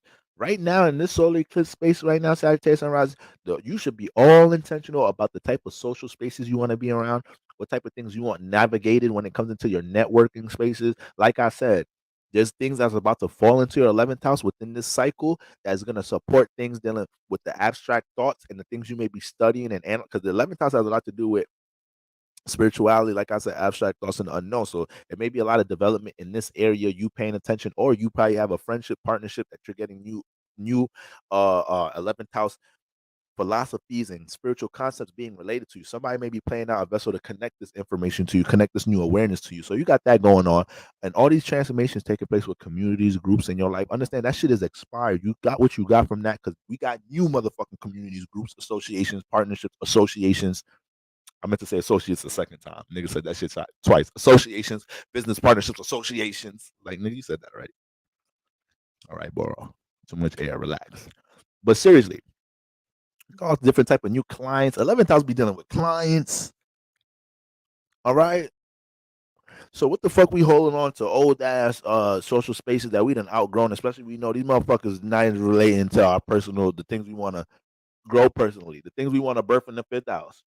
I done birthed mad things with Aries in the 5th house. And I had to fight for a little bit of the shit I was birthing because it was mad individual. So people around me kind of didn't relate to the beliefs of it, this, that, and the third. Right? North Node in the 5th house, taking the initiative to birth some shit on your own, independently, regardless of what motherfuckers want from you or how they want to participate or relate. I'm seriously, I'm just saying. I'm just saying. Okay. And then when you get into the 11th house, why would we hold on to all these? We got new beginnings taking place here, right? Like I said, new community, new groups. I hope you don't go to a new church. I hope you stay at this church. I ain't gonna lie, but if you feel like you need to go to a new church, then that's what it is too. You may have evolved from the Nicolaitan congregation too. It is what it is. Pastor's not gonna hold you back from your growth. I want to see you grow, even if it ain't here. All right. But you got to be conscious about how all these relationships, partnerships, and why all these transformations took place, right? It was you dealing with power and control dynamics that you didn't take initiative of in these groups, and it turned into something extreme. That's another reason why a lot of y'all may have dealt with transformation in this area. Maybe there's some power control dynamics in some groups and associations y'all been in, and y'all kind of waited too long till shit got a little too extreme, or that bitch might be getting ready to get extreme in the full moon, lunar eclipse. So I wanted to do a live talking about solar eclipse and lunar eclipse of both sides. But in my head, I'm like, I'm too long winded for that. And then second of all, let's just move here right now. But understand, if we not moving cautiously right now, that lunar eclipse ain't gonna be no fucking joke. The new moon solar eclipse could damn near feel like a full moon at times because it's that much heavy extreme energy. Full moons deal with heavy energy. So this shit could feel like a full moon based off of people that have to do more work deleting things out their Libra house to create that foundation to receive the new. So if we don't take care of business being intentional, now this is the time to receive. This is not even the hard. This is supposed to be the easier part of the eclipse. This the full moon, the lunar eclipse is the tougher ones. All right, because that shit you be having to be forced to wipe out a lot of shit you may have been connecting to for mad long. We've been dealing with the process of making space. So right now we're entering the space to receive. We're entering the things are supposed to fall into your Libra house. All right. Sagittarius sun rising is supposed to be new associations, partnerships, support systems falling into your 11th house. People that relate to your passions and intentions and your ideology. That's supposed to be falling into your 11th house around this cycle. All right. All right. That's what we got going on, Sagittarius. Capricorn. Capricorn sun risings. Capricorn sun risings in the building. Capricorn sun rising in the building. Now, like I said earlier, the cardinal signs, right? Pray for the cardinal signs. I said Cancer and Capricorn, they got their houses turned up, right? So Cancer got all these energies going on in their fourth house. Capricorn got all these energy going on in their 10th house. All right. So, but we know this cycle started for you. This cycle started for you in your fourth. All right. So we got Aries in the fourth house. Motherfuckers be just independent as hell in the household. Can you pass the salt? Nigga, get it yourself. Damn. God damn, ma. It's the dinner table. That shit far as hell. I just wanted somebody to pass the motherfucking salt. Like, you know how to do things on your own. I done cooked all the food, laid everything out, made your plate. You can't go get the fucking salt on your own. Damn. Aries in the fourth house. You being intense for no reason. All right. Right. You come home, Capricorn rising, everybody doing their own thing. It's like, look, Dad, got straight A's. All right, good job, nigga. That's all. Just a good job, nigga.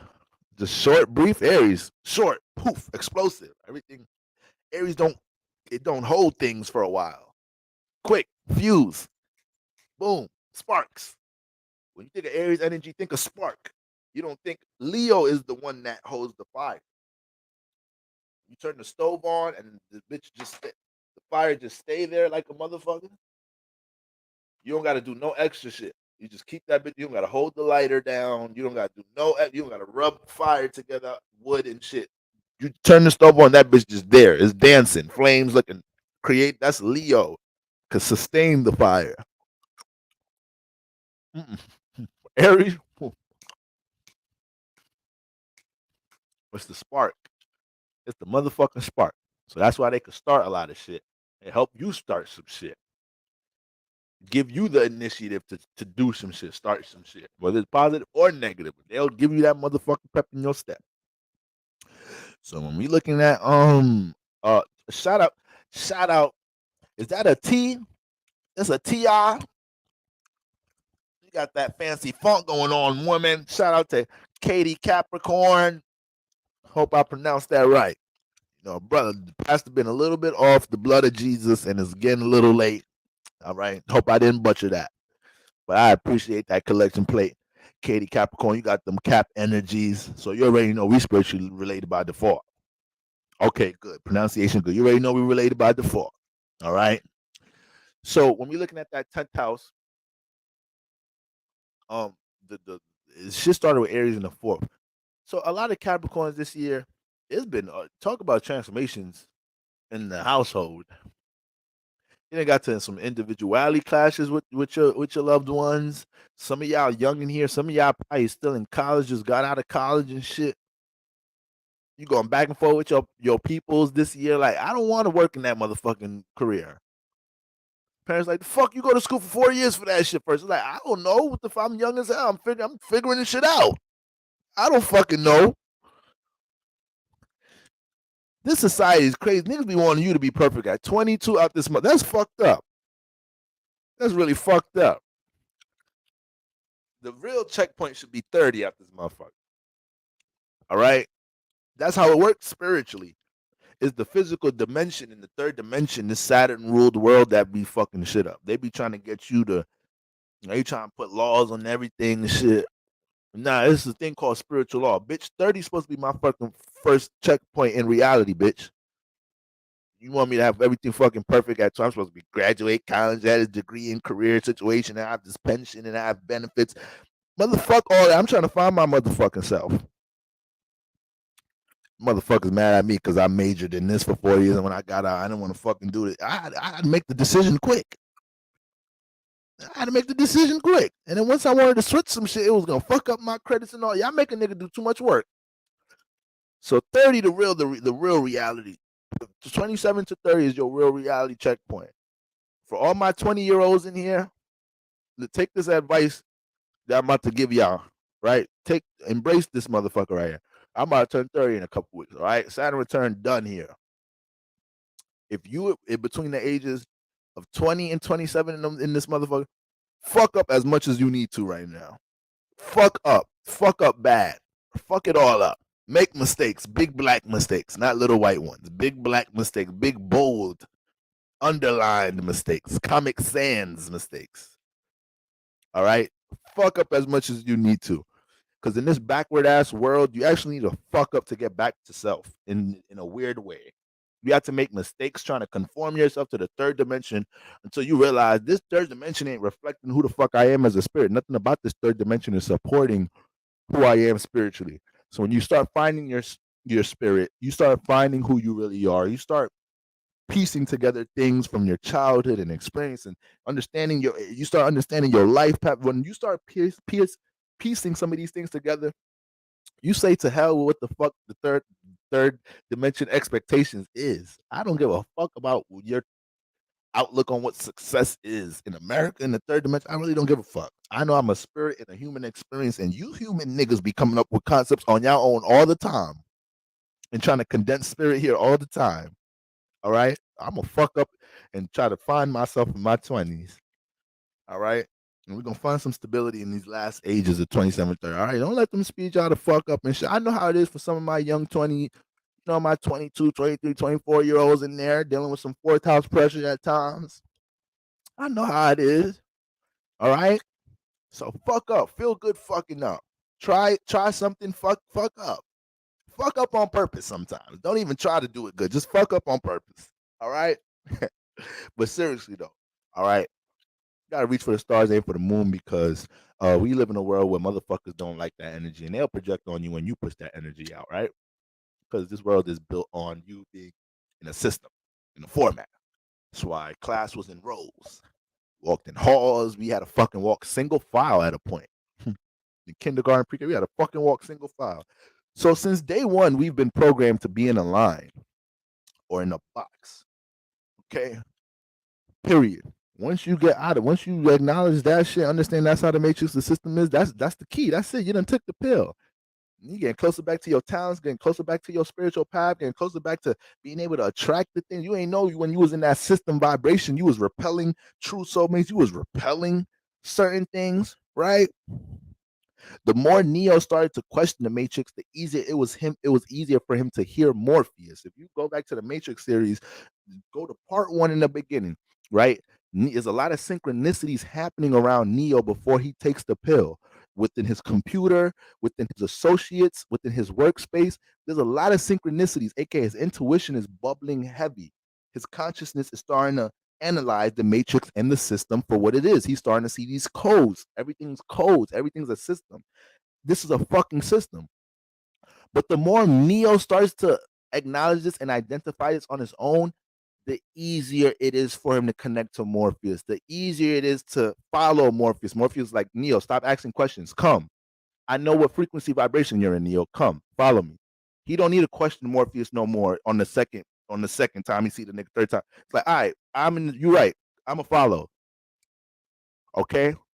So you got to get to a point where you unlearn it on your own. You got to get to a point where you question things on your own. The more you question things on your own, God is going to not, I'm even going to say God is going to send in the influences for you to see things, but you're going to realize they was already in your face. You're like, oh shit, damn, boom, boom, boom. So that's how shit work, man.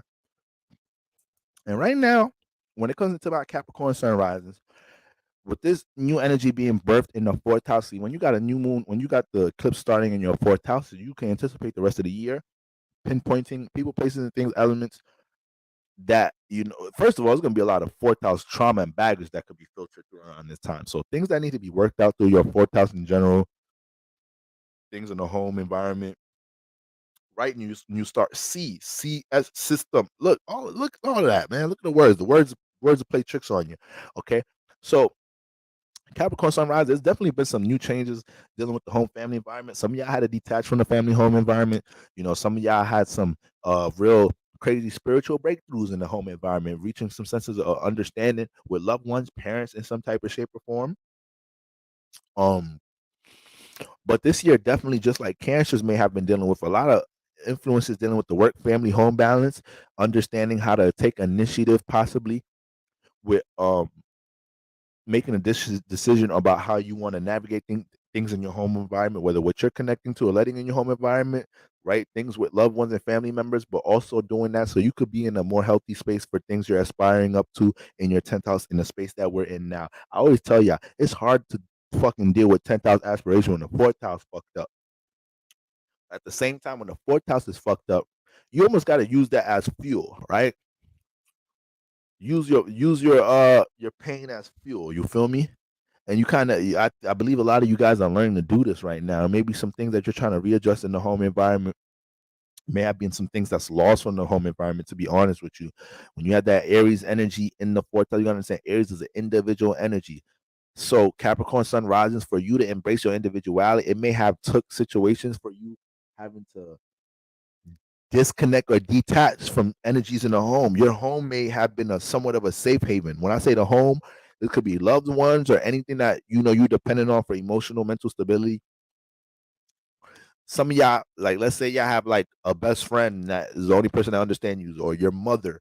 You and your mother's best friends. That's, you could talk to your mother about everything, but you really can't. It's hard for you to release energy or get counsel or really connect to anybody but your best friend and your mother. With the fucking new moon starting in the Aries in this house this year, your motherfucking want to move. Or your mom got married again, so you don't even. Your mom be mad busy dealing with her whole new experiences, or your best friend ends up moving or doing some whole other shit. So this was a year where you started to understand how I need to take the initiative for my own healing, for my own to feel stable. I can't have that sense of dependence with my loved ones or elements in my fourth house. This is the fourth house. This is the fourth house that I got to be able to, initiate some sense of feeling stable here in some type of shape or form. Okay. So now you're in a space where all these transformations take place in the 10th house. It almost all these the things you've been experiencing at home, and when people places things close to you, and anything dealing with spiritual baggage, traumas, attachments, which are all fourth house things, you start to, when it comes into 10th house aspirations, a lot of these situations may have been fueled towards 10th house aspirations. A lot of these situations may have gave you the what's the word, the lack of you're not tolerating shit with partnerships, because you might have went through transformations with partnerships close to fucking home. I just went through a crazy transformation with my mom. I just went through a crazy transformation with my children, with my sibling. The fuck I'm gonna be going over fucking transformation with this girl I just started dating a month ago. Situations like this, people think that you're gonna tolerate shit and uphold unstable shit, not knowing, motherfucker. I'm placing so much effort trying to stabilize relationships that's already close to home. I don't need to sustain bullshit with you. So, like I said, everybody's already dealing with energies where they're placing effort a lot in one place, that it doesn't make sense to uphold relationships that are not supported. That's why a lot of relationships are just fucked right now, because don't nobody want to uphold no bullshit. Like, a lot of people are not allowing themselves to keep sustaining the bullshit. All right, we may have made that decision a couple months ago because that shit was still fire. Like, it was toxic, but it was a lot of fire parts in it. Okay, but now we ain't with that. A lot of people not with it. A lot of people is not with that. We've been covering, once again, we've been covering all the transformations, relationship changes, and all that shit recently. So it's been happening all up in our life. And when my Capricorn sun rises, I need y'all to understand that this whole phase right now is important, about you understanding what type of people you are associating yourself with, especially when it comes into what you're building or structuring. You have it's the fourth and 10th house axis is lit up. So any type of feelings and emotions is like you guys really have to read vibrations within the workspace. I know the 10th house in the workspace. This is not a place for emotions. This is not a place for. But you got to be able to read vibrations with people you may be building and working with right now. If you don't feel at home with these business partnerships, don't press the go button yet. You about to jump into some whole commitment partnership 10th house thing. You might be displaying yourself with other people in the 10th house in some type of shape or form, but you don't feel at home with it in your 4th house. Then you're not in the space for that commitment, or that's something that doesn't align with things that you're supposed to be birthing in your 10th house. Everything you birthing in your 10th house needs to feel in alignment right now. It needs to feel like if I accomplish this 10th house goal, or the more I get to this 10th house goal, aka me creating this new brand of business, aka me moving to this department in career, aka me presenting a new part of myself to the world, which is actually a new me showing a new sense, me broadcasting a new part of me to the world. Whatever it is, 10th house like here, it should be feeling like if I get closer to this or keep manifesting this or see more progression with this, is making my 4th house more comfortable. So anything that ain't making the 4th house comfortable from a partnership perspective or how you navigate a career, these are things that need attention, but these are things you also need to be open towards receiving new solutions and resolve throughout the course of October and eclipse season. Okay? Motherfuckers need to be real supportive of what you got, especially if you are if you do have like a business, a brand, or you're navigating something in career, or you're expressing something new, you're trying to advertise, market something new into the world. Man, your partnerships better be on board or understanding about what you got going on right now, because that alone is gonna have you feeling funny in the 4th house. Like, damn, I got all these new 10th house aspirations. When I come into the 4th house and I try to communicate it, relate it, or feel any of that energy with loved ones, that shit ain't really received like that. That's how you know there's just some funny money energy. It shouldn't be feeling like that around this time. It should not be feeling like that around this time. You should be ready to come home and tell your wife, babe, guess what? A motherfucker done got promoted out this motherfucker. You should be ready to be hyped to tell your girl that shit. But your girl hit you with like shit about time. Damn. Wait, what? Your ass want to get motherfucking crab legs every fucking weekend, and now you hit me with the about time. I'd have been sacrificing that salary I had to keep your ass happy, and that's what I get. You're not even proud for my 10th house accomplishments. Fuck out my 4th house. Go back to your own 4th house. So y'all might have to move like that. Because Libra in the 10th house, a lot of new opportunities coming into how you may navigate.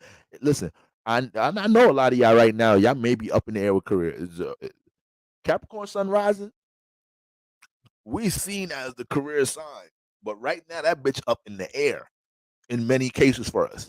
And now, and when I say up in the air, I ain't saying motherfuckers is just unemployed and broke. You may be very, you may be financially stable as a motherfucker, but are you fulfilled in this space? That's why as a new moon solar eclipse space, you in a space to birth something new here. You probably financially stable. Yes, your salary is good. You get paid well. Probably got over above average salary, you know, for where you live or America in just America in this motherfucker. Okay.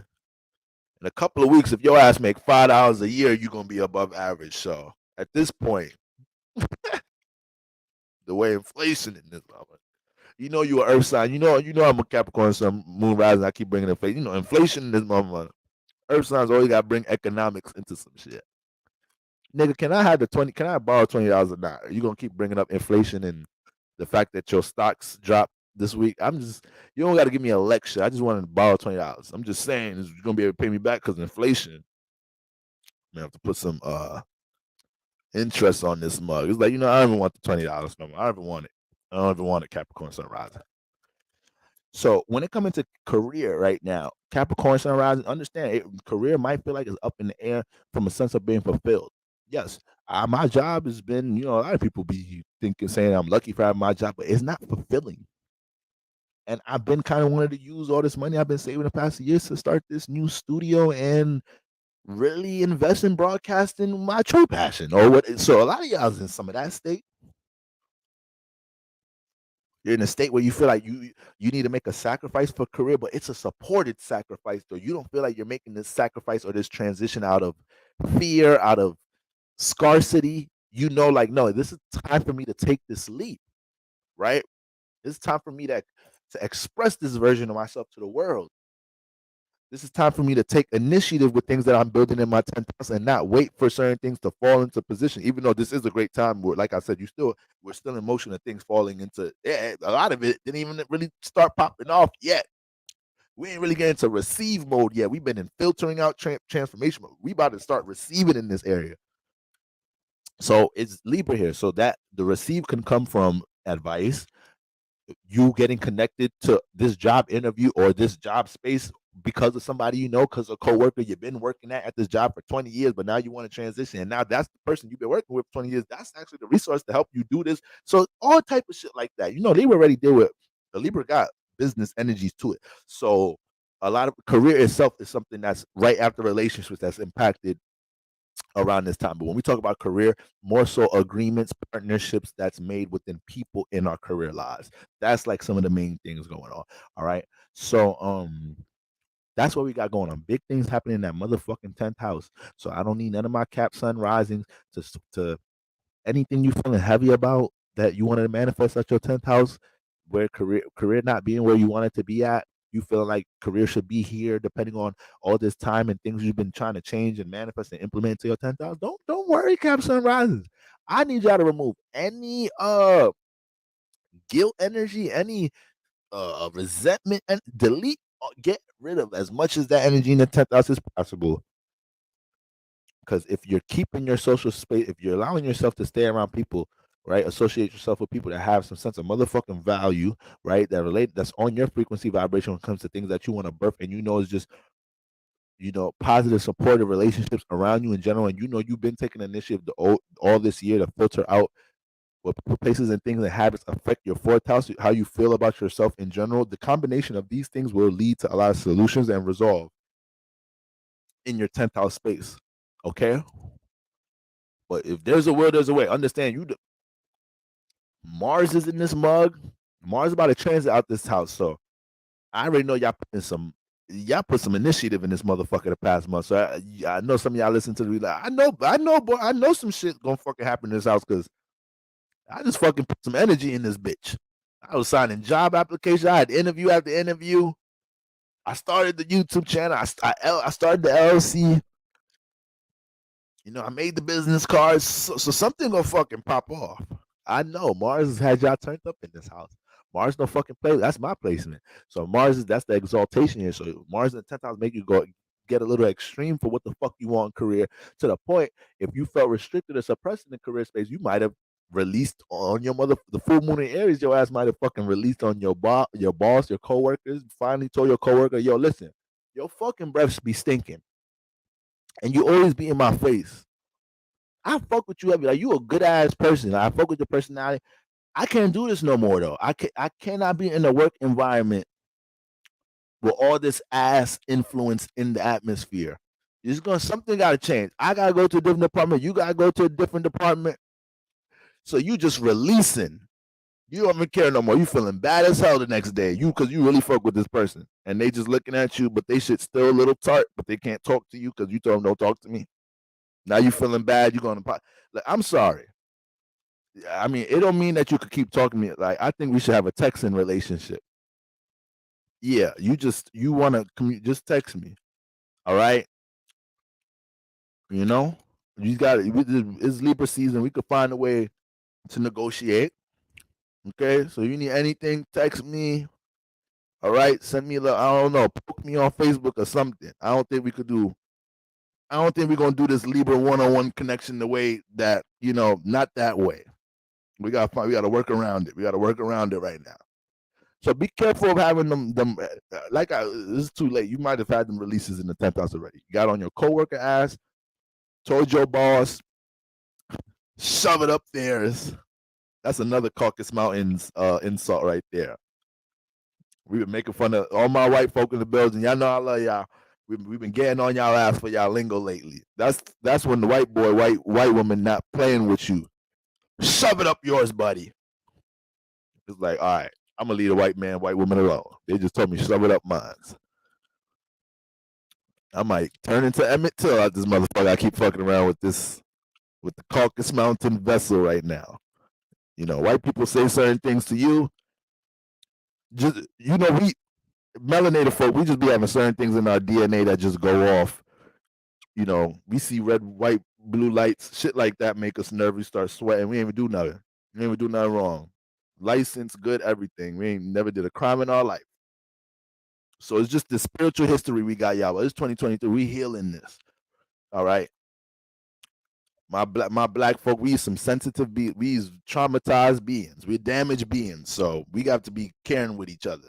But it starts to showing some. We gotta show y'all love too. All right. That's how you know a white boy ain't fucking with you. Shove it up yours, buddy.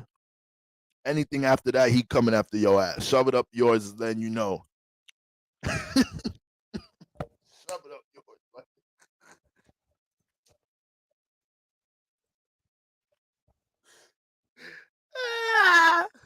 White people hit you with this shit right here. Some niggas don't even know what the fuck is that, bro? That's a real organized way of saying fuck you. Okay. So that's what we got going on. That's what we got going on for my Capricorn sunrises. Blessings coming into that 10th house. All different type of new social status being in development. A lot of y'all stepping into a lot of y'all about to step into some vulnerable shoes, right? You might start broadcasting something. You about to birth something you about to broadcast a new imagery to the world. So like I said, you was just a doctor. Your ass retired early, saved all your funds and shit. Your ass done retired early to be a motherfucking fashion designer. So like a lot of y'all is just totally transforming. Mars transited this bitch during the act while the axis and nose lit up. So a lot of y'all got into a space like, now I don't give a fuck. I'm gonna do what I feel like being. I'm gonna do what I feel like feeling was gonna make me feel motherfucking fulfilled in this area. Fuck that. I don't like being in the hospitals. No way, neither. It's cold as hell in there. All right. The AC be on 25.8 in that motherfucker. I want to do something different. I want to make clothes for people. All right. Been thinking about clothes ever since my whole time in med school. I was a doctor. I used to talk to my clients about clothes. I'm gonna start my fucking fashion brand. So now your ass solar eclipse in the 10th house is like, what the fuck? This nigga went from a doctor to fashion design. So people gonna project on your 10th house a little bit. People gonna have their critiques for the new job, company, career you work. So fucking what? You know my glory, not my story. You don't even know what the fuck I got to get here. Don't project on me because I feel fulfilled where I'm at in my 10th house. And you don't have the balls, right, to invest in your 10th house the way you want to. Don't get mad at me. I'm a fucking fashion designer and I used to be a doctor. So fucking what? All right? Sound pretty versatile if you ask me. But the third dimension gonna find a way to project on you. The fourth house is still part of this axis. Whenever the fourth house is around, there's some fucking projection going on. So understand that, Capricorn sunrise. That's what we got going on. And remember, this phase started in the fourth house. So speaking about projection, that's part of the battle here, right? Persevering through how you feel or any forms of projection with your new 10th house aspirations. Because of course, fourth house is always the first place a motherfucker got some shit to say to you about your career, about your job, how you get money, is your parents, your loved ones. Motherfuckers be concerned, really. But that's where it be coming from a lot of times. So you gotta be conscious of how that may deter you from certain things. But you know you got new opportunities coming here. They don't know that. They don't know you got solar eclipse taking place in your 10th house. Right? All right, but you know that. So stay in your bag. Because when the bag come in the 10th house, when a bigger bag come, then they ain't gonna be talking all that. They're gonna be, can our brother hold something? Motherfuckers start talking about, I used to change, remember I used to change your diapers and shit when you were a baby? How the fuck I remember I was a baby? I was just seeing, but I'm saying, remember, like, you don't remember, but I used to change your diapers when I was a baby. Really what I'm trying to say is, can I hold a little something? Motherfucker, nigga bringing up changing diapers just to warm it up to ask me for money. I thought the shit I was working on during eclipse season wasn't gonna work, huh? You niggas told me stay in You niggas told me all that med school for what? To be a fashion designer? Remember that shit? Motherfucking Adidas want to buy my shit out right now. I'm the next Kanye West out this motherfucker.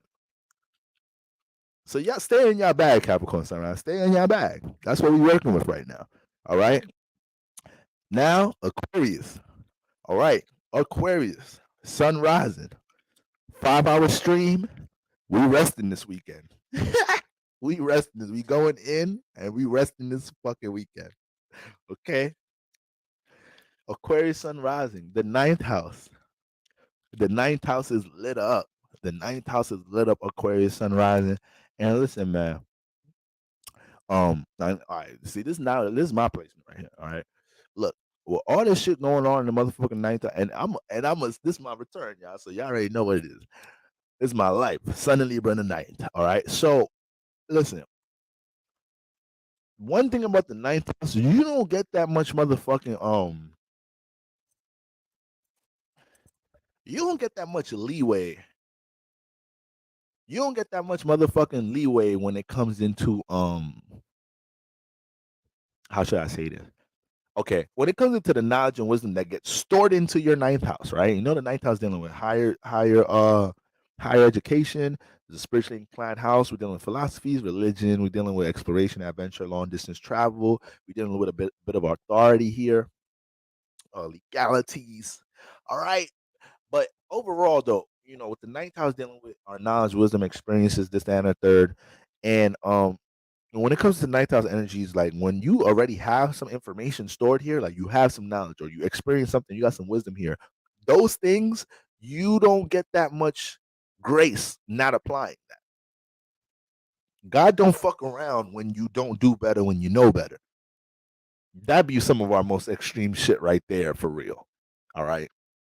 Because there's some motherfuckers out here really don't know what to do, and they trying everything in the world to get to the milk and honey, to get to some stability in their life, to get to some type of successful point in their life. But they don't know where to go. They trying every fucking idea. But that alone, this is a motherfucker got a lot of squares and opposites. They trying to find a solution for this, trying to find a way for that. They be feeling like a victim. They feel like a targeted individual. But all that resistance you dealing with, you allowing yourself to deal with that resistance, that pressure, it's molding something and it's also attracting things. Now, on the other hand, right, when you got somebody that has resources, aware of their talents, aware of things they could do, this could at times create a sense of lethargicness, right? Somebody could procrastinate, feel like a lot of us know people that feel like they could turn it on and off whenever they want. I have bad habits of thinking that at times. I'm not confident in it, like thinking I could just like, yeah, I could turn this on and off, or I could build momentum with this on and off when I want. It just becomes a little bit of a confident thing because I just know when I'm locked into something, I could be locked in. But at the end of the day, you can't just be thinking you could turn shit on and off in life like that. That's just not how life works, regardless of what the fuck you think you are and what you've been experiencing. That's not how life works, and God will humble you almost every time when you think you could just turn things on and off in life. A lot of us have parents that had done told us shit like that, and like, yo, you think you could just jump into this bag, do this and that third. You need to learn preparation. You know, you learn this, that, and the third. So all of this type of shit. So like I said, when it comes into knowing better and not doing better, when you got strong ninth house energies or transits, shit could get a little crazy. So with all these energies falling into, first of all, with Libra in the ninth, where does the eclipse start? In your third. Started in your third, Aquarius sun risings. All right, it started in your third. So with Aries in that third house, right, there's definitely been some transformations this year with your surroundings. Uh, Aquarius, sun rises. A lot of y'all ass do not live or is ready to get the fuck out of where you at, or ready to get something the fuck up out of where you at, or you did get something out of your third house. You got your tenant up out there. You got a new tenant. You got a new roommate. You moved. You told your neighbor about themselves. You almost fought the neighbor on 4th of July. No, there's a couple of different releases and transformations and extreme situations that might have took place in the third house for you to get closer to feeling like you could bask in your independence in the third house in some type of shape or form. You might have found yourself separating from close friends this year. It's like, not saying that your relationship changed, but the level of communication, interaction, the capacity of it may have dimmed down a bit because with the new moon, the new with the new moon eclipse that started in Aries season this year, right? It triggered her independence here, but doing that in the third house, by triggering your independence here and your individuality here, it makes you realize how you are different from others in your third house. So even though you relate to these people, you're surrounded by people, even though these are people that's the most familiar in your social spaces, there's still a lot of differences, right? There's still a lot of differences. There's still some individuality clashes, and that's cool. You're not gonna fucking think the same thing and feel the same thing 24/7 with people that you're around, even with your closest friends and your siblings, right? But the thing is, when you are in a space that you're failing to realize how your personal passions, goals, and aspirations, right, are somewhat being you're being counterproductive towards how you deal with your personal goals and aspirations because of who you're surrounding yourself with. So it's one thing to know your friends and your siblings or whatever are not invested into some form of spirituality you're into, right? Your ass just started practicing spirituality, all different type of shit this year. You meditating, so all different type of shit. You doing money rituals and shit in your room. You get into it, right? You ain't fucking around. Okay. And but you got roommates, close friends, siblings that ain't really relating to it. That don't mean that you have to try to impose anything you're doing with them, right? That don't mean you have to, be extreme with making decisions with these people, but it also does show that you may just have to move yourself in a different environment or just go about these relationships for the time being while you're going through this transformative phase. Because understand, this eclipse season, ain't nobody not experiencing no fucking transformation this year. If you in a vessel and you alive, your ass went through some transformations with that. Ain't everybody in the chat right now could borrow. Let me tell you about what happened in my Aries house. That's when the eclipse started. We just get into chapter 2, but this whole year was us experiencing what the sense of assertiveness, right, in our Aries house, and then we also know the node is in there. So, like I said, very why I says very karmic year for Libra. This year was big about individuality. This year was so big about individuality, and because it was a 7 year, you was able to attract the spiritual reasoning behind you jumping into something for your individuality. The spiritual reasoning for things this year was very loud. So it might have not made sense to do something, but the spiritual reasoning made sense. It's like, look, God, I fake need this job, but this disrespect is crazy, God. I know you ain't signed me up for this. My boss almost just called me a nigga. I felt it, God. They switched up late. God, you ain't signed me up for this. This is not where I'm supposed to be at spiritually. So sometimes shit be making sense of reality, but spiritually that shit don't fucking make sense. So I think a lot of y'all was in these situations, Aquarius sun rising, where you realize like, okay, I got this personal passion, goal, aspiration. I love my cousin to death, but she don't give two fucks about tarot and astrology and shit. I'm always with my fucking cousin, but recently I've been trying to learn more about astrology and I want to teach it too. And I've been doing all different type of things around it, and they don't fuck with that shit. So I love my cousin to death, but that shit starting to kind of affect how I feel about my shit. Like now they're subconsciously kind of throwing shade on my shit. I don't like that shit. So you got to be careful that you're not extreme because these people may not know that they really doing it. They might be aware of how much you really into this, how much this shit really mean to you and whatnot. But is these type of dynamics taking place there? All right. So when it comes into your ninth house right now you're realizing like, okay, all right, these elements in my surroundings, my close friends, my siblings, my roommates, I know they're not into these things, ninth house. I know they're not into these things, but I can't allow these things to remain as blockages or any form of roadblocks when it comes into things I want to continue to aspire to do in my ninth house, right? Whether I'm utilizing this knowledge, wisdom, belief system that I have to expand my life in some type of shape or form, I'm connecting it to others, I'm building new communities, or I'm interacting with new communities and relationship people online that's into these things. I don't have to be discouraged because people in my third house is not on this type of time. I don't have to be extreme in any type of way. Why? Because Aries in my third house is showing me how to be an example in my third house through my individuality. So a lot of Aquarius sun risings, you learn to become more of an individual in your life based off of not doing what the fuck everybody in your third house doing. That's why everybody start noticing the Aquarius sun rising. If you didn't realize that, Aquarius sun rising be the motherfucker that get attention for not trying to get it. How the fuck? That's some mystical ass shit. I swear to God. But if you notice that life be working like that, if you ain't noticed that, all right, you come into this new workspace, you just trying to do your thing. You ain't trying to really get to know nobody like that. You on your introverted shit. Everybody gonna start. Who the fuck is this non-interactive motherfucker here trying to be hidden and shit? Yo, you bringing attention to yourself more than you trying to blend in the motherfucker. So this be Aquarius at times. I always make the joke about Aquarius sunrises knowing all the drug dealers, the scammers, the good people, the bad people, the criminals.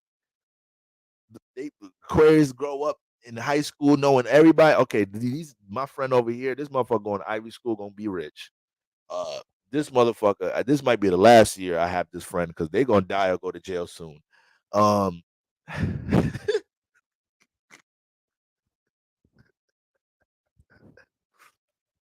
Aquarius sunrise be knowing. Aquarius be like, these are the niggas they said if I hang around with, I ain't gonna see 21 or I'm gonna be in jail or dead. It's these niggas. I know that's the statistic for black people. One of out of every four, whatever the fuck the statistic is, dead in jail by 21. But I see why that statistic is. This is because of these niggas right here. I can't fuck with these niggas. I'm gonna be that statistic if I don't learn to find my individuality in this bitch. This is the life of the Aquarius sun rising. And them not wanting to participate with things actually manifest, and people trying to get them to participate in shit. It's like, how the fuck that work? I'm trying to do my own thing.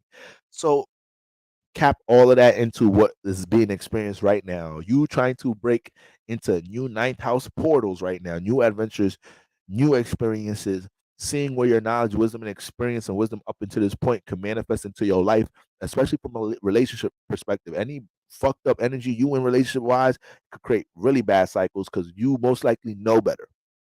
So if there's an attachment in your relationship life, you know you should be to cut this off. If it's you taking advantage of Venus energy in any type of way, mishandling Venus energy in any type of way, you creating dark cycles in this motherfucking ninth house because you know better already. You all the relationship experience in this bitch. All right, we're Libra tonight. Okay.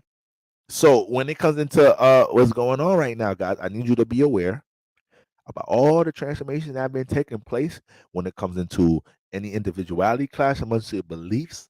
A lot of y'all have been feeling like you need to get away from your third house in order to expand and explore something, and you may have manifested a situation to do that. But the ninth house been doing numbers recently. So there's been a lot of influences and elements around you that's showing you that there is a lot of potential to expand into different things in your life, especially if you take more of an initiative in relating Libra, right? Your knowledge, wisdom, experience accumulated in this area and being more of an example of applying it in your partnerships in general. That could lead to a lot of success in life, not allowing yourself to have to deal with repeat lessons in relationships when your ass is you gonna keep experiencing the ninth house, whatever sign you got in your ninth house, you just keep experiencing that energy on a higher level. You just continuously graduate. So Libra in the ninth house, you if you're around my age, you should be able to write a book on relationships. All the shit your ass done learned relationship wise. You've been through a number of relationship experiences. Motherfuckers come to you for the relationship counsel a lot of the time. You don't even be taking your own advice, but you know how to give that motherfucker, don't you? You know how to teach somebody about relationships like a motherfucker. But your shit is scattered. This is all different type of new shit happening all the time. You feel me? You probably need to learn how to say no. That's the Libra in the night. So, with all that being said, this is how you're gonna find a balance between these axes. This is about to be all different type of new opportunities coming into the ninth house with people trying to they offer you opportunities because they value Venus, ninth house, they value the type of knowledge and wisdom you have for something. It's Libra here, so that it may come through the portal of somebody else, somebody trying to connect you, somebody else. Like, damn, this person's knowledge and wisdom is so valuable. Let me tell my boss or let me tell my whatever about them so they could be included into this new experience. Now you really adventuring some new shit.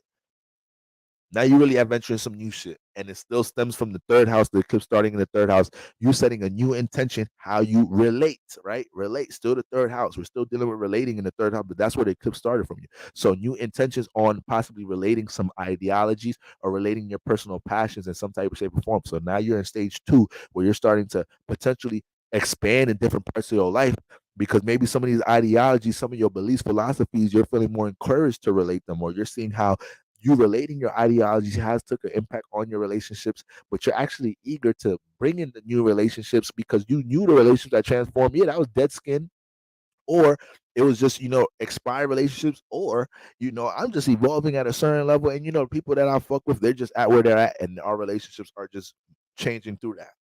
And it is what it is. Sometimes that shit happens in life. That should be happening in life sometimes. You feel me? I have some homies. I mean, I always been on some like I got to get right to some shit. Like you feel me? I could float in life sometimes, but that be feeling from that. I be floating from feeling overwhelmed. I ain't gonna lie. I'm a Scorpio studying ass nigga. So when I put my mind to do some shit, I go dumb hard in that shit, and I be fucking. I don't know how to pace a lot of the times. So I got some homies that were able to start businesses, brands, a lot of shit at the times. When we all got out of college or at a young age or whatever, and I see how their consistency or how their endeavors, how we may have been all super tight and we're still tight, we're still connected, but that's life. People start going and creating new things, and it is opening up different things. They're meeting different people, places, and things in their path. So it's not necessarily about any turmoil in the relationship, but that's how when people evolve, they attract in different things. You feel me? So that's what we got going on with that. My Aquarius sun rising. You're right. Aquarius do give good relationship advice, but you ain't gonna like the delivery and shit all the time. It make you feel a little incompetent. But that shit gonna hit. Shit gonna be realistic as a bitch. All right? You gonna say that shit with no emotion to it, like, oh yeah, that motherfucker using you. Saying that shit while they scroll on Instagram, like, yeah, that motherfucker just using you for real. They don't really give a fuck about you. You think they love you, but they really don't. They're just using you for your resources, but you don't see it because you kind of you get real clingy once you start liking somebody and you start to avoid the red flags. But I mean, eventually, after something extreme takes place, then you're usually gonna come to your senses and you're gonna let me know. But I think that's what you're gonna have to learn because you usually don't learn on the first try when you see all the red flags. But it's all good though. Life be life. Anyways, you wanna get some food? It's like motherfucker. First of all, you my friend, but watch your fucking mouth. What the fuck is you just violating with the blank face like that? Put some fucking emotion if you're gonna disrespect me like that. If you gonna just tell me about myself, at least scream at me or some shit.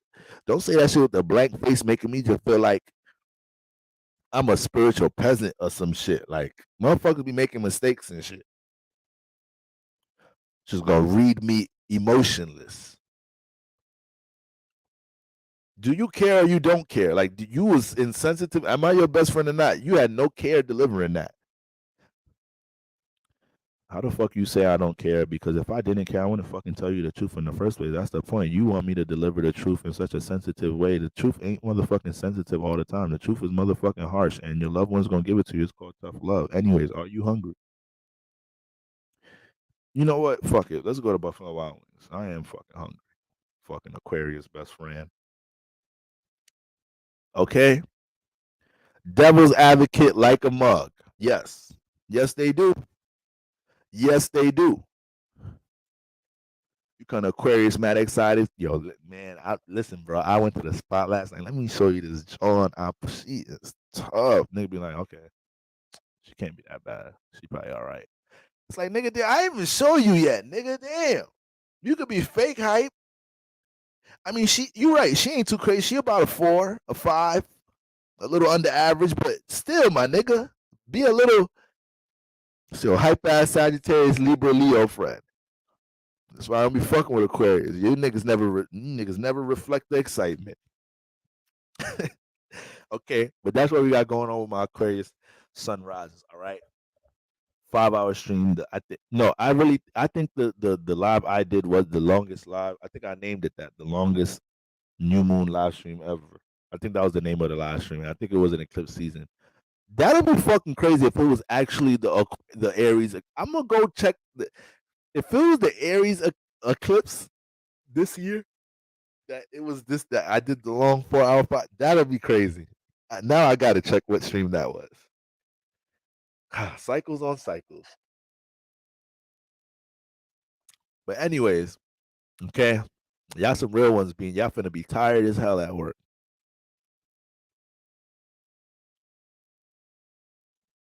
Y'all gonna be hitting nose in this motherfucker.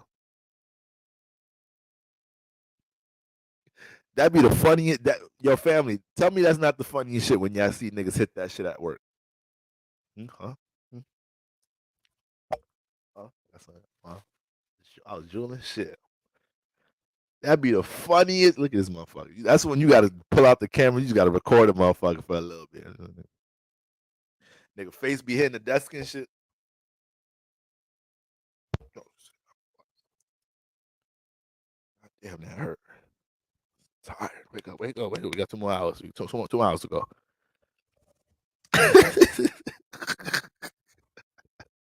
All right. All right, y'all. Last but not least. Last but never motherfucking least, my beloved Pisces. I just said the last thing before this Pisces going through a lot. I realized, as I was doing what's the name? What's the name of them? When I was doing October reports last week for everybody on Patreon, when I was going through Pisces energies for the month, I'm like, holy cow. I know we're under transformation, but okay, Pisces, I see a new you brewing for real right now. Why? Because right now you got all these transformative energies in your goddamn eighth house. New moon solar eclipse in the eighth house. All right. Now listen here, Pisces Sunrise. This is the thing. Before we talk about the depth of this eighth house, you have to understand eclipse season popped off in your second house.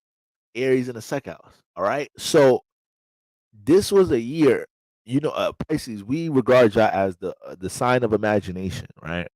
Which is one of the most powerful fucking tools in this third dimension that they try to strip from us from day one, right? So when it comes into the second house, we know this is the house of our values, what values we feel like we have. But it's about how we get concrete with our values. It's how we utilize our values to build something and stabilize something. You had Aries here, Pisces, sunrises. So I think I was saying this in an earlier live stream. I was saying you got the North Node in the second house, and you got Saturn in your first. This is a year for you to crystallize things out the imagination. This is a year for you to see things in reality from your imagination. You've done enough basking in the 2 years before now. You last eclipse season, you did enough basking in imagine. No, this is the 2023 was a year for you to see some shit, some results, some tangible shit from your imagination this year. So first of all, North Node in the second house. This is a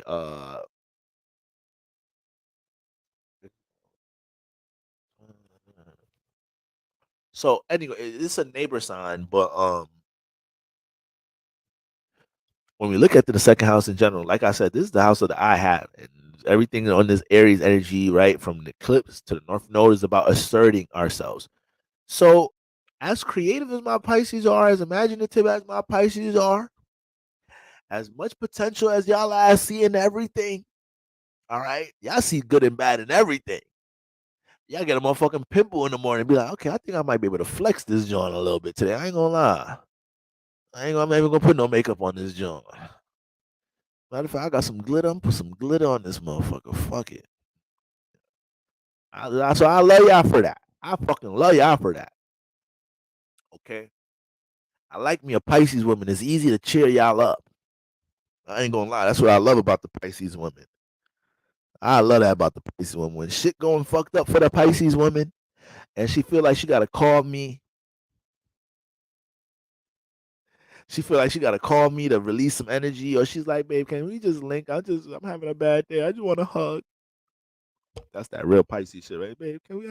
I just need a hug right now. That's some real Pisces shit right there. They say some shit like that. I don't know what to do. I just because 12th house energy get overwhelming being a Pisces sometimes. God damn it!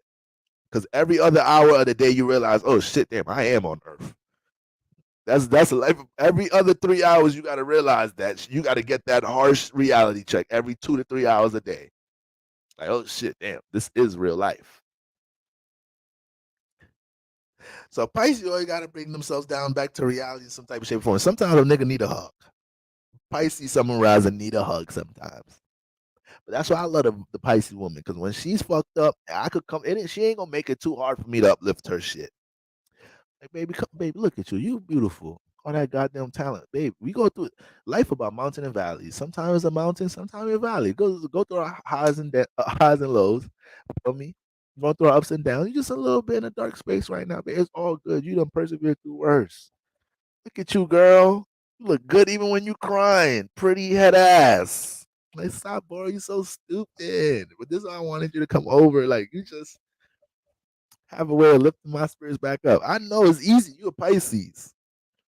It don't take that much effort.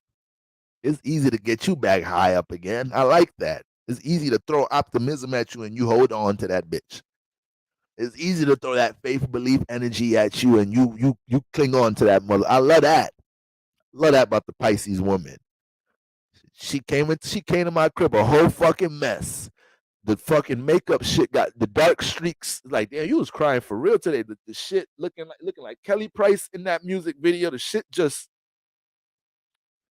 by the end of the night, she's all under me. We watching Snowfall. She all cuddled up with me and shit. So I love you. Like, you was looking a mess when you got here. Now you all that was 4 hours ago. You came here at 10 o'clock. You all smiley, looking at me and shit. I'm looking at the TV, but I could see in my peripheral you looking at me like this though, like, oh, this nigga. You ever feel that shit, fellas? Your ass be on the TV, but you done put it on your girl. You know what she thinking to you. Sometimes when we put it on y'all ladies, we know we read you, we reading y'all shit like shit. A nigga might just be standing, sweating and shit, just wiping himself up. But in our head, we see you in our peripheral just looking at us like,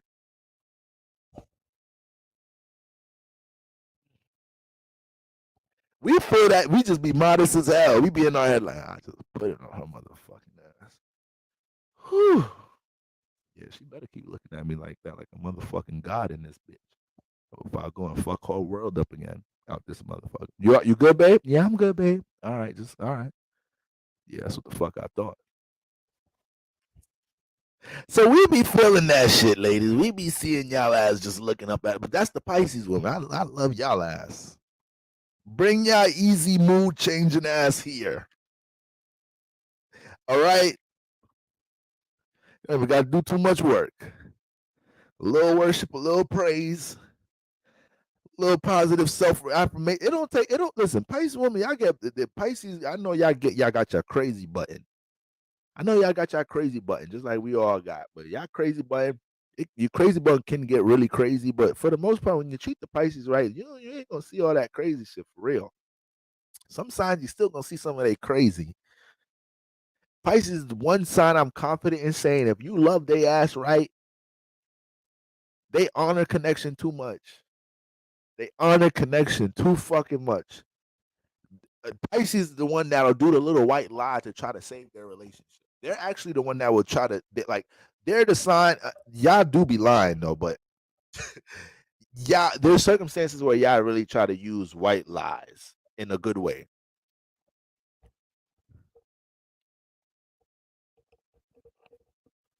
All right, I'm gonna share a little something. Listen, it's 2 a.m. This stream is 5 hours in. I don't even know if people are gonna make it back to this part in the replay. So I used to deal with this Pisces chick, right? I used to deal with this Pisces nigga. Let me get into snitch mode. I used to deal with this Pisces chick a long time ago, right? Now I was kind of on and off with her with a little minute. I fake loved her a little bit. All right. I just care for her a lot, right? But anyways, we so on and off that by the time I get in my early 20s, I started thinking like, yo, should I just lock it in seriously with her? So we was kicking it heavy, right? Around this time. I just got out of college. I'm living in New York, right? Got my first set of wheels. I'm interacting. I'm stepping into this grown man. I'm like, okay, 20s, all right. Adult stages, all right. This shit ain't too bad, right? I'm kicking it with this Pisces joint. You feel me? We all grown up now. We've been kicking it since like damn near early high school and shit, right? Now she had messed with one of my bros before, right? She had messed with one of my bros before, but she ain't know that I knew that. And there's really no point in me bringing it up. For me, I already knew what it is. I already knew I wanted to fuck with her. There's no reason to bring it up. It is what it is.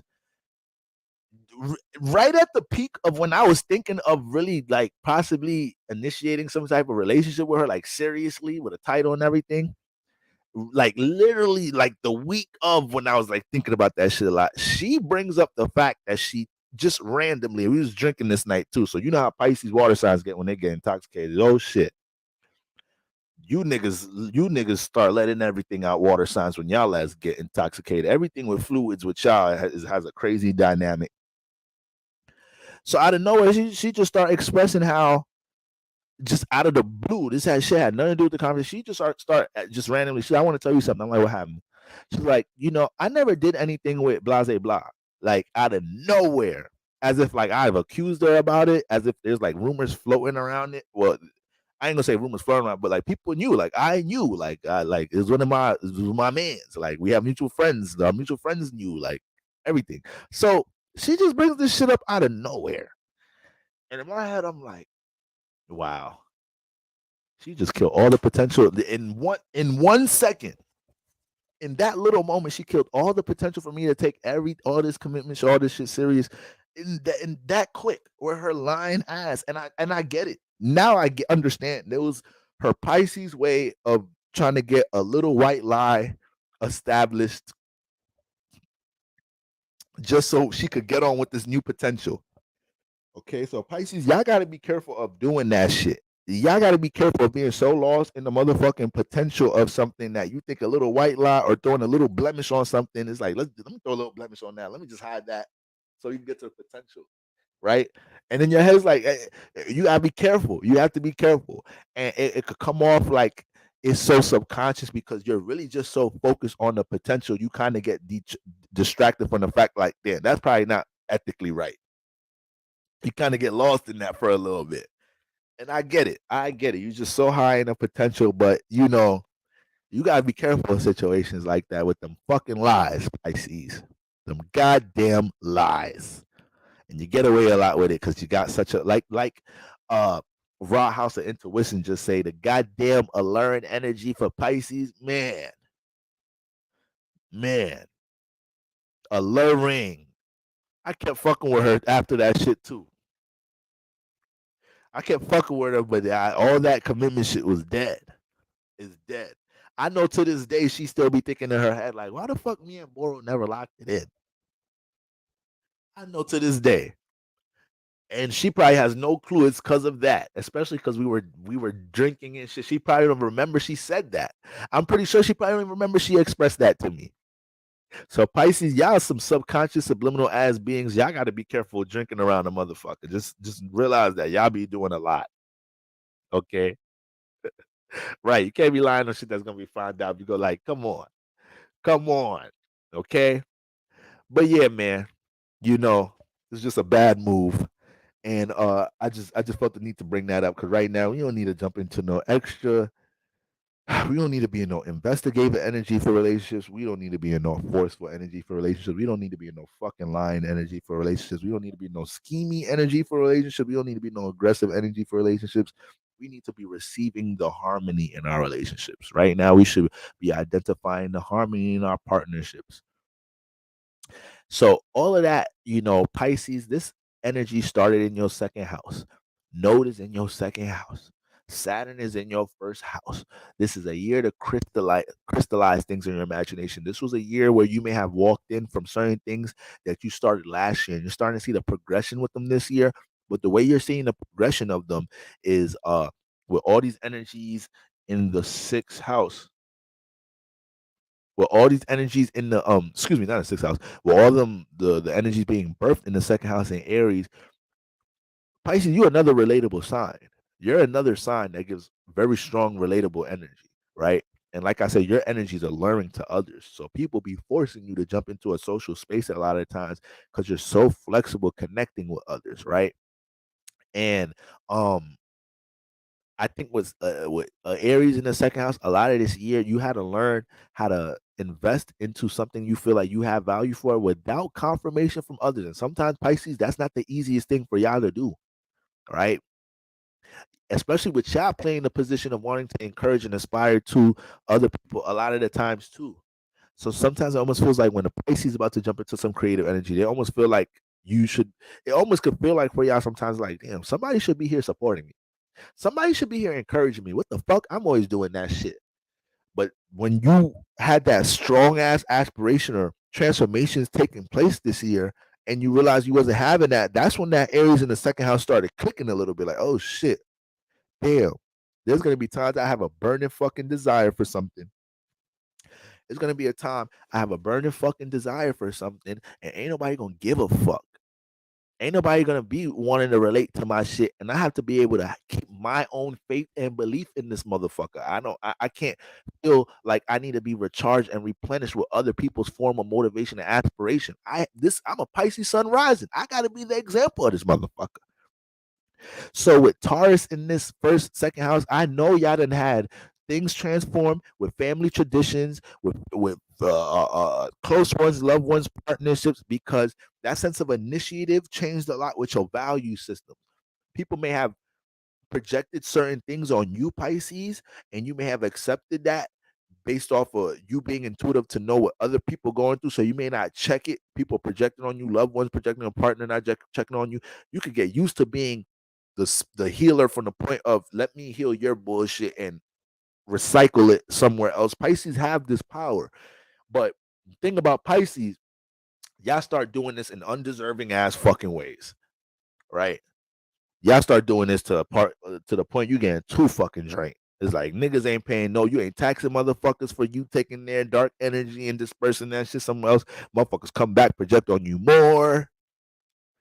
You know, now you start realizing I'm not even using none of this healing shit for my damn self. Ain't this a bitch? So that's why I actually love the eclipse popping off in y'all second house for y'all, because I know a little fire up under a lot of y'all asses to feel like I don't need no external confirmation when it comes to what the fuck I have, my value. I be in the astral realm all fucking day. My ancestors, they reaffirm my shit all the fucking time in my dreams. Fuck you motherfuckers in reality. I'm taking the initiative, planting this seed to ultimately transform how I deal with my forms of stability, security. I'm gonna plant this seed with my knowledge, my wisdom in some type of shape or form, with my creativity in some type of shape or form, with whatever I feel like I have. And that's the energy you was forced to come into with this new cycle. But Saturn being in your first house, it ain't giving you no shortcuts for these next 3 years. So everything dealing with personal aspirations take time. You know, you'll get little sparks and fuses of little rewards here and there, but nothing too much to keep you on a super high horse. All right. And if you get into too much of a super high horse right now, you know, with Saturn in the first, that just, eventually, you gotta get back down into reality. All right. So I love that y'all all are embracing what it feels like to connect to something you really have to put time into, working towards. I love that for y'all, and with all these first house influences and everything. But now when we talk about the solar eclipse taking place in the eighth, okay, what do we know the eighth house to be? Our house of attachment, spiritual baggage, a huge house, the house that rules motherfucking transformation, transmutation, right? This house is dealing with our passions, with our desires. So talk about transformation. Talk about transformation this year, or excuse me, leading up to eclipse season this past month and a half. Talk about transformation. Pisces have Libra in the eighth house, so this is another reason why sometimes it's hard for Pisces to get over relationships. Like it's not just about them being water; it's also them coming out the 12th house, because the 12th house is dealing with connecting to collective consciousness. So even though water deals with connection, Pisces has more of an influence on connection with other parties more than Cancer and Scorpio. Cancer is more so imposing its will on the connection, and to be honest with you, it's cardinal water. Scorpio is more so going through the effects of transformations through connecting through that external party. Pisces is embracing the fucking connection. And Pisces embrace the connection quicker than the Scorpio Cancer. Scorpio Cancers look at Pisces and sometimes be like, I could never jump into my relationships like that. To be honest with you, and they all water. Sometimes Cancers and Scorpios look at Pisces like, girl, this a girl, there's a Cancer Scorpio in here right now. Don't understand how they Pisces friend date. And there's a Pisces in here right now, got a Cancer Scorpio friend, and think they too uptight. That's why they don't see relationship success like that.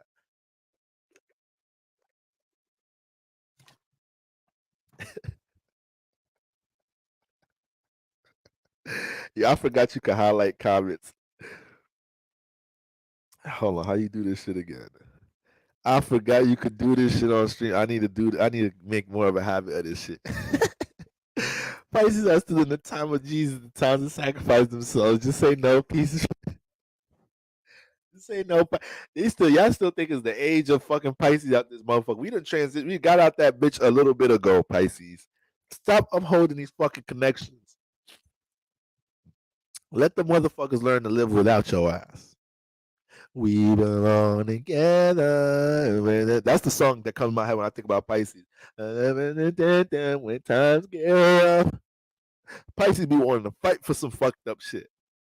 This is Tina Turner trying to keep Ike in this motherfucker. No, get this nigga is abusive, Tina. God damn. You see, look at your fucking face. Cake all over your shit. But you gonna tell me we many times and times get rough. Why the fuck you sing Mariah Carey to me? You got strawberry shortcake all up in your motherfucking frontal lace and all that. And you saying that we belong together. You do not belong with this motherfucker. This nigga belong in jail. He belong in jail. Yo, hopeless romantic ass belong in a stray coat. That's where the fuck y'all ass belong. We belong together. That's that shit. Mariah Carey went crazy on that. I ain't gonna lie. Mariah Carey went crazy on that. That's that shit though. I ain't gonna lie. You ain't gonna catch me singing that shit in public. But when that shit come on shuffle when I'm by myself in the car, a brother singing that bitch. I high pitch and everything. You know, she started going crazy at the end. You know, the last hook, she started wilding. And we do it when times get rough. Ooh, baby, baby. You see that high pitch come out like a motherfucker? What's Mariah Carey? I know she got Aries placements. I don't know if she an Aries sun though. I think she got Mars and Aries. She a Taurus or some shit. Or she an Aries, right? Mariah Carey Aries, right? Ooh, baby, baby. That's my shit. Okay? But seriously, Pisces, all right? So all this relationship transformation, that's why it's hard for Pisces to get. They fucking got Libra in the fucking 8th house. This is why you don't fuck around with Pisces when you're not you ever fuck around, fellas. I don't know if I got any brothers still in the chat. You ever deal with a Pisces woman and it's just a situation to you is a situationship.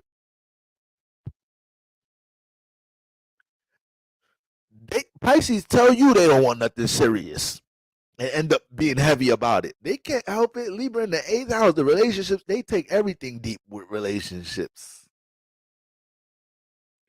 They fucking can't help it. They think they could be surface level with it, but they realize they can't. That's why the Pisces woman might have said that to you. Like, I'm gonna be honest with you. In this chapter of my life, I'm good off the situationships and like dating. I need to be courted out this motherfucker. I'm celibate right now because I realize I'm just too open connecting my energies, and I need to learn how to protect my energy. That's a Pisces woman for your ass right there. She got to learn. Yo, no, I can't. I gotta make this shit exclusive. This shit alluring. Motherfuckers get attached here. It's a little extra slipperier here. Making up new words. Slipperier. Is that slippy though? Is that slippy in that motherfucker? You can't even say it right. It shit is slipperier in here. This 12th house for real. This Neptune for real. If you know, you know. Okay. Ain't nothing like feeling the heights of love and intimacy with a happy Pisces. Okay, you know the phrase "happy wife, happy life." That's only if your wife a Pisces. Some of them other signs they don't give a fuck if they happy. Marriage still gonna be fucked up for you. But if you married a Pisces woman, it's gonna be happy wife, happy life if her ass happy. I don't know about your Aries wife. I don't know about your Aquarius Capricorn wife. They switch on the motherfucker in the marriages. You better keep that salary up with your Aquarius Capricorn wife. That's what you need to worry about. That's how you keep her ass happy. Okay? You better let your Aries wife go about her individual passions and shit. You thought you were gonna have What you thought you were gonna have a Aries home wife? Well, you thought your Aries wife was just gonna stay home, take care of the kids all day for the rest of her life? Wait till she pop up like, you know what? I realized this chapter of my life, there ain't nothing you could do about it when she get to that point, Aries wife. That's how you gonna keep your Aries wife happy. Just let her do her own fucking shit sometimes. That's what's gonna keep her happy. Okay. Now Pisces wife though, that's happy wife, happy life for real. You keep Pisces women happy. Your life, she will multiply some shit out this motherfucker. I know we say Libra the relationship sign, but we the relationship sign from a realistic, not from we a relationship sign from a third dimension perspective. Like I don't want to say third dimension perspective because the constellations is beyond the. It is like we're air, y'all. We got a Saturn influence. The seventh, this is why we still deal with partnerships and agreements. You know, this is why a lot of Libra energy still a lot of it doesn't have to deal with romantic partnerships. Not with Pisces. No, they are damn near in my opinion, they're really the height of love and intimacy. The 12th house in Pisces energy. Everything about Pisces energy is fucking love. Some of y'all don't know love because y'all never sacrificed nothing for nobody. You never really sacrificed something for real in your partnerships. You never fucked with somebody in your fucking part in a relationship so much. You valued them so much. You was willing to make a serious change about yourself for the potential of the relationship. You don't know love. You don't know intimacy like that. Pisces, this is Pisces energy right here. Okay, babe, you want me to go natural hair? That's what you want, babe? You want another kid, babe? Damn, I just had 5 in the last however many years, but that's what you want, babe. I love you. Okay, we could push. Let's keep some. I don't know if it's physically possible, but let's keep some hope because I love you. Let's try to get this 6, baby. So Pisces when you got a Pisces heart, bro, they just so sacrificial for fucking love.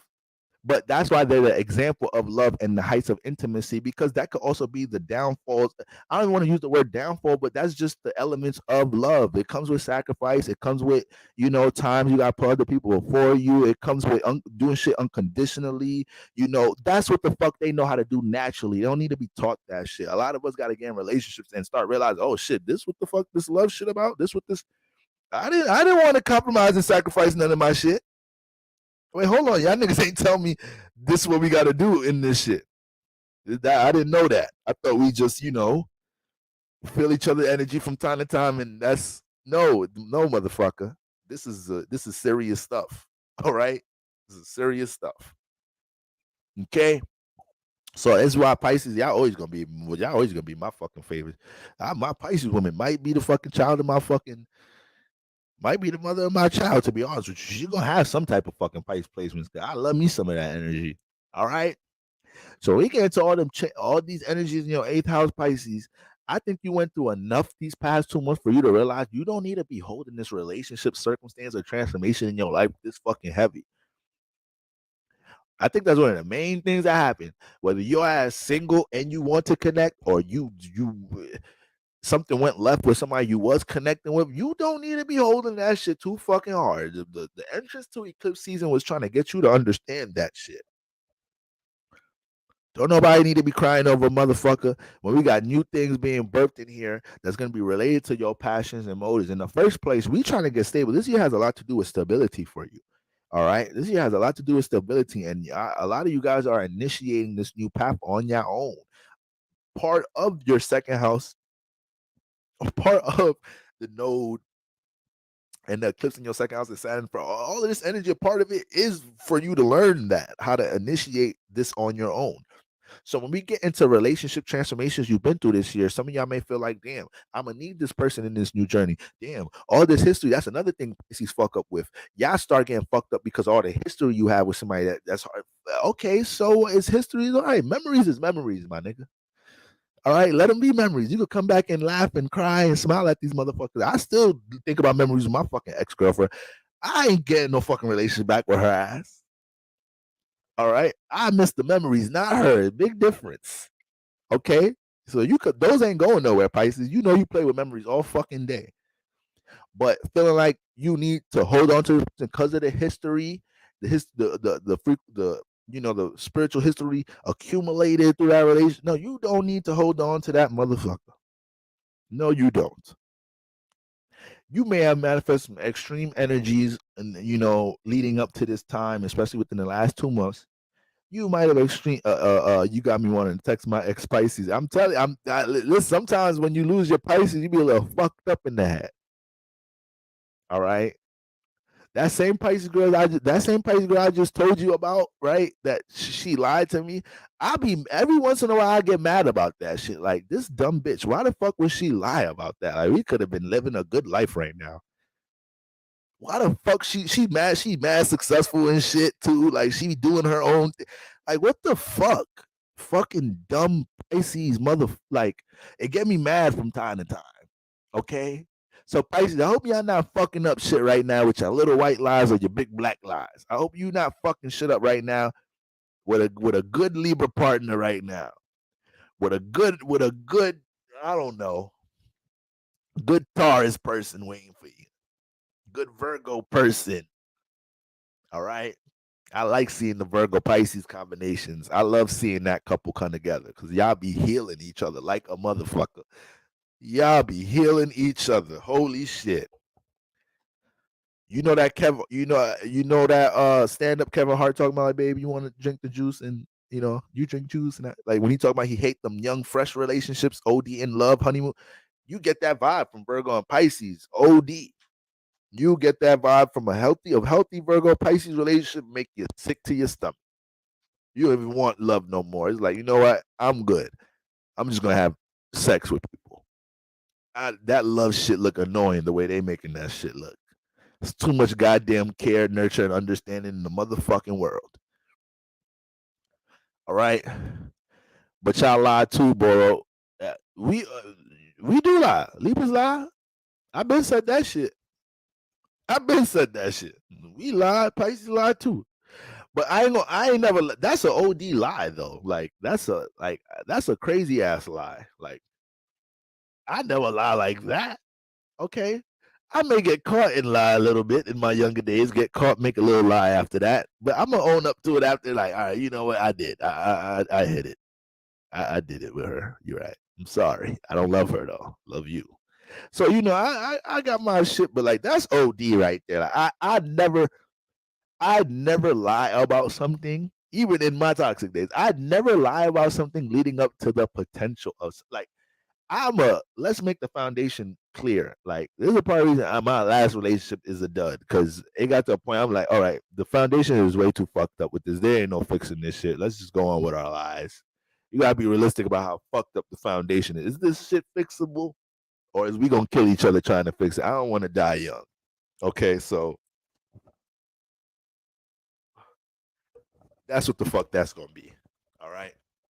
But when you just lying to the point, it's like I said, she don't know that I already knew. Could have just been a conversation for real. She could have just hit me with the I don't know if you know, but I kind of mess with your friend. Like, you could have just hit me with that. I wasn't gonna give a fuck. I already knew. He's made it worse. But sometimes you put two lying motherfuckers together, ain't shit good gonna happen. It's gonna fizzle out anyways. All right. That was probably my karma for lying in the past. As soon as I wanted to lock it in with somebody, they lied to me. That's the story of my fucking life. Shit be going left with motherfuckers. I don't, in my dating life, everything be Gucci when I'm just fucking around with somebody. But when I'm trying to get serious about something, they actually do something to fuck shit up. And then the ones I be playing around with, be like, you should have cuffed me. It's like, I didn't like you like that. But the one I really liked fucked me over. So maybe I did. Maybe you got a point. That's the story of my life. So long story short, God gonna make sure you get a taste of your own motherfucking medicine, all right? In some type of shape or form. God don't fuck around. All right. So Pisces, attachments. Attachments. If any sign may be dealing with a platoon of attachments, we already know the thing that could be accumulated with your Libra in the 8th house. We already know here. Just think about those two words. Libra, 8th house. A motherfucker that got into astrology last week kind of start coming up with concepts of what that could create. A lot of relationship attachments. You're mixing a bunch of Venus energy with Mars energy. You're mixing a bunch of connection energy with energy with deep dark. So a lot of people then led Pisces sun rises to the dark path. Like Pisces then got into relationships and felt themselves change in the relationships and not like that because they're so sacrificial and ready to mold themselves to the partner that to the point they started realizing, okay, this person I'm changing into for my partner, or like I don't even like this. I don't like this character, and then you got to shake yourself out of that situation, right? So Pisces done manifested that shit right there. Started dating this drug dealer nigga. Now you hiding guns in your purse. This that. It's like, all right, I think, bro, I think I'm sacrificing too much. I need to get sinistry reading. This nigga had me hide a gun in my fucking purse when we got pulled over a couple days ago. I don't think I could do this shit, Boro. I'm trying to, you know me, I be molding I'm mutable water, boy. I be molding myself to my partner. And I don't think I'm built out for this gangster shit. This nigga's a cold gangster. All right. The nigga gun butt me last night when we was doing the nasty. Okay. The bullet went off too. It went through my neighbor's shit. I had to talk to it's a whole story, boy. How much the sinistry reading again? Okay. So Pisces sunrises. I know a lot of y'all may have went through some extreme shit this year because your ass didn't want to get rid of your gangster ass boyfriend, get into some shit. You're staying attached to this deep, intense ass relationship. You feel so deeply on this partnership, this relationship. It's hard to transmute this. It's hard to get over this motherfucker. All right. So y'all deal with a lot of them situations, okay? And all the transformations taking place up to solar eclipse season was so you could get closer to what your true passions and motives is, because all these attachments that do these wasn't helping. These not helping. We got new things we finna. If your partner's not helping you build stability or help you feel stable, we know they not in alignment with you because we know this year is about you building stability. Everybody Pisces dating that you can ask for. If you dating somebody right now, you can ask them for a cash app. You can't hit them like, I'm a little fucked up this week. You got a buck. Let me hold 200, 300. Let me hold a little something. Shit, I'm a little fucked up. Get rid of their ass, Pisces. If you can't get a little cash app right now, okay, you can't get a little $50, $20, something, a little something for something. This is stability year for you. You got to be able to get some of that. You got to be able to receive some of that. That's some bullshit, Pisces. I'm gonna be honest with you. I'm going to be honest with you. All right. So,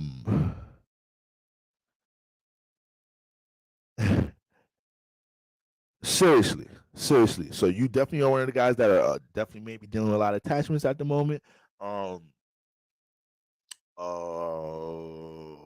Power and control dynamics in your relationships. I think this is a lot of the first times a lot of you guys took the steps to break out of a power and control dynamic, or to probably establish your individuality in a sense where you started to see the power and control dynamic arise maybe in a new situation in this connection you're developing with somebody, but you might have allowed yourself to establish something early so before that panned out.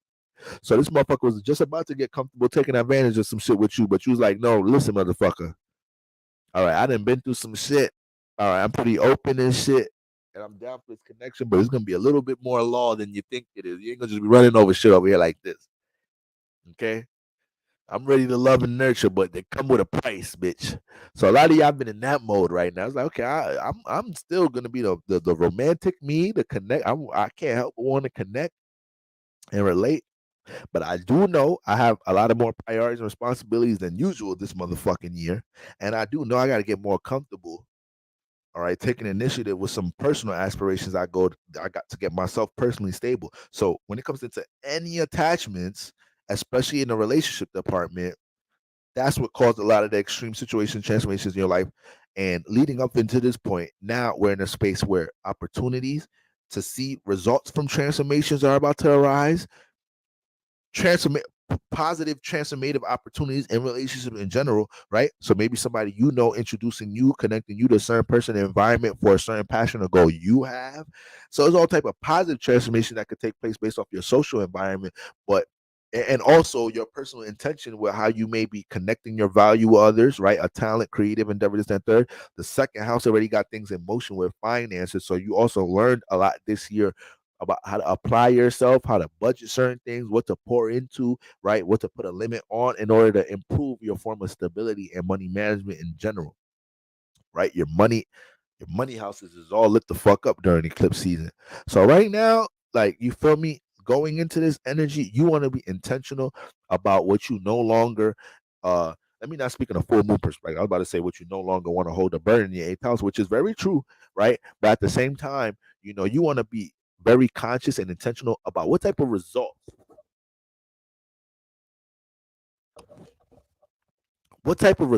do you want from these transformations, right? I just went through this transformative ass career experience, this transformative ass relationships. I want to make sure I evolve and I'm able to apply this knowledge and wisdom in this sense. I want to feel a sense of resiliency, from this transformative state. Blah, blah, blah. I want to open up new portals to connect with other people who are working towards the transformations I am, who's working to the same shared passions and goals, right? I want to set new intentions to sustain new habits that, me to work away from certain attachments and bad habits in my life in general. This is also an axis. The second eighth house axis. This is also an axis dealing with motherfucking desires, overindulgence, and attachments like a motherfucker. Okay, so I get it. Pisces is a lot of concentration that you guys there's a lot of concentration energy you guys naturally have had access to this whole year. You guys may feel the difference in being able to concentrate a little bit better this year, but it still comes with other people. You still a Jupiter Neptune rule sign, so your life is still a bunch of, like, a lot of Pisces be experiencing things that nobody around them know. That's why Pisces is the number one sign. Don't ever fucking let the innocence, because they have a, like I said, Pisces be having this fucking innocent ass, angelic ass aura. So this is like the number one sign that can gas you up and think like they is a nun. They don't be into shit. They have a lot of them such people persons have great people personalities. They a lot of you got soft. A lot of you have got guys have real calm auras. So even if you ask could be a fucking criminal, a whole motherfucking serial killer, but a Pisces still know, hey, how you doing? They still have a gentle touch with people. So it's like, you gotta watch them Pisces, boy. You gotta watch them. God, ooh, shit, y'all are good. All right. I definitely see some new opportunities be able to, you guys, depending on how intentional, how much time and effort you've been placing into things you're building in your first house, on top of new values being established in your second house, right? If a lot of time has been placed into these things, some effort and energy been placed into these things, remember, you're in a space right now, you could attract a lot of resources from other people. Okay. So you could be attracting a lot of resources from others, right? Most serial killers, the mutable signs.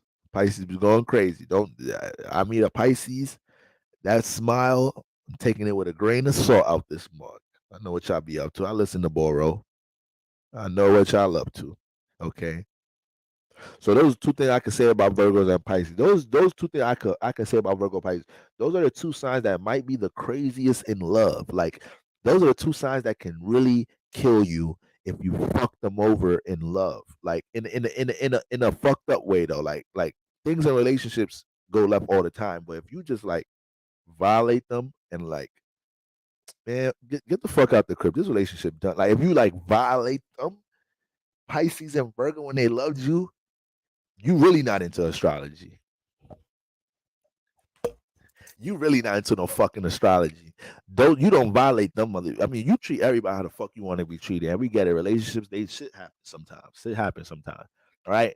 But when you treat them on some shit like that, like on some disposable shit, knowing that they love you, knowing that they care for you, no matter how mad you may be about whatever happened in your relationship and shit, when you do that to them, you don't do that to the Virgo and Pisces, man. Especially when, even though y'all had y'all disagreement or whatever, but you know they've been down for you.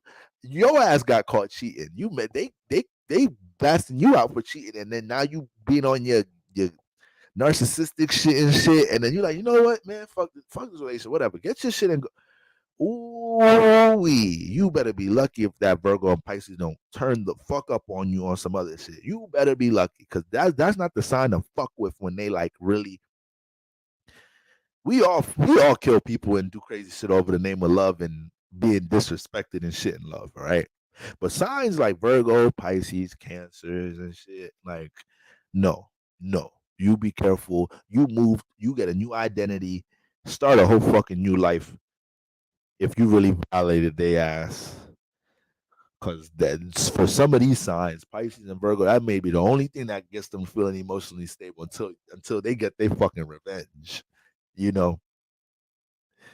And I know revenge is an energy. Sometimes it could hurt you trying to keep that energy in yourself too much. Sometimes we be trying to get revenge on a motherfucker for the longest. Some signs you do something to them, they ain't never letting that shit go. They might not get you till 5-10 years from now, but that motherfucker gonna get your ass. I'm telling you that now. Like I said, Cancer, and like you see how long 57 been bothering Ja Rule since forever. They ain't never letting go of that shit. Pisces ain't gonna bother you forever, but I'm just saying, if it's that bad, you fuck them over that bad, they gonna get some type of fucking payback, and they're real subliminal too. So they might do something where it make it seem like it's not intentional, but that shit gonna hurt you like shit. They're gonna fuck your best friend or something. Oh man, and they gonna do it in a way. They gonna set that shit up in a way to almost make it seem like they walked into it. It's like your best friend really the one that was pressing me. You feel me? I ain't going her DMs or anything. I just, you feel me? So at the spot, we chopped it up. It's really that you need to talk to her, not me. I don't owe you no fucking loyalty. We don't. Last time I thought you broke up with me, right? A Pisces will hit you with some of that shit. Whole time Pisces still fake hurting a little bit. Whole time that shit, that sexual experience probably that shit ain't shit compared to what y'all got going on. But deep down, Pisces just it's like, nah, I couldn't go out like this. This is some bullshit. I sacrificed 3/4 of my heart chakra for this motherfucker. I always thought their friend was attractive anyways. Fuck it. All right. What's good, Stephanie? What you doing? What's up? Is Thing around? When's the last time you spoke to her? Oh, you haven't spoke to her in a while? Oh, how we doing? Oh yeah, we straight. We good. Yeah, we good. We just came back. I was just kicking it with her. Like, oh shit, damn, she ain't telling we broke up yet? Okay, all right. We on to something. It's the Pisces nigga in his head. It's the Pisces nigga. So Pisces man be hurt. Go fuck your best friend, ladies. All right. Fellas, your Pisces girl, go fuck your best friend. Okay? Don't hurt them if you ain't ready to receive that shit. Don't hurt their ass if you ain't ready to receive that shit. The way they dish it out is the way the Pisces, Virgo, Cancer dish that bitch back out is it'll have you feeling like, all right, hold on. I know I disrespect you, but this was it that bad? It couldn't have been. Okay. This Pisces play with their imagination. So that's why they could be labeled as some of the craziest signs, especially crazy in love, because you don't catch the imagery that they catch when they're in these states. If they're the signs that have the most access to the astral realm, just based off the physical vessel they're in, what you think happens when it comes into their imagination when they're in these dark states, when they're in these dark states of hurt or whatnot, and they want to get revenge and a motherfucker hurt them. You better hope the Pisces ain't getting all this crazy imagery about stabbing you, fucking your friend, putting bleach in your motherfucking lunch like that. You better hope that, because that's most likely what's going through their head. So if you're gonna talk about Pisces energy being super optimistic and dreamy, and we look at the 12th house as having no limits on the imagination, then there ain't no limits when they dealing with negative energy neither. They see the darkest of the dark too. They got to tell themselves, like, let me stop entertaining these dark thoughts, this dark imagination of how I really want to get my get back. All right. There's some water in the gas tank. Don't sound too bad right now, bro. I ain't gonna lie. But you know what? It's solar eclipse in the 8th house. You said there's new opportunities for me to transform, right? All right. I ain't gonna do them motherfuckers like that. It's okay. It's okay. So Pisces, I want y'all to get some rest this weekend. I want y'all to take these next 5 days. Okay. Yes, 5 days. Okay, starting tomorrow until Monday. I want you to take these next 5 days. Wait, is that 5 days? Take the rest of the week off. You're making me do too much math. It's about to be 3 a.m. All right. I don't know why y'all still in here right now. It's about to be 6 hour live. This is the longest solar eclipse live stream of all time. It's a legendary live stream, y'all. All right. Everybody in here is a real nigga. All right. And God has something for you this eclipse season. God gonna do something for all 50 of y'all in here. All right. I'm gonna do something for y'all. I gotta wait till my income tax come in a little bit. Then I'm gonna start doing a little bit for the church. I ain't gonna lie, I had to use y'all donations to pay some bills last month. But it's okay, church. It's okay. It's all right, church. All right. But seriously, Pisces Sunrise, I think there's a lot for y'all to still digest when it comes into transformation. I think the rest of this month you're going to continue to digest things dealing with transformations in your life and because like I said, sometimes y'all hold things a little too deep here. All right, but it's okay. Solar eclipse is gonna come and light up a whole lot of things. This house is about to be fully illuminated, so it's gonna be a lot of encouragement to break off any attachments, and it's gonna be a lot of new understandings that's gonna progress through all the way moving into the lunar eclipse of why that transformation had to happen, why that attachment was unhealthy, and why that had to change for you to even have this new space to cultivate this new passion, this new goal, to attract this person, or this support system or this environment, right? Because you are dealing with moon in the eighth house. You already have a bunch of planets in. You already have planets in here that attract resources from others. Mars is just getting out of this area. All right, so you just went through a whole Mars home in the eighth house transit. So anything, I know I'm talking about attachments, but for real, y'all shouldn't really be dealing with no heavy ass relationship attachments, at least. I feel like some personal attachments. I mean, attachments are attachments. All I know is Mars comes in here and there's a sense of urgency dealing with them. So that's why y'all may have manifested extreme moments dealing with attachments, because that builds a certain Mars gets easily agitated with attachments in the eighth house, and it may jump into extreme energy to transform some shit. So it might have manifested like that. All right. And but yes, I see too many things manifesting and being cultivated for y'all right now when it comes into stability. So I don't want y'all, pouring into, draining yourselves trying to uphold a connection when you're in a space to attract people who are supporting the things that you're spiritually supposed to be doing. So it's almost like there's some Pisces right now. You may be going off track spiritually, what you're supposed to be doing in this year personally to support something dealing with relationship activity, instead of you being, invested into, or continue to stay invested, remain invested into the things you're building with your value system, the second house, things that you may have to be placing time in building, potentially Saturn having to tear it down, build it back up again, whatever that may be for you in your life, things dealing with personal development, personal habits, things dealing with, you possibly learning to live, once again, live without a certain value, because you have Aries in the second house. So there's the chance that you may have disconnected from certain people, places, things that was close to you, because you started to initiate more of an individual way of doing things this year with a value, with your value system. So all these influences for transformations, all right, have only showed you, and it may not have displayed this for you in a vivid way, but understand all these transformations is only opening up more portals for people who relate to the things that you're building and to the things that you want to transform to come into your life. All right. We don't got time for upholding no bullshit ass relationships. And the way y'all motherfucking connect love, that shit is too good to be giving it out to a motherfucker that doesn't appreciate that bitch. Bring that shit over here, if anything. This is Libra season. I'm in full thought mode. Let me not say thought mode. I'm feeling real connected. Like, all right, you a Pisces, send the pic to the DMs. Let me see what's up. Cause that Pisces energy feel real good talking about y'all ass right now. I might go hit up my Pisces shorty I don't know. I don't know what's going on. Maybe I need to just rest this weekend and not do anything I just said. Maybe you guys don't need to send me y'all pictures. All right. So don't listen to me. Don't send me pictures, Pisces women. The solar eclipse lasts from 6 months to a year. I don't know if you're trying to get into this toxic situation for the next. I don't think we need that. All right. Those is jokes. Those is just jokes. All right. Where's Pisces at in this motherfucker? That's her right here. No, that's Scorpio. Where the fuck Pisces at? Aries. Pisces fish ass up there. Can y'all even see? Oh, y'all can't see Pisces. Pisces up there. I know y'all got mad. I know y'all just got mad as hell. I said, I know y'all got mad as hell. Scorpio just ain't no fucking way you just messed us up with Pisces out this motherfucker. That's not even Scorpio. I'm bugging. That's Virgo. I'm drunk for real. It's late. It's late. It's late as hell. Mixing Virgo up with Scorpio. I don't know. A lot of these motherfuckers is looking the same, and they all the same color. I don't even know the difference with these motherfuckers behind me right now. And I feel like they all staring at me out this motherfucker right now. Anyways, guys, I love y'all.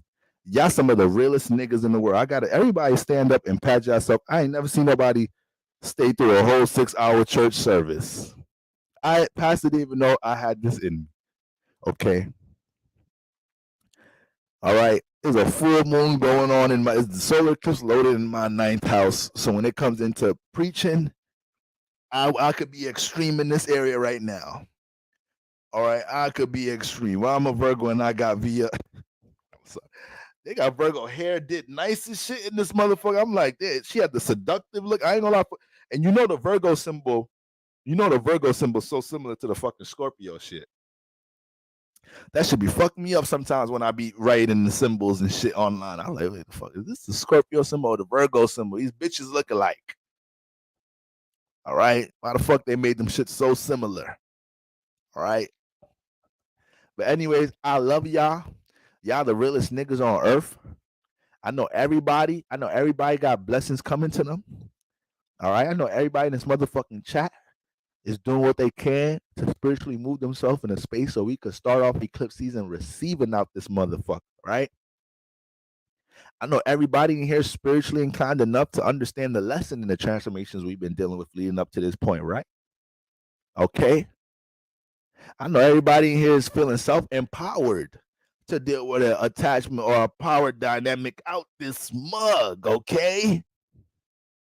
All right then. All right then. I felt the energy in the chat throughout the whole live stream, and that's why this bitch is always going on 6 hours, because it'd be hard to cut that shit off. That's really, honestly, that's really the real reason I'll be live streaming for a long time. And I'm kind of scared when the church get bigger and we start getting more members and viewership. I'm kind of scared.